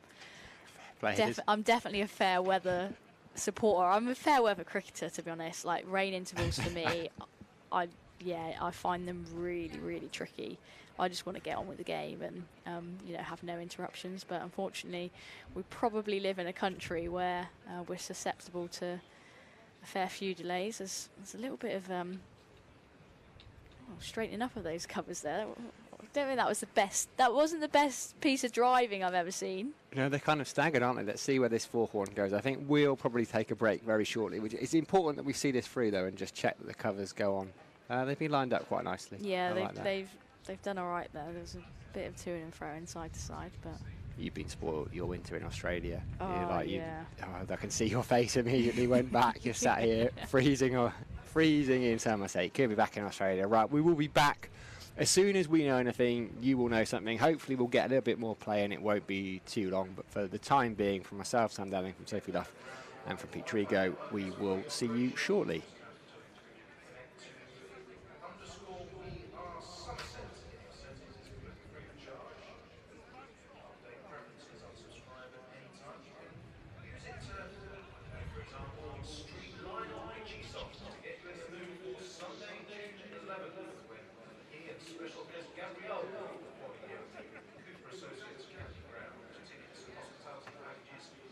Not to be missed concert are available now, so visit ticketmaster.co.uk or visit reception in Northants. Many thanks again to today's match sponsor, Lexus Bristol. The staff at Lexus Bristol genuinely want to make your experience at Lexus owner as seamless and as pleasurable as possible. You'll find every member of their team approachable, knowledgeable and professional. With Lexus for the first time, or already the Lexus owner, you can expect an exceptional standard of service. From sales to servicing, your entire team is committed to you enjoying your Lexus for many, many years to come.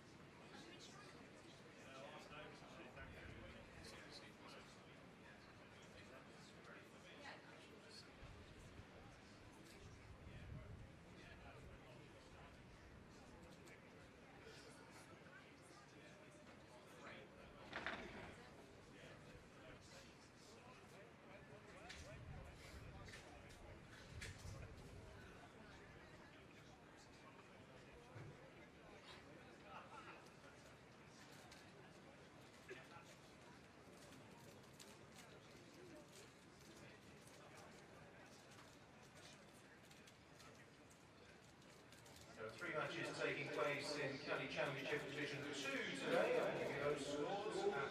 Worcester, Sussex won the toss, chose to field, and the home side 201-7. Emily Robinson taking 457 so far. At Derbyshire have had a very good day. They won the toss, inserted Leicestershire, dismissed them for 122, with Henry Brooks taking 6 for 20. And in the third game of 3 at Leeds, again, the team winning the toss inserted the opposition, Yorkshire choosing to field Glamorgan 149 for 4. Sam Northeast out one short of his 50, minus Labashane 60 not out.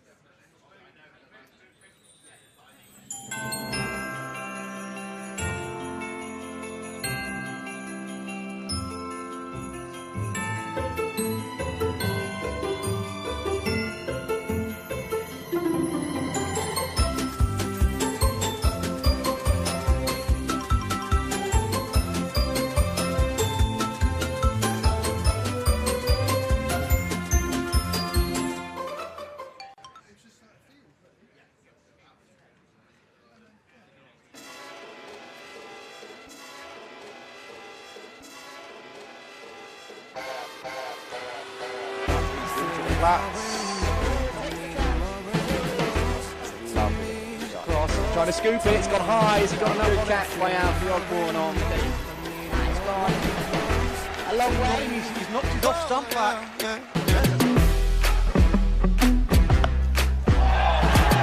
Ridiculous. Seriously, a ridiculous shot. Buddy Baker's 5-wicket haul. He's bowled a full bugger and Ben Green has belted it into the stand 4 in a row. And his maiden 100 for Somerset. Goes again. Goes even bigger this time. Wow, where has that gone? Oh, he goes again. At least he's got hold of this one. He's hit the 6.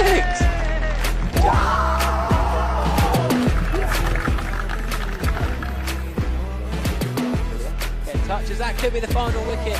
Yes, Tom Abel has got it. Highest score in a T20 ever.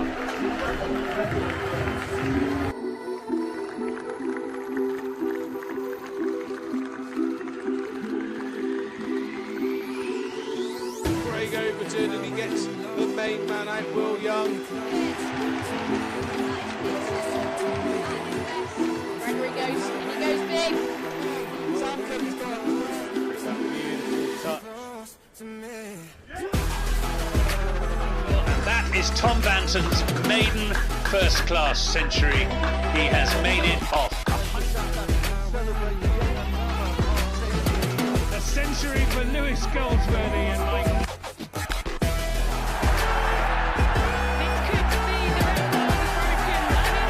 That is James Ruse, maiden first-class century. Tremendous innings.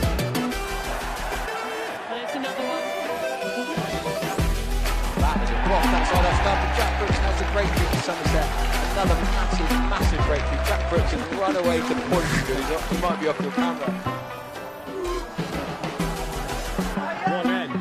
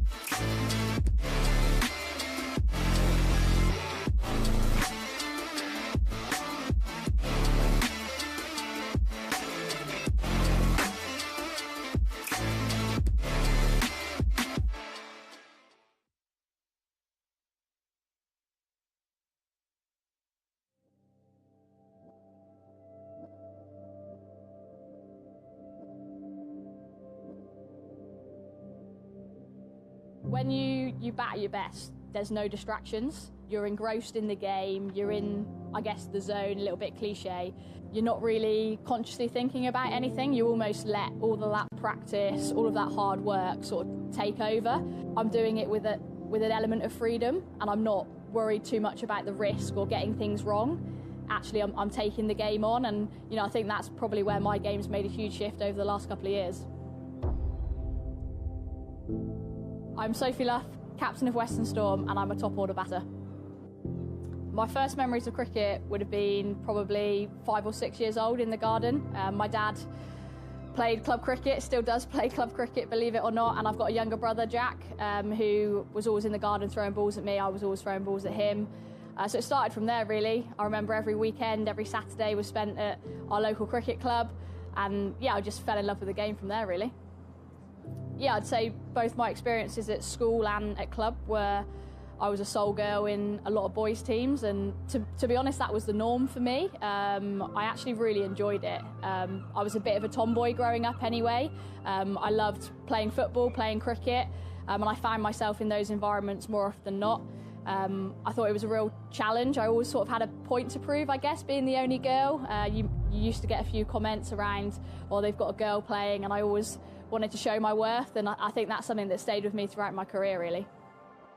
Yeah, I think as captain, there's a responsibility on me to lead from the front. I make no bones about it. I talk openly about wanting to lead from the front and put in as many match-winning performances for Western Storm as possible. I'm incredibly passionate about the club, about the team, and I want to see it go from strength to strength. And with me as captain of the ship, I guess it's on me to sort of lead the way, pave the way for the next girls coming through. And one thing I'd like to think that I will do is sort of leave it in a better place than what it was when I started my captaincy stint. Having a really positive impact on what cricket is played at Western Storm, how we go about things, both on and off the pitch.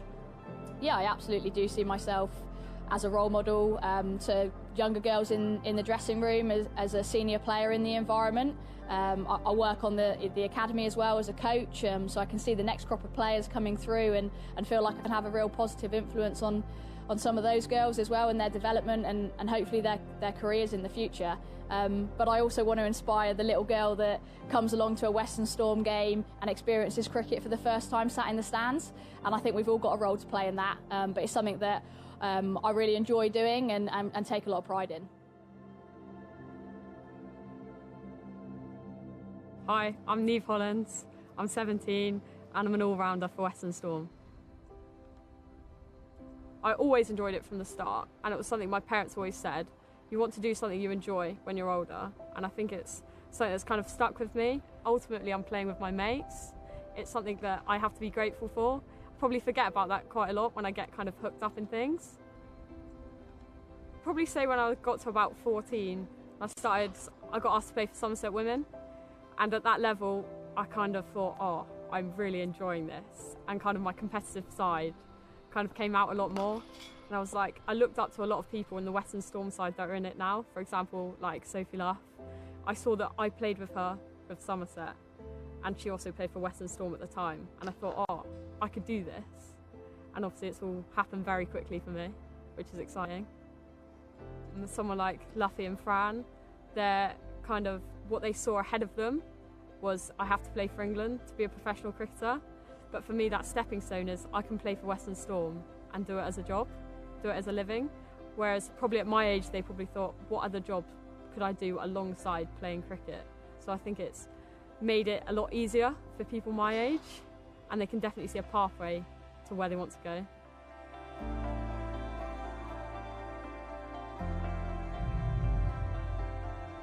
Hi, I'm Fran Wilson. I play for the Western Storm. I'm a batter and I'm vice captain.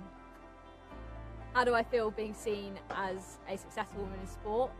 First of all, a bit of imposter syndrome. I just kind of play cricket, but then I guess if you think about it a little bit, it's you do feel like a bit of a pioneer, especially like the era that me and my kind of age group grew up in. I don't think we'll see that again, where you're literally the only girl in a boys' team, and kind of all those hurdles that you had to overcome, but you didn't even think about it at the time. So I guess a bit of a pioneer and a bit of history that, you know, you've taken the game to the next level, yeah, that would be how I feel about it. So the way that the women's game has developed in the last 5 years, there's so many girls playing, and it's across all different demographics now. I think before it was girls with brothers would be playing, but now it's girls who used to play hockey who'd come into the game, state school, private school, everyone. So I think it's a lot more accessible. So likes a chance to shine's probably really helped.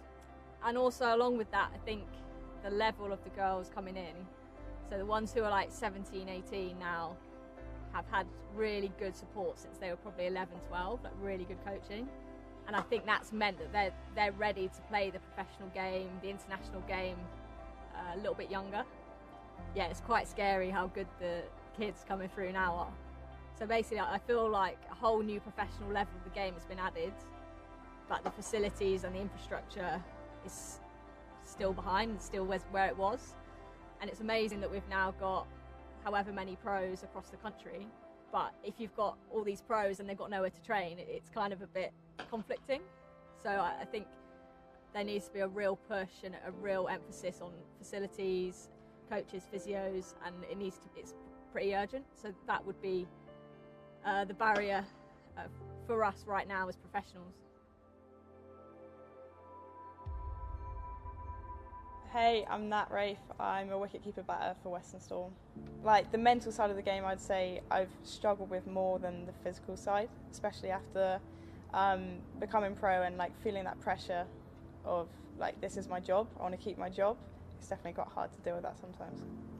I think the progression in women's sport has been like quite evident recently. So you've had the Women's Euros. I've definitely been following that, and I've seen some quite big crowds there. And just like speaking with my friends about it, which you maybe wouldn't have seen in the last few years. And I think you can see the same in cricket, like the World Cup in Australia was very well viewed. Oh yes, I've seen a huge change in the last 5 years in women's cricket.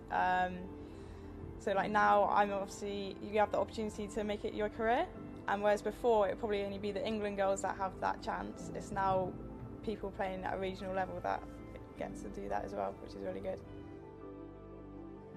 The one piece of advice I'd probably give to my younger self and give to younger girls coming into the game now is just remember why you play, like know why you play, because like I said, there's so many highs, so many lows, but you can always come back to why you play.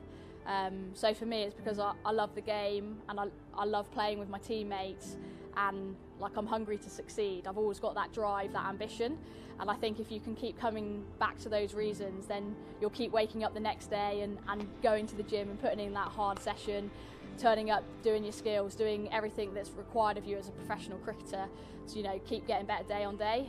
So yeah, remember why you play.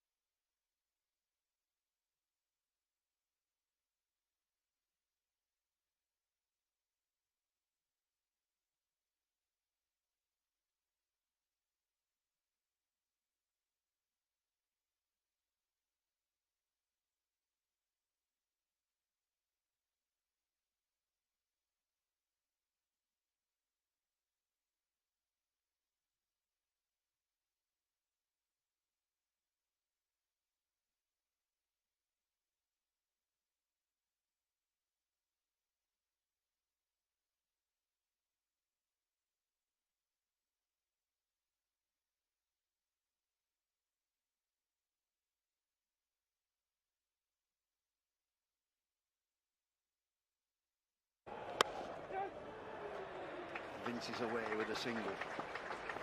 11 o'clock start, there'll still be plenty of people coming into the ground. All gone. Extravagant shot. One for Davey. Yeah, pressure was building. Albert had got the boundary away. First ball of the over. Oh, there's another. How big is this? Well, the reaction is not only because of the wicket, but because of the drop. Remember, Overton himself caught and bowled, dropped Vince earlier. And Nick through to Banton, he has 2 catches. That is the massive wicket. You are Somerset. Who do they want early? They want Vince. They've got Vince. 8 for 2. Somerset on top. Into the leg side, fielder out there. It's gone for 6.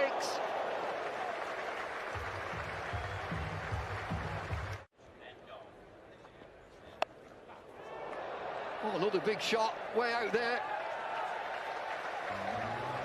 Massive. Well, that's his shot, obviously. You bowl length to him and he sweeps it away or scoops it away for 6. Oh, castled. First ball, duck for Tom Preston. Looked a good delivery as well. Really good comeback. Did it do anything? Yeah, just nipped back, clipping top of off. And this now an excellent start for Somerset. 3 wickets in 4 overs. And that is smashed straight and just long enough, just creeps over the boundary. How the game can change very quickly. Power play is finally done. Brilliant, absolutely brilliant, right on the base of the stumps. That is excellent bowling. He's changed the pace over and over again, and just as that partnership was evolving, it is done. Huge frustration there for Dawson. Difficult to get under that though, and he was also closing face, looking to try and work it into the leg side. It firmly down the ground and well. Boundary is a little bit in, and that's played into the hands of the batting side. Yep, gone. Just a little bit of bounce, which you wouldn't necessarily expect from Lewis Goldsworthy, who quite a kind of low arm, and he's not the tallest, but he's found the edge of the bat, and that's the 5th wicket to go. Yeah, Michael Atherton calls it correctly. There wasn't any spin there, but it just bounced. There was a little kick that surprised McManus. Good catch from Banton. You're never out of it. Oh, trouble. Oh no, the underarm throw came in, and it was such a feeble one that it allowed the batsman to cross. And it is 50 for Joe Weatherly. It's come in 38 balls. There was a bit of panic to get there, but he can celebrate now. Oh, there's always ways. Picked up, low full toss, and finally a bit of relief into the stands.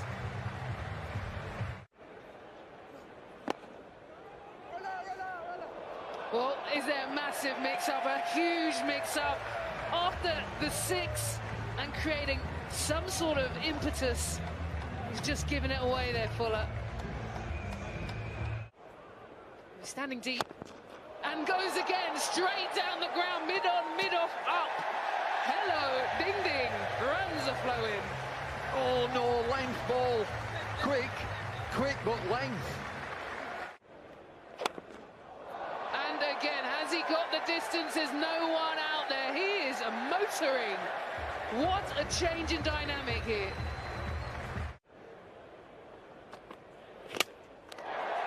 Oh, he's got him.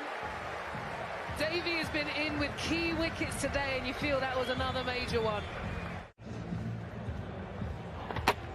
Full and straight, just a little bit fuller. Middle stump, just half a pint there, middle stump. Bold again, cleaning up. Davies going well, 4 wickets, and just giving Curry no chance there, right in the block hole. Excellent from Davey. Scottish international and all the experience there. He's nipped in, he's got 4 for here. What a shot, what a shot. That was timing, full and a bit of whip and bottom hand.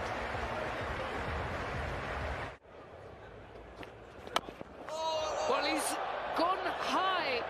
There is a fielder underneath, and this comfortable catch in the end. Out there at mid-wicket is Tom Abel, who does the work. Just kept calm. Well, Mason Crane is left to do the final work, and a run out. Again, another run out. Well, they pick up the single, and importantly, that milestone of 150 comes up on the board. To the left armour, Wood. And just a hint of swing. Should be gone. Yeah, good catch. Out in front of the Hollies. First wicket to the Hawks. Yeah, he did well as well. He had to make up quite a lot of ground, did Tom Prest, and that's exactly what he did. That is a big wicket.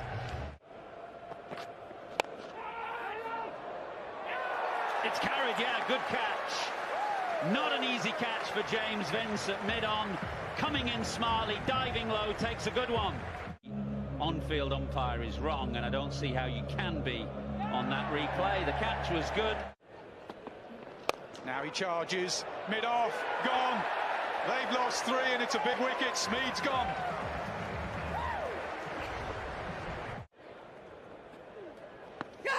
Oh, close, very close, Given first ball, Mason Crane. And Hampshire are starting to believe what a team they've been this summer. The comeback kings are at it again. Someone coming to the crease under pressure, forcing them to play just straightened a fraction. He's trying to work it across the pad. This is a big moment. Hampshire, the underdogs. Shot. Right in the gap. Well, they're 2 dangerous players. Tom Abel and Lewis Gregory. Gregory playing just as a batsman.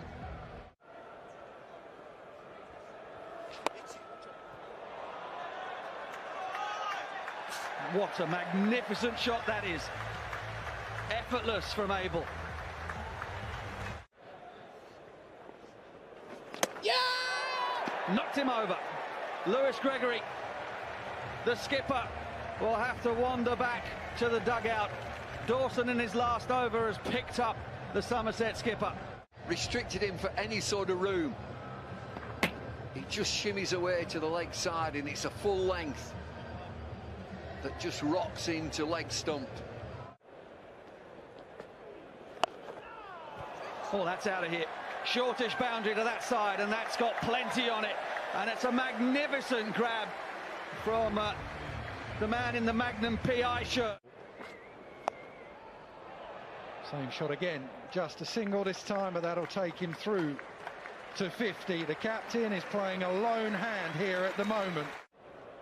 Oh, that's gone a long, long way up, but it hasn't gone far enough. Should be taken. Is taken.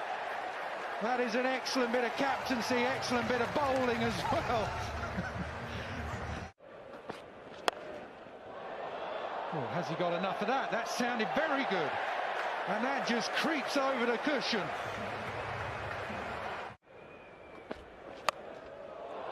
Full toss. Full toss hits straight into the Hollies. That is a massive over. All of a sudden, Somerset are back in this game. Oh, this time doesn't get enough of it. Picks out long on. Tom Prest is the man who takes the catch. This game is ebbing and flowing all the time. Oh, that sounds good. Is it enough? He's having a look. Oh, again, it just creeps over. And they are up out of their dugout, are the Somerset players. They watched and they wished that ball over the boundary. Can he leave it to Davey? Should he leave it to Davey? You bet. And this is why he took the single. I bet you can hit a 6. He has done. What's it down to now? 2 off 3.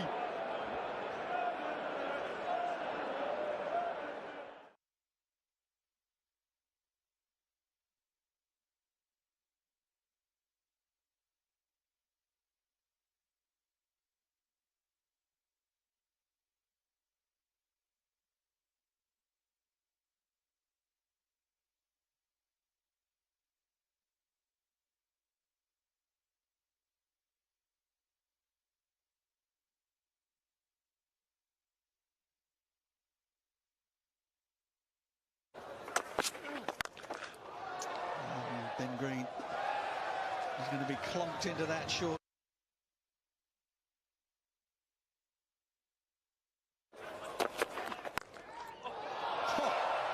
There you go then, Liam Livingstone never takes him long, just a couple of steps down, not out of the middle of the bat. But the beast has started his work early. Oh, that must be so frustrating, it's just a regulation red glass, but another boundary. That is swatted out of his presence. Keeper's got to stand up, Keezy. Keeper has to stand up to the stumps here. This is too easy. Great connection. It's a back of the hand slower ball. Liam Livingstone, well, he'll hit them into the streets all day long.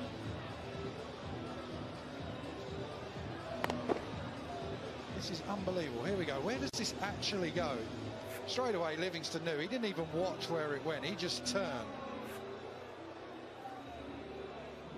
Over the stand and into the river. Oh, that's the best of them. That's a proper shot.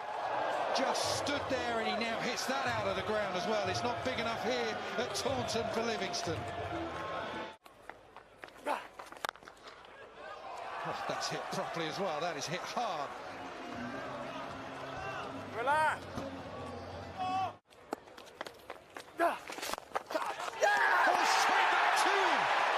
Straight back to Van der Merwe. What a massive moment for him. That was hit hard. Just a punch down the ground. We thought he was going to go for a massive, massive shot. But Livingstone, he is gone. Into the attack. It's a good catch. He's a good fielder.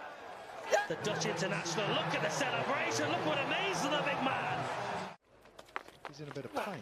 I tell you what, that was bang in front. Yeah. That was a bizarre knock. That was. Davies is a good player, but there he just looks all at sea. Leg side and makes a real meal of it. Absolutely plumb in front. Doesn't get much easier for David Mills, I tell you that. That is absolutely... He thinks he hits it. I don't think he did. Van der Merwe knows he's got a second. Oh, shot. I mean, it's impudent, it's cheeky, it's poor. Slower ball. Oh, it's only a chip. It just gets over the head, I think, of Max Waller out there at deep back and square. No, it's Tom Lammonby. Oh, brilliant work. Excellent work from Banton. And Josh Bohannon has been caught napping.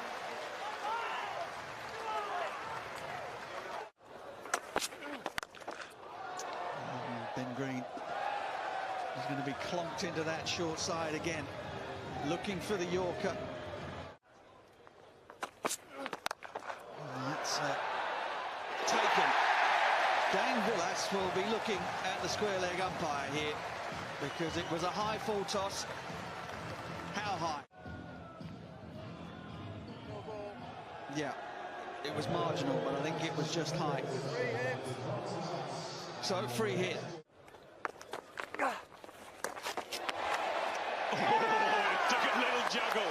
A little juggle, but he didn't try and get back Wells, and it just gave Banton enough time. What a night it's been so far for Roelof van der Merwe. His fourth wicket. A little bit of turn there, takes the pace off it. Wells, well, he's done neck and crop. Banton juggles it. Wells got to try and get back. Got to try and get back, even though you're a long way down, but not tonight. Well, he's done well enough to get another one. Picked out the man, simple catch taken. Yeah, good decision to give him a bowl, good decision to give him a second over. Captain's happy, the local crowd are happy too.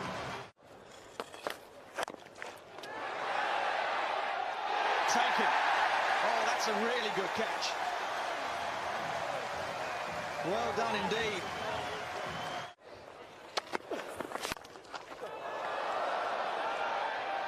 Make that one for 24.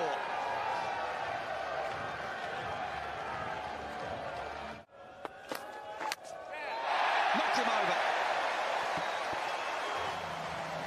Lamb goes to the well and finds it dry. Tom Bailey. Knocks him over. He's on a hat-trick. Oh, we've had a few of these over the last couple of days. Archer de Lange's the latest.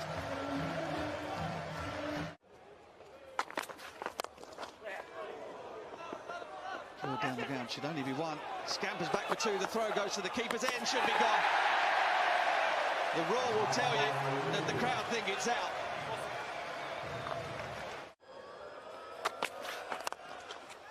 Jones cracks it out to long off. It's brilliantly picked up. They'll go back for the second and get there. The throw was a little high, thrown off balance from a long way away. Lancashire will have to do with 184 for 9. Toby Bailey makes the breakthrough. Banton's poor run of form continues. May have been a little under edge. Lancashire draw first blood. He can come out, he smacks it, he gets himself going, and the game is done. So that is a big wicket. Just played on to off stump. At times Banton looks the best player you can see back. Got him! First ball, Danny Lamb! Hildreth comes into the side, and he's going back to the pavilion. One of their absolute favourites, James Hildreth. First time he goes for that big shot. Hammered away, cuts the end to what has been an excellent over from Danny Lamb. Will Smeed smashes it to the boundary for 4. 3 overs gone, 17 for 2. But that will help. That will help. That's an enormous shot. Has he got a run over the flats? This absolutely tagged it. No matter how big or short the boundaries is, that's gone for 6. It's gone over the flats. It's going to go for 4 as well. Just in the last 10 balls or so.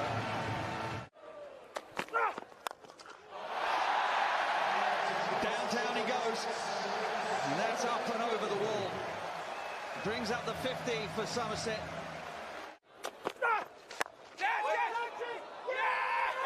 Got him. Backward point. Slow ball. At first I thought it might have been a bump ball, but Lancashire celebrate. The partnership comes to an end and it's Will Smeed who has to depart. It's gone a long way, and it's gone a long way. Super shot. Yeah, it's a short side. Not a big hit, but it's a lovely strike. Need a boundary. Get a boundary. What a shot, what an innings. Abel goes to 50, just 32, keeping his side in the contest. They're still just about in it. That's going to fly off. Rise off the bat there. That's the problem with pace. It just makes stroke play a little easier at times. Abel marches on. There it is into the leg side, and that is just going to go straight into the crowd. One-track mind for Lammonby. Got to go leg side. That's how you do it.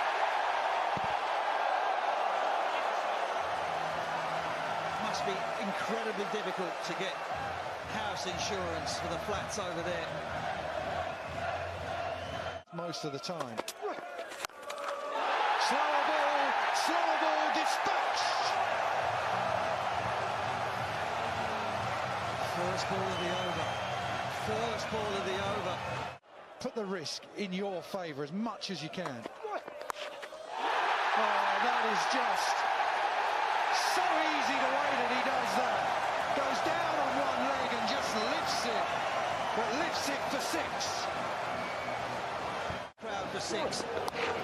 Now he is right back where he was in July against Gloucester, where everyone was a coconut and everyone disappeared out of the park.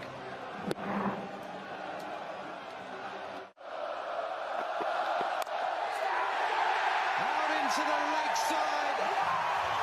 The batters are off. They are jumping for joy as they are in the stands here. Boy, they love their cricket here in the West Country. And Somerset, that win takes them to finals day. That is 3 from the south.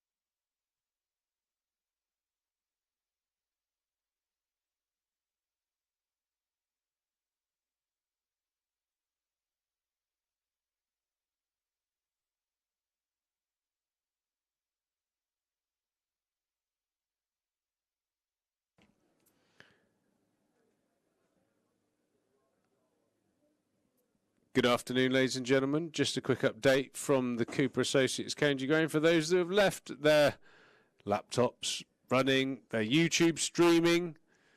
Unfortunately, the weather has turned. It looked like we were going to start play, and then as we were about to take the covers off, in classic English cricket fashion, the weather started to come in, and it is now, I would say, heavily drizzling here at the Cooper Associates County Ground. So there is going to be a slightly more substantial delay, one fears.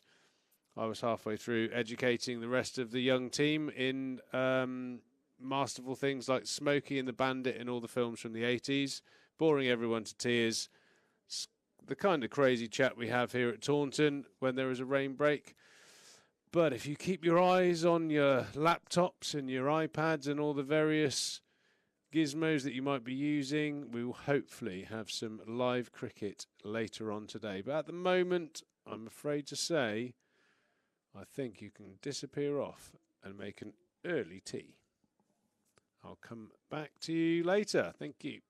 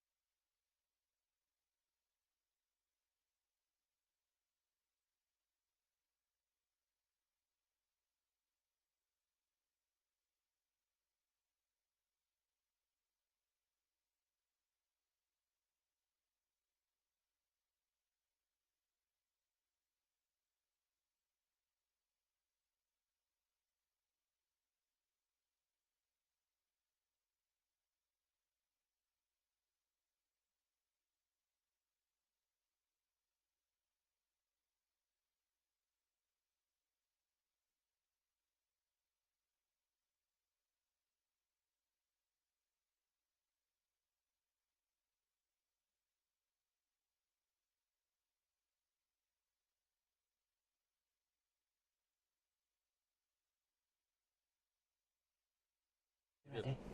Someone's knocking at my door.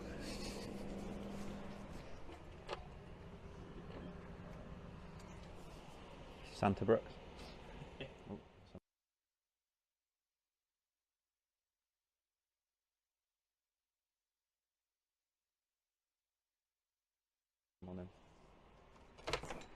Hello, Rose. I'm Jack Brooks from Somerset Cricket. Hello. That's Craig Overton. That's My Sonny husband's- Baker. My husband's not here and he'd love to be here to see you lot. Well, you've got us on your own then. Oh, We've got your memberships. We're hand delivering them to you. Happy. Thank you so much. Thanks very much for buying them. I'm so delighted to see Should we get a hug? Absolutely, yes. Oh, How are you? Nice to meet you. do you want to come in? I don't know what the rules are.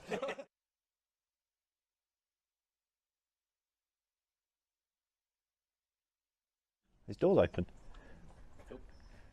I need to knock. Hello. Hello. Is Malcolm here? He is, yeah. Do you mind if we have a chat with him? It's okay, I'm here. Sorry, we're not being random. Two secs.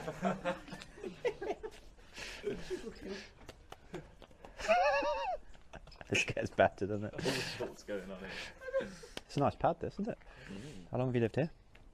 We've lived here 13 years now. Nice. They're both, Malcolm built both of them. Ah, did he? It's nice. Craig Overton's house now. We've only got a few minutes, Malcolm, come on. Hello, Malcolm. How are you? That's my God. I'm Jack Brooks. Lovely to meet you. I know. Yeah. This is Sonny. Sonny, you have And- bad back. Yeah, they're thereabouts now. I brought them down to see you. We're hand delivering some memberships.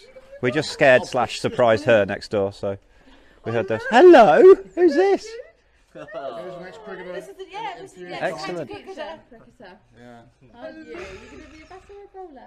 I don't know yet. You're our youngest member. You know who they all are? I'll tell you. This is Jack Brooks. This is Craig Overton. This is Sonny Baker. Oh, now then, I met your mum.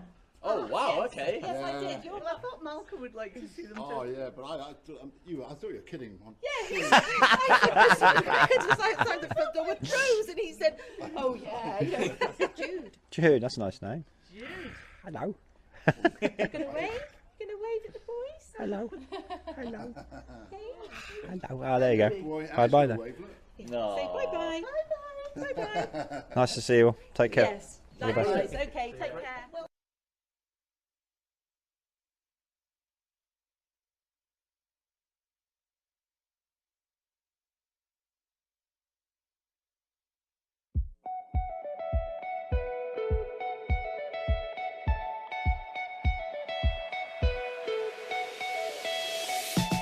One of life's great invites. Thatchers have invited me to their orchard to see the process from on the tree to in the pint. Shipplate Orchard is just 16 minutes from Myrtle Farm, Thatcher's largest orchard with 137 acres of land and home to 65,700 trees. It's got the most amazing views over the levels and across the Bristol Channel. No wonder our apples are so happy here. The apples include varieties such as Dabinet, Three Counties, Tremlett Bitter and of course the Somerset Red Streak. There's even a royal variety called Prince William, named after his favourite drink when at university. When it's time to harvest, we shake the apples from the tree using specialist tree shakers. It's fascinating to watch and a lot more effective than back in the day when William Thatcher used to shake the trees by hand.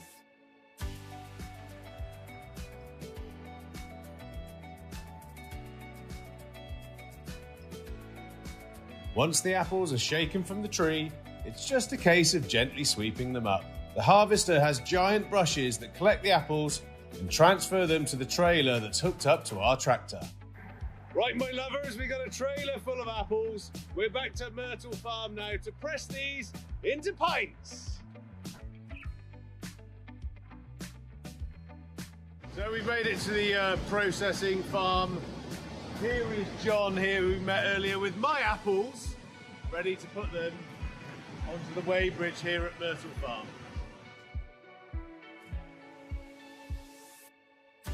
Our trailers gently lower the apples onto the apple sorter and washer.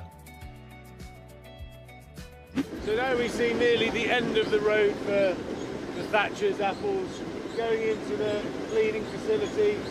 All of the, as I'd like to call them, bad apples are got rid of, dropped through the bottom, all the leaves and bits that the machines have picked up, all disappearing, and all those high quality apples going into the press a bit later on to make that famous Thatcher cider. It's ideal, this machine, but it actually came from the potato industry and works brilliantly for our apples. It's gentle on the apples, saves on water, and has been a fantastic addition to Myrtle Farm. We can shake, collect, deliver into the press within an hour. That's impressive and means we get the apples to Myrtle Farm when they are still at their absolute finest.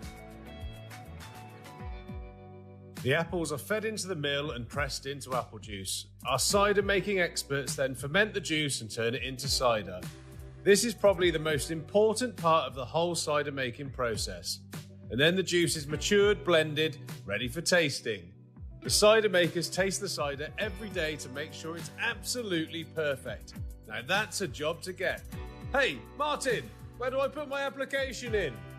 After a hard day's work harvesting the Thatcher's cider apples, it's only right that you taste the fruits of your labour.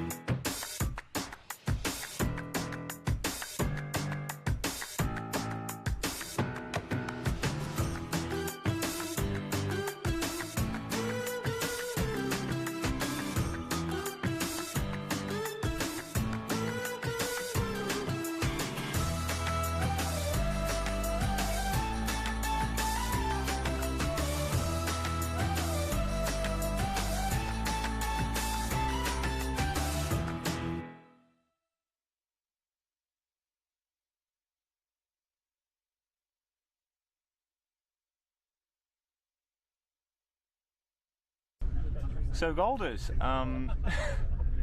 looking forward to this trip, mate? Yeah, buzzing, mate. Yeah? Buzzing? Yeah. What have you got there, Lammers? Just a pre-flight drink? Yeah, nice touch, isn't it? The 4-pinter of milk.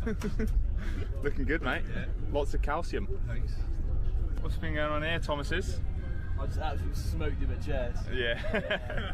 I'm putting it straight on the family group chat. Yes, boy. Next time, JT. Next time. Bart joined me here. You've been out in Perth or Winterbart. How was it? I've already done an interview thing. Look at it on the website. Did that with Specs about 2 weeks ago. So, not looking very tan. So did you avoid the sun when you're out there? Plenty of this. So yeah, I didn't need to get a tan. Focus very much on cricket. Here we are. Just boarded. Well, just about to board. Yeah. Etihad Flight EY26. Seat 17K for me. Oh, yeah. Where are you? 17D. Oh yeah. Looking forward to getting on the plane and getting some sleep. Yeah. I think. To warmer climates.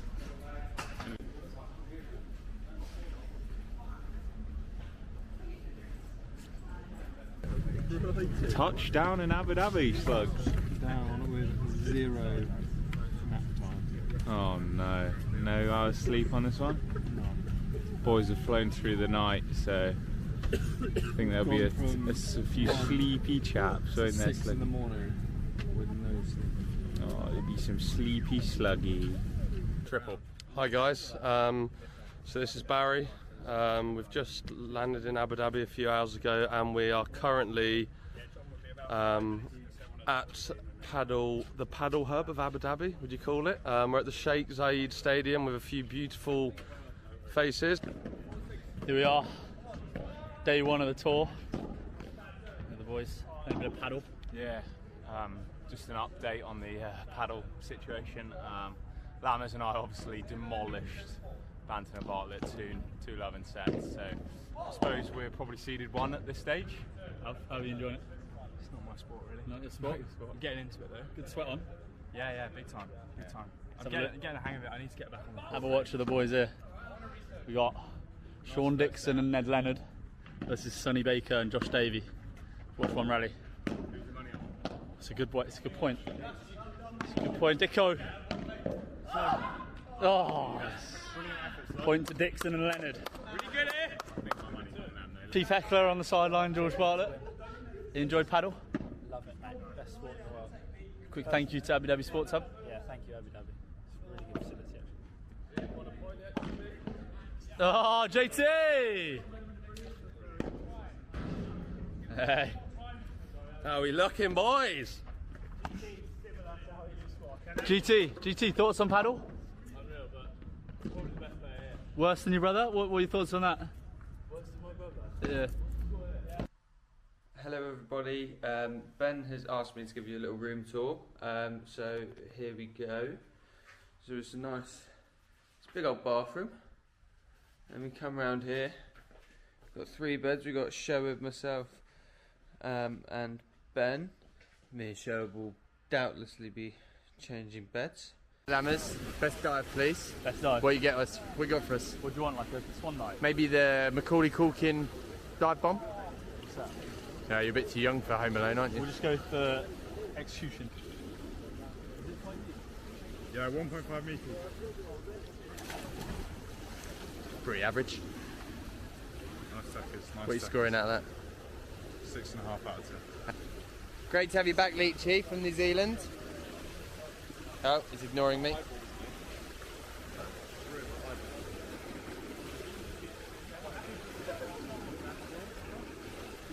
Just from myself then, guys, obviously the start today is the start of the build towards the season.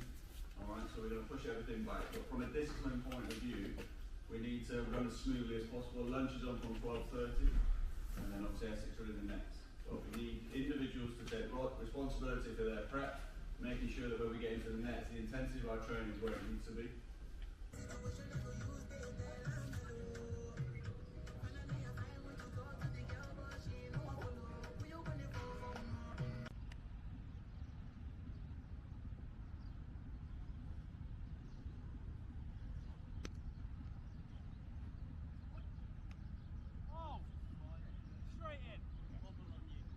Lewis Gregory. How are you doing, mate? Very well, thank you, Ben. Yeah. How are you? Yeah, good, thanks. Just been our first day, hasn't it? First full day. Yeah. What have we got up to?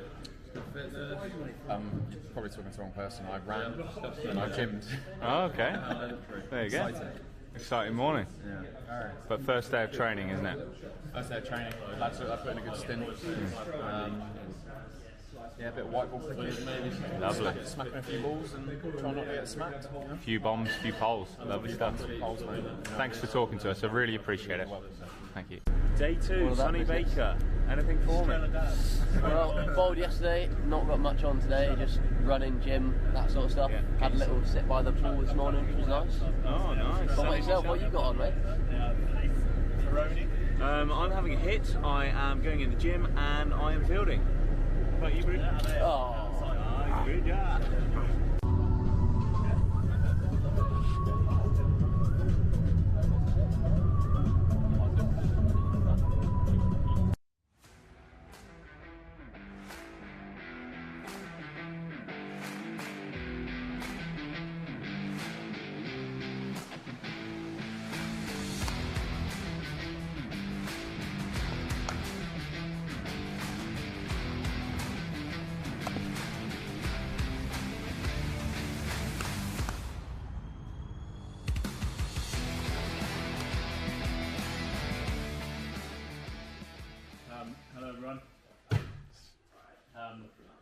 it's important we recognise it's his birthday in the group. Craig has turned 49, so we've got him a little cake here. Oh my god, oh my god. Absolutely.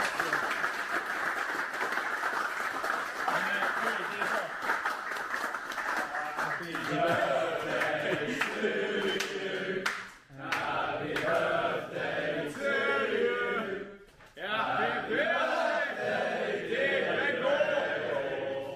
Happy birthday to you.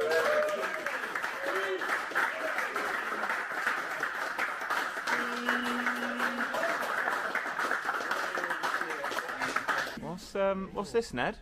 Athlete's diet, is it, bud? Correct, carbohydrates and all that, and fats. Healthy fats, Lovely, mate. Beautiful.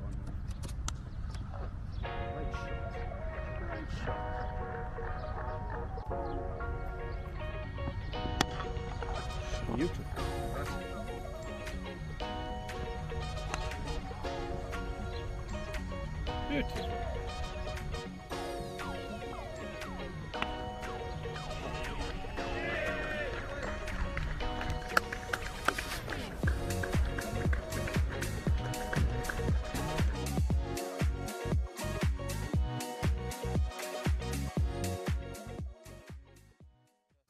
Hi guys, this is Barry's Cam, all the way from Abu Dhabi, and today I have Josh Thomas and James Rue, three of the finest pupils, comes from King's College Taunton, and we're just going to do a quick Q&A. So James, we're going to start with you. What would be your drink of choice at breakfast? It's orange juice, easy choice. Okay, very simple answer. JT, if you were to walk into Nando's, what would be your order? Sunset burger, pear chips. Do you like a drink or? Diet Coke, DC. A DC. And what level of spice would you have? Josh Thomas. I'm medium. Medium. Yeah. Okay. James Rue, back to you. How do you think the trip's been so far? Obviously we're into day 3, we've had 2 days of training and we're currently on the match day.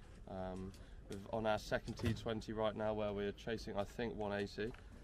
We've just come off the paddle court. 144 for 4 after 14 overs. So how have you enjoyed Abu Dhabi? Yeah, loved it. Had a great time so far. Training's been good. Need to get on the paddle court more though. And play a couple of rounds of golf as well, which has been epic. My dream partner, Jack Leach, somewhere over there. We've been undefeated so far. Nice. Beat Louis G and Craig twice, and just beat Vance and Jay Thomas at paddle. And last question of Barry's Cam for JT. We've obviously got a big paddle tournament coming up on Monday night. Who are your favourites? JT and JT. Me and Thorpe. Okay, I was a bit confused. I thought you were going with yourself then. And then who are you most likely to get knocked out first round?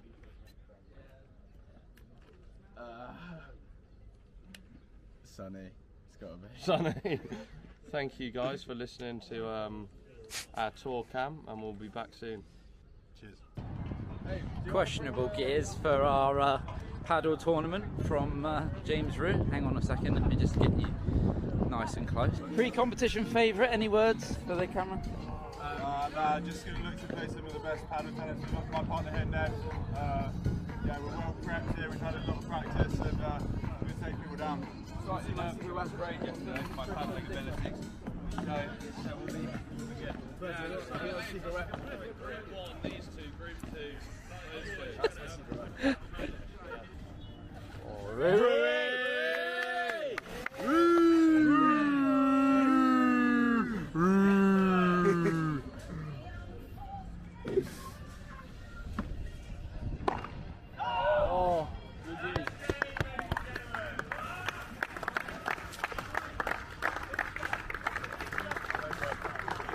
Well done, lads. Well done. Well done.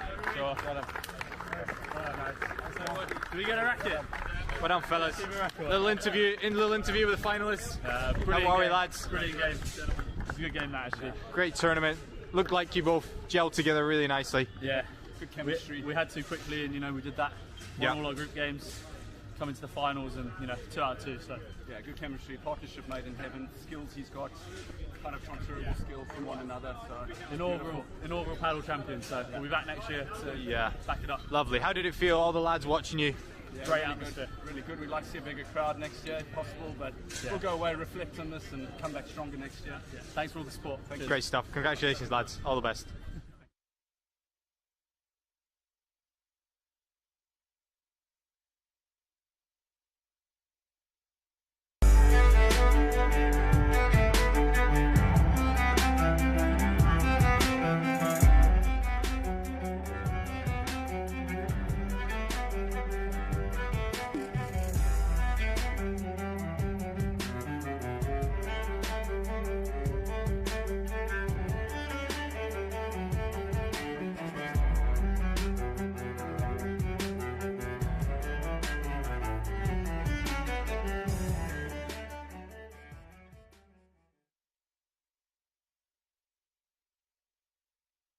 So here we are, Brooksy getting a lifting Northants taxi service, Craig's cars.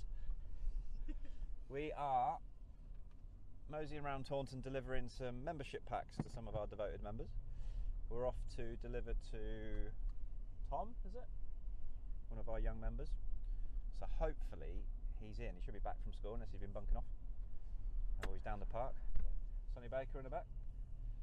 And taxi driver, Craig's cars, Overton. See how it goes, see in a minute. Sounds like there's a dog.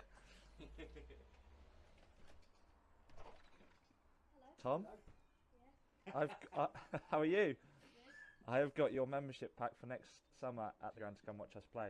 Thank you. That's alright. You excited? Yeah. Good, good. Who's your favourite player? Tom Abel or Tom Abel or Jack Brooks. No, shaking his head, not happy with you. What do you mean, no? One more yesterday. You told me. What, Ben Bruce? No, you haven't told me. Tom Abel. I can name everyone before. Did you come to any games last year? Went to the T20 quarterfinals. Oh, against nice. Derbyshire. That was a good game to come and watch. Yeah, and then the Family Fun Day in the Royal Cup. Okay, nice. So did you play, either of you two play those games? I didn't play the quarter final. No, the 50 over one. Which one? The Family Fun Day. Were you playing in that game? Middlesex. I wasn't playing that because the one I missed, I was there. So you missed Brooksy, but you saw Sonny. Well, I've got like a thing that I could show you. I can go and get it now. Go on then, go get it. Go on, Dad. Brilliant. So this is it. Oh, nice. Oh. So I can see Sonny's from here. Yeah, very good, very good. yeah. Get Ben Gray in that moustache. That's wicked. Well, you can be there again next year now. We'll get some more. Yeah. Yeah. Yeah, come to a few games now. Nice to meet you, bud. Catch you in a bit. See you in the summer. Yeah. Take care. Stay in school. Yeah.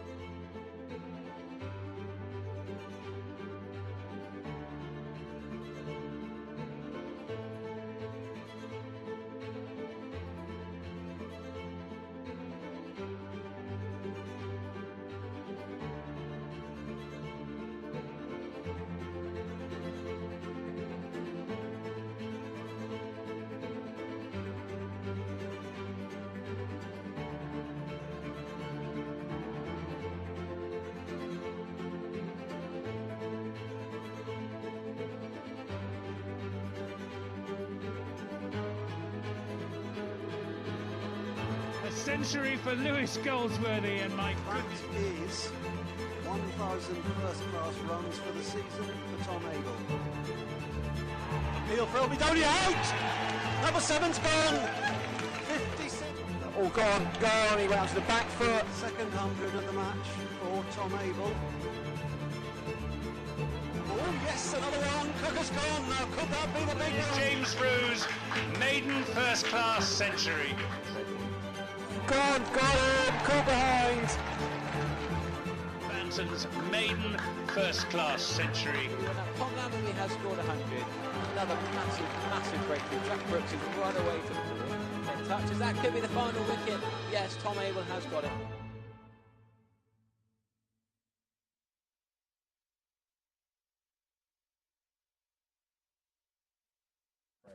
Like, as you can see by my reaction, I sort of turned around to the main stand here, the Trez stand, and I was just like, oh my god, I can't believe this is actually happening. Hi, I'm Sonny Baker, and these are the moments that matter.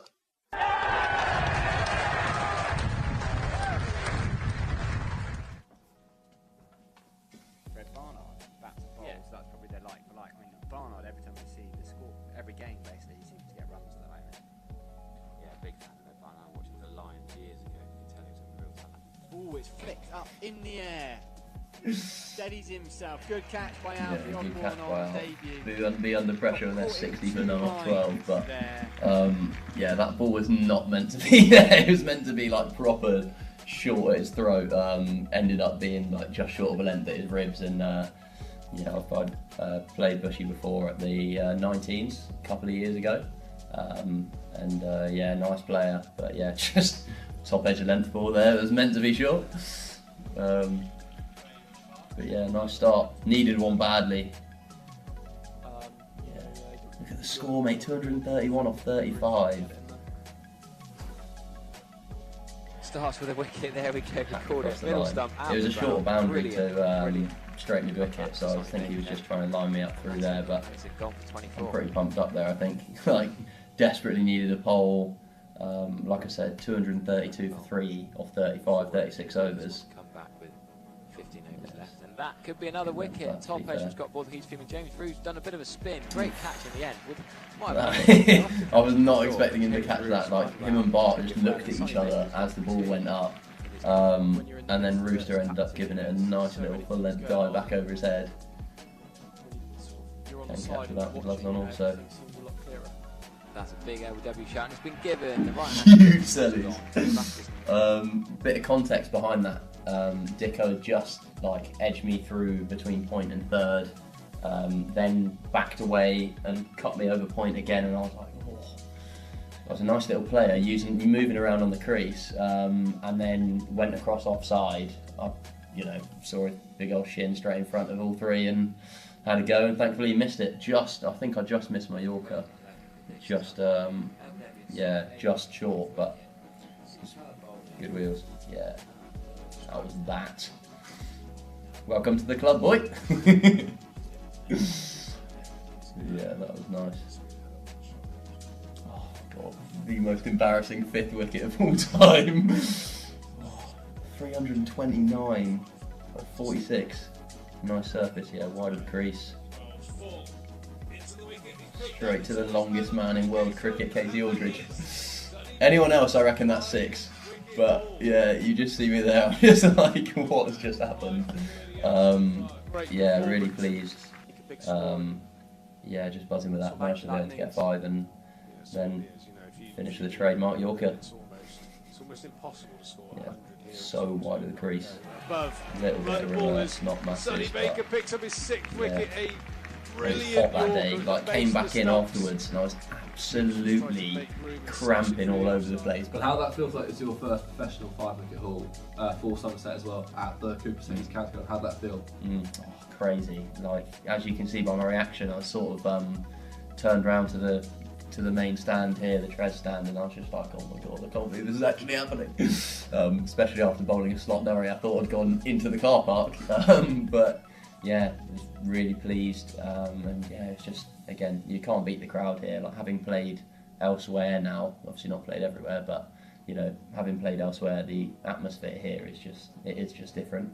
There's just a bit more buzz around the ground. It's like a proper coliseum because obviously boundaries a bit shorter, crowd a bit closer.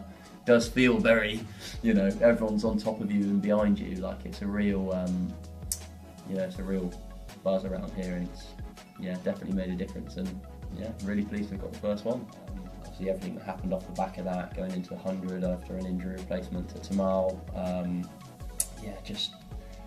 really fortunate to have been able to do that at what was a good time. Obviously the first game back, he chased it, got bowled out of 120, and then they chased it in, I think it was 11.5 overs, and I bowled the final over. Bowled 2 overs for 38. I was like, oh, okay, right, welcome back to the game, buddy, after a stressy. But yeah, I think I bowled 11, or was it 13? Doesn't really matter. 11 or 13 match competitive overs before the Royal London started. So it was effectively like a pre-season game for me, whereas everyone else it's like, you know, cup competitions, first team cricket, like it's very, whereas for me I was like, literally just come back from an injury and now played a bit of club cricket against Seaton CC, only managed to get 1 pole, and then come back out, played a pre-season against Cornwall, and then straight in against the boys who are absolutely whacking it. I'm sure you can show some replays and we're getting smacked into the Somerset stand and then dropping it short and getting banged back over my head. Yeah, that was certainly a trial by fire back into it, but yeah, really happy with how I came back with that one. And then yeah, good personal performance. Managed to keep them to 340 something. But yeah, it was like a 675 run game, I think, that's a lot for 50 over cricket. That's a lot. But yeah, really pleased with that. It was a moment that mattered.